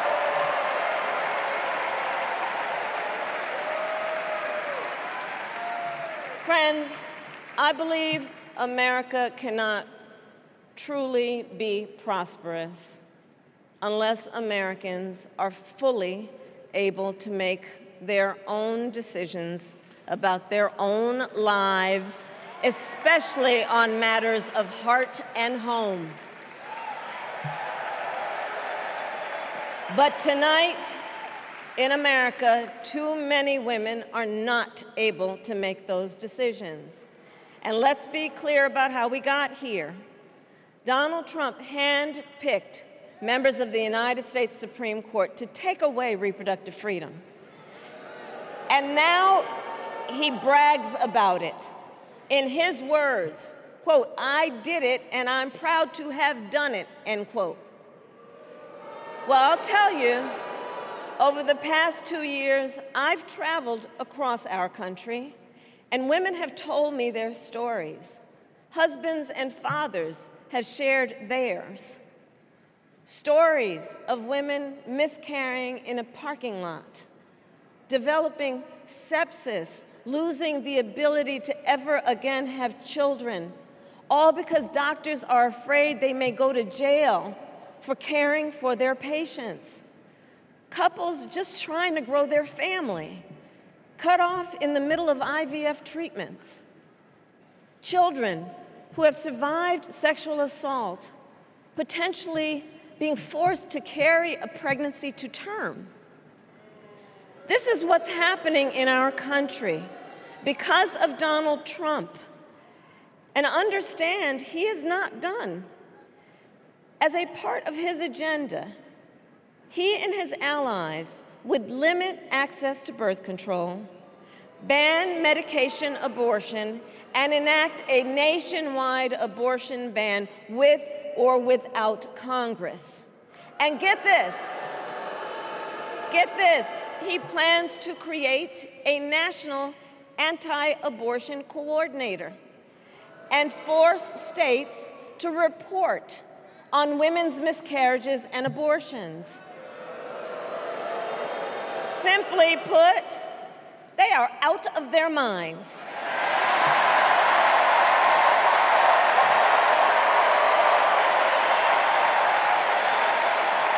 And one must ask, why exactly is it that they don't trust women? Well, we trust women. We trust women. And when Congress passes a bill to restore reproductive freedom, as President of the United States, I will proudly sign it into law.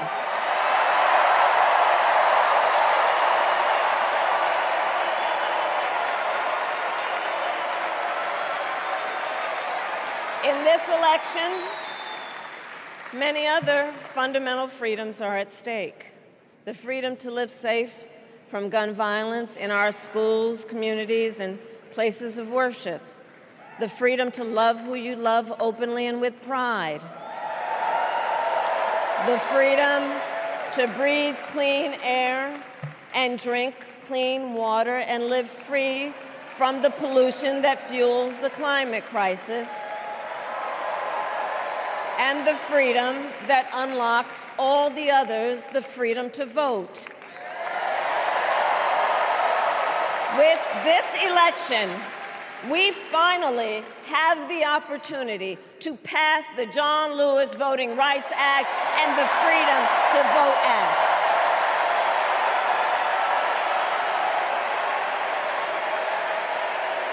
And let me be clear, after decades in law enforcement, I know the importance of safety and security, especially at our border. Last year, Joe and I brought together Democrats and conservative Republicans to write the strongest border bill in decades. The Border Patrol endorsed it. But Donald Trump believes a border deal would hurt his campaign. So he ordered his allies in Congress to kill the deal. Well, I refuse to play politics with our security, and here is my pledge to you. As president, I will bring back the bipartisan border security bill that he killed, and I will sign it into law. I know we can live up to our proud heritage as a nation of immigrants and reform our broken immigration system. We can create an earned pathway to citizenship and secure our border.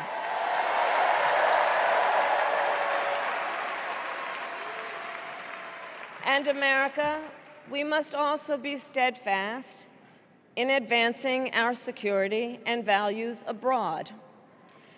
As Vice President, I have confronted threats to our security, negotiated with foreign leaders, strengthened our alliances, and engaged with our brave troops overseas. As Commander-in-Chief, I will ensure America always has the strongest, most lethal fighting force in the world. And I will fulfill our sacred obligation to care for our troops and their families, and I will always honor and never disparage their service and their sacrifice.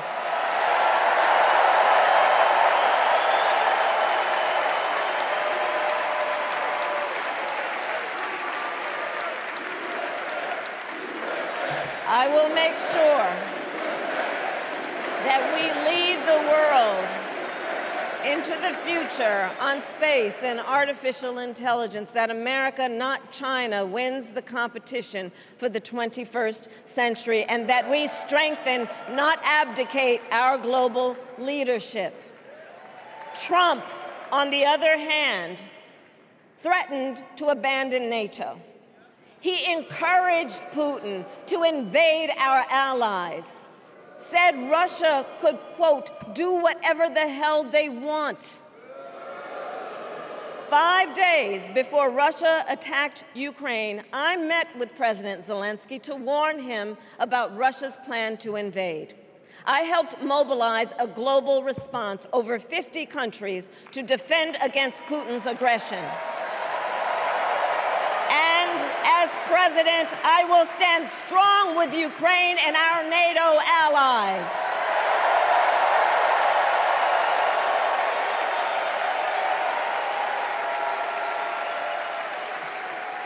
With respect to the war in Gaza, President Biden and I are working around the clock, because now is the time to get a hostage deal and a ceasefire deal done.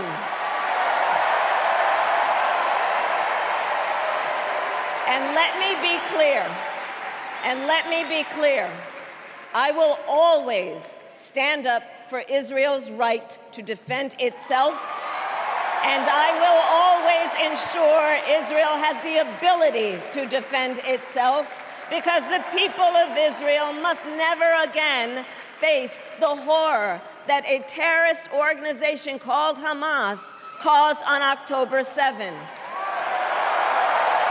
including unspeakable sexual violence and the massacre of young people at a music festival. At the same time, what has happened in Gaza over the past 10 months is devastating. So many innocent lives lost. Desperate, hungry people fleeing for safety over and over again. The scale of suffering is heartbreaking. President Biden and I are working to end this war such that Israel is secure, the hostages are released, the suffering in Gaza ends, and the Palestinian people can realize their right to dignity, security, freedom, and self-determination.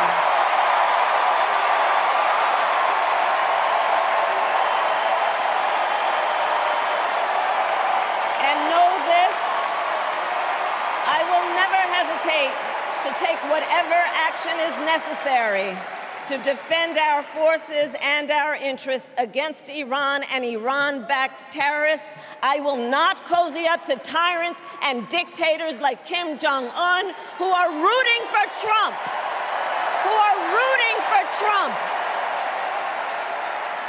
Because, you know, they know he is easy to manipulate with flattery and favors.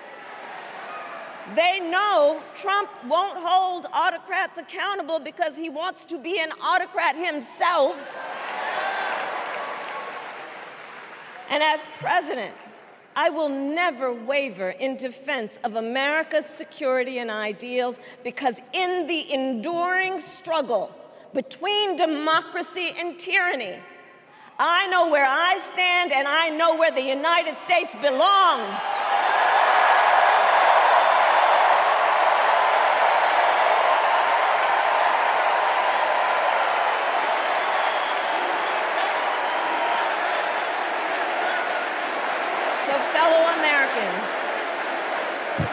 Fellow Americans, I love our country with all my heart.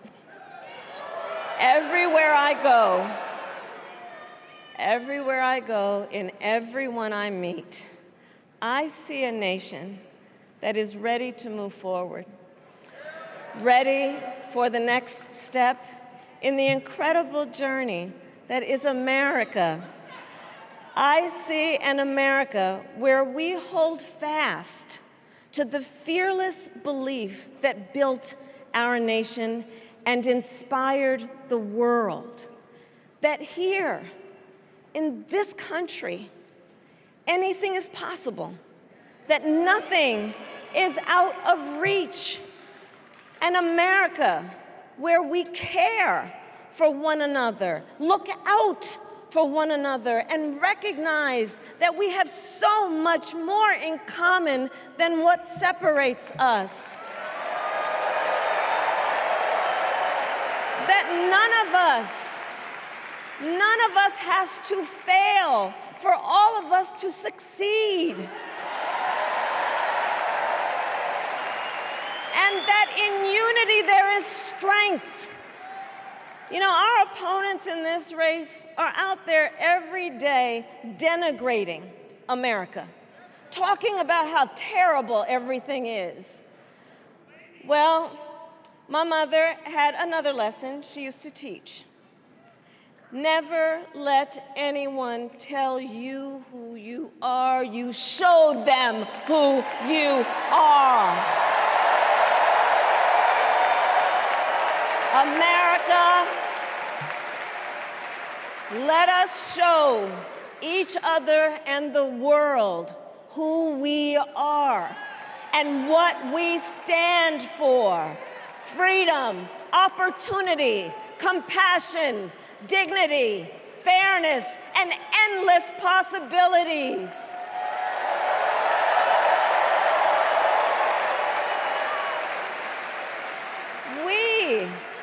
are the heirs to the greatest democracy in the history of the world. And on behalf of our children and our grandchildren and all those who sacrificed so dearly for our freedom and liberty, we must be worthy of this moment. It is now our turn to do what generations before us have done, guided by optimism and faith, to fight for this country we love, to fight for the ideals we cherish, and to uphold the awesome responsibility that comes with the greatest privilege on earth, the privilege and pride of being an American.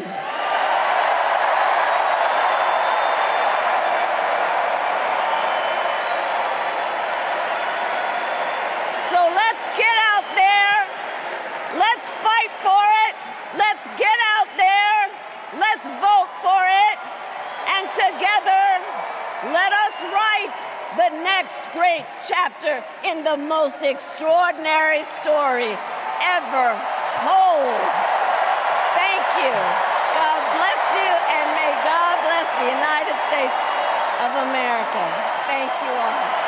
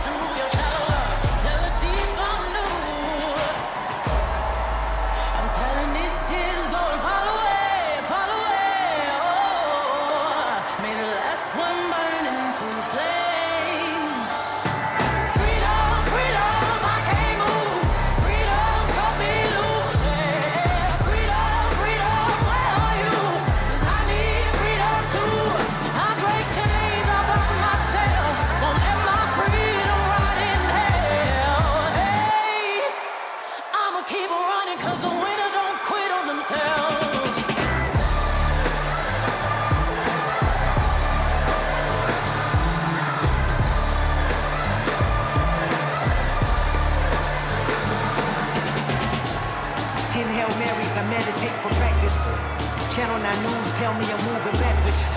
8 blacks left, death is around the corner. 7 misleading statements about my persona. 6 headlights waving in my direction.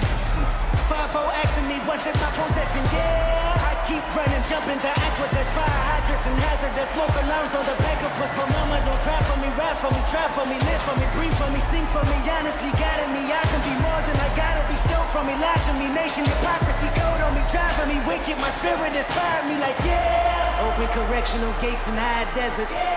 Open our mind as we cast away oppression. Open the streets and watch our beliefs. And when they carve my name inside the concrete, I pray it forever. Freedom, freedom, I can't move. Freedom, cut me loose. Freedom, freedom, where are you? 'Cause I need freedom too. I break chains up on myself. Don't let my freedom rot in hell. Hey, I'ma keep running 'cause the winner don't quit on themselves.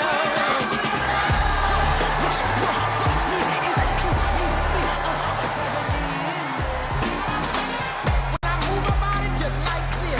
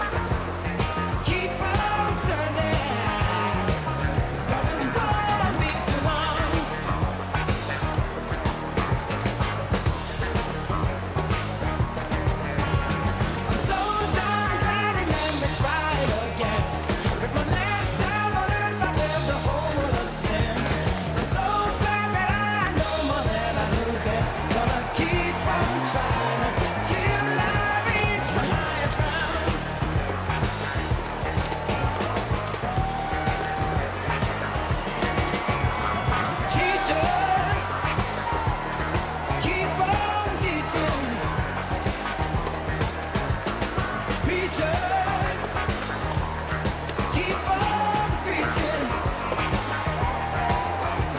Words keep on turning, 'cause it won't be too long. Oh Lord. Lovers, keep on loving. Believers, keep on believing. Sleepers, just stop sleeping, 'cause it won't be too long.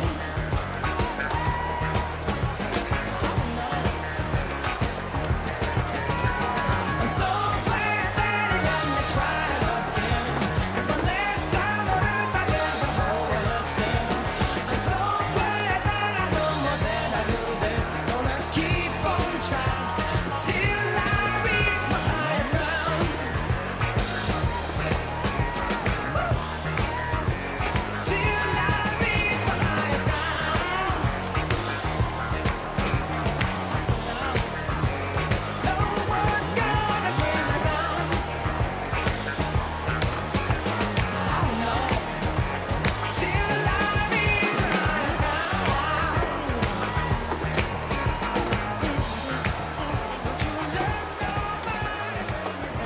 You better think about what you're trying to do to me. Think, let your mind go, let yourself be free. Let's go back, let's go way on, way back when. I didn't even know you couldn't have been too much more than 10.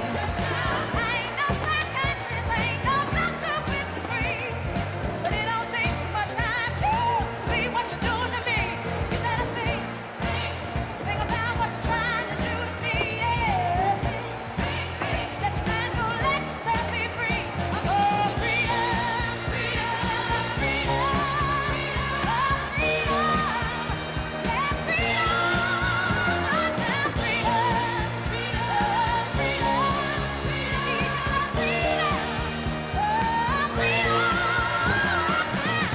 Hey, think about it. Think about it. Ain't nothing you would ask I could answer you what I want. But I was gonna change, I'm not. If you keep doing things I don't. You better think about what you're trying to do to me. Oh, think. Let your mind go, let yourself be free. People walking around everything, playing games, taking scores, trying to make other people lose their mind. Well, be careful you don't lose yours. Oh, think about what you're trying to do to me.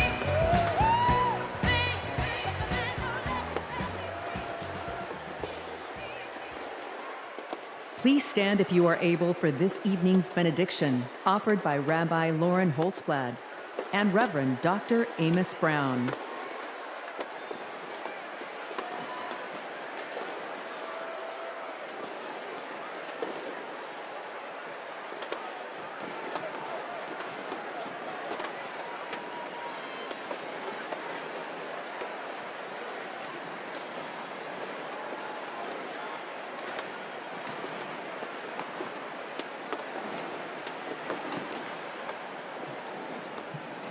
America, let us pray.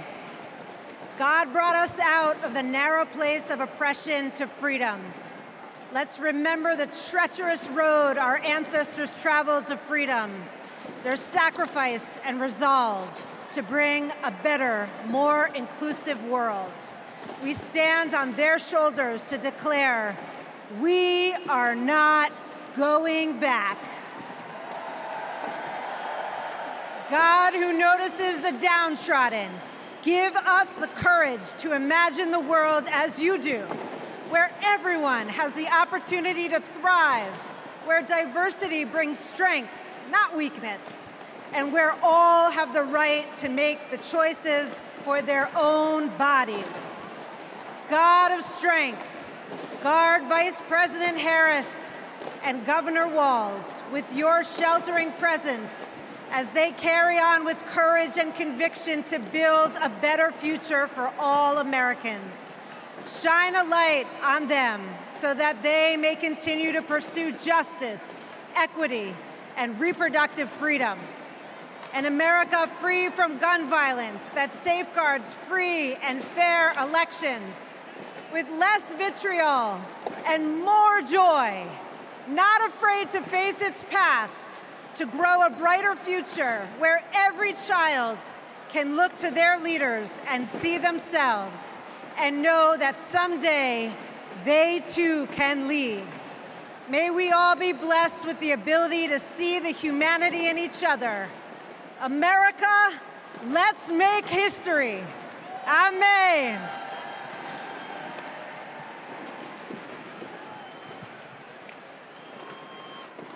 As we close this convention, we ask that the Creator bestow blessings on Vice President Harris and Governor Walz, and upon the bright future they will bring to the people of America.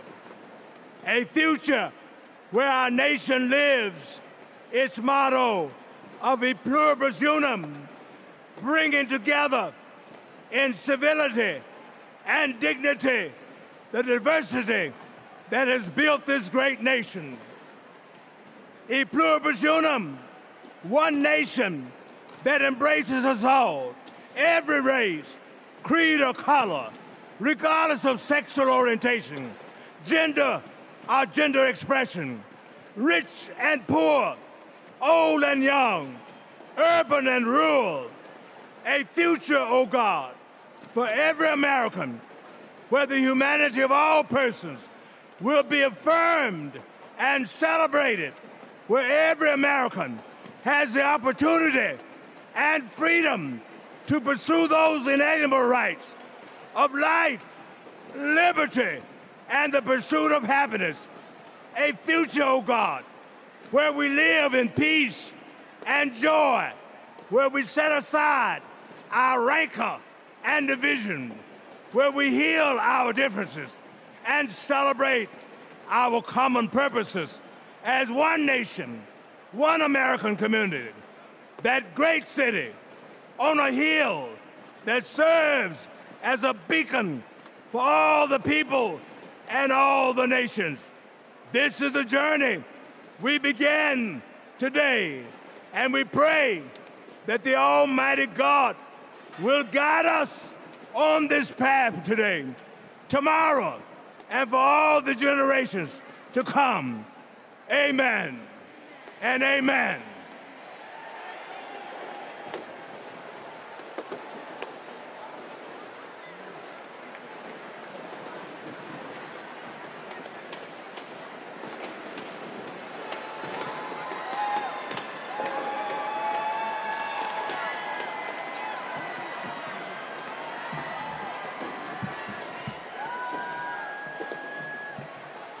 As we close, I want to thank each and every one of you for bringing your energy and your enthusiasm to the convention that will carry us through to victory in November. Look around. You're surrounded by people from every corner of the country who traveled here because they believe in our mission. We know that unity is our strength. We know that the issues we've highlighted this week are not abstract. We know what's at stake, and we bring that with us in this beginning. Over the next 75 days, we will mobilize like never before to show America what we as Democrats stand for. Together, we will fight for our rights, our freedom, and our democracy. Together, we will elect Democrats up and down the ballot. Together, we will win. Win that, as we know, we have to further business to come before the convention. I am now proud to adjourn the 49th Democratic National Convention. Thank you, Chicago.